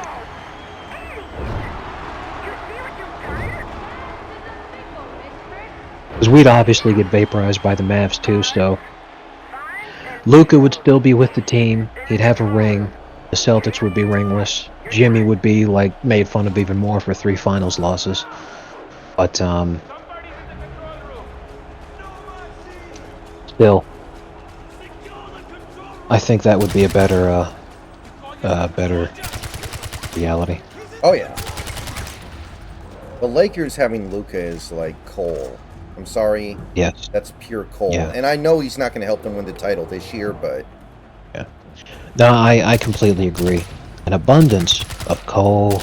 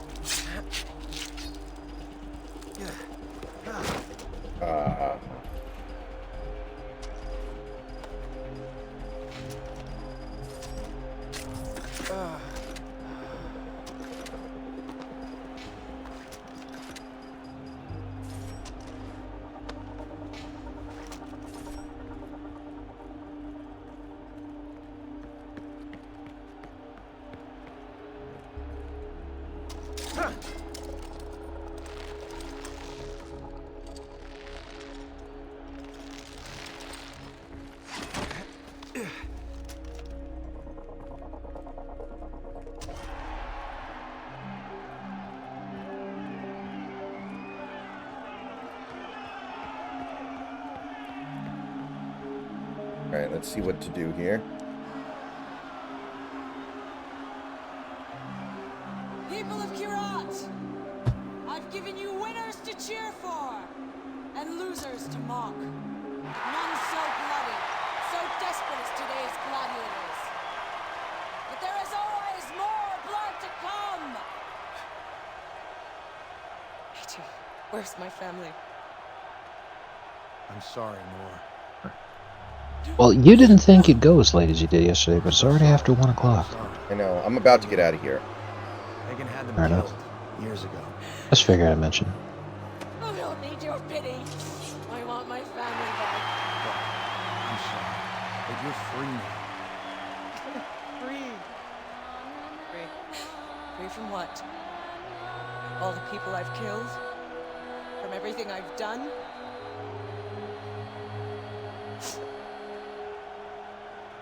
I gave them this taste for blood. Your blood. Mine. Isn't that what you want? More blood! Here! Take more! Take all of it, you fucking animals!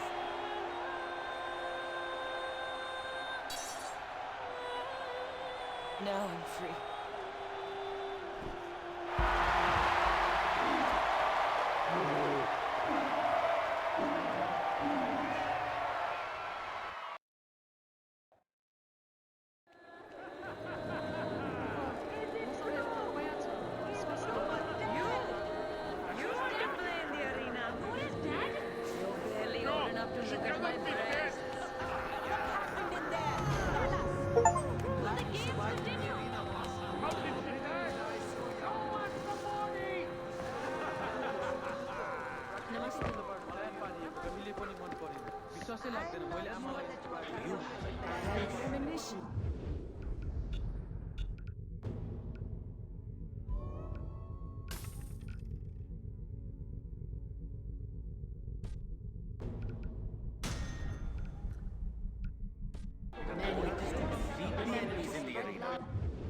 Alright.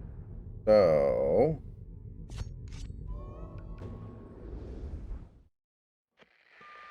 Amita, it's done. Nora's dead. Good job, Ajay. The entire South belongs to us now. You've shown the people that the way to freedom is the way forward. There's no going back, no matter what Sabal says.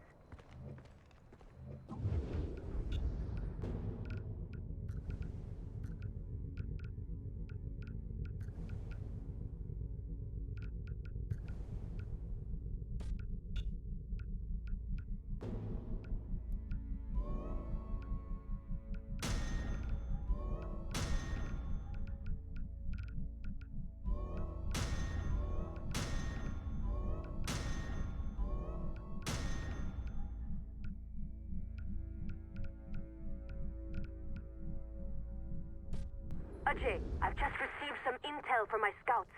They tell me that the forces holding Ragatuwada are weak and won't be able to put up much of a fight against an attack. Now is a good time to act, and to take the fortress for the Golden Path. Alright. So I'm gonna go ahead and save here. And I'll go ahead and get out of here. Alright. And, yeah. Thanks for hanging out, everybody. Woo!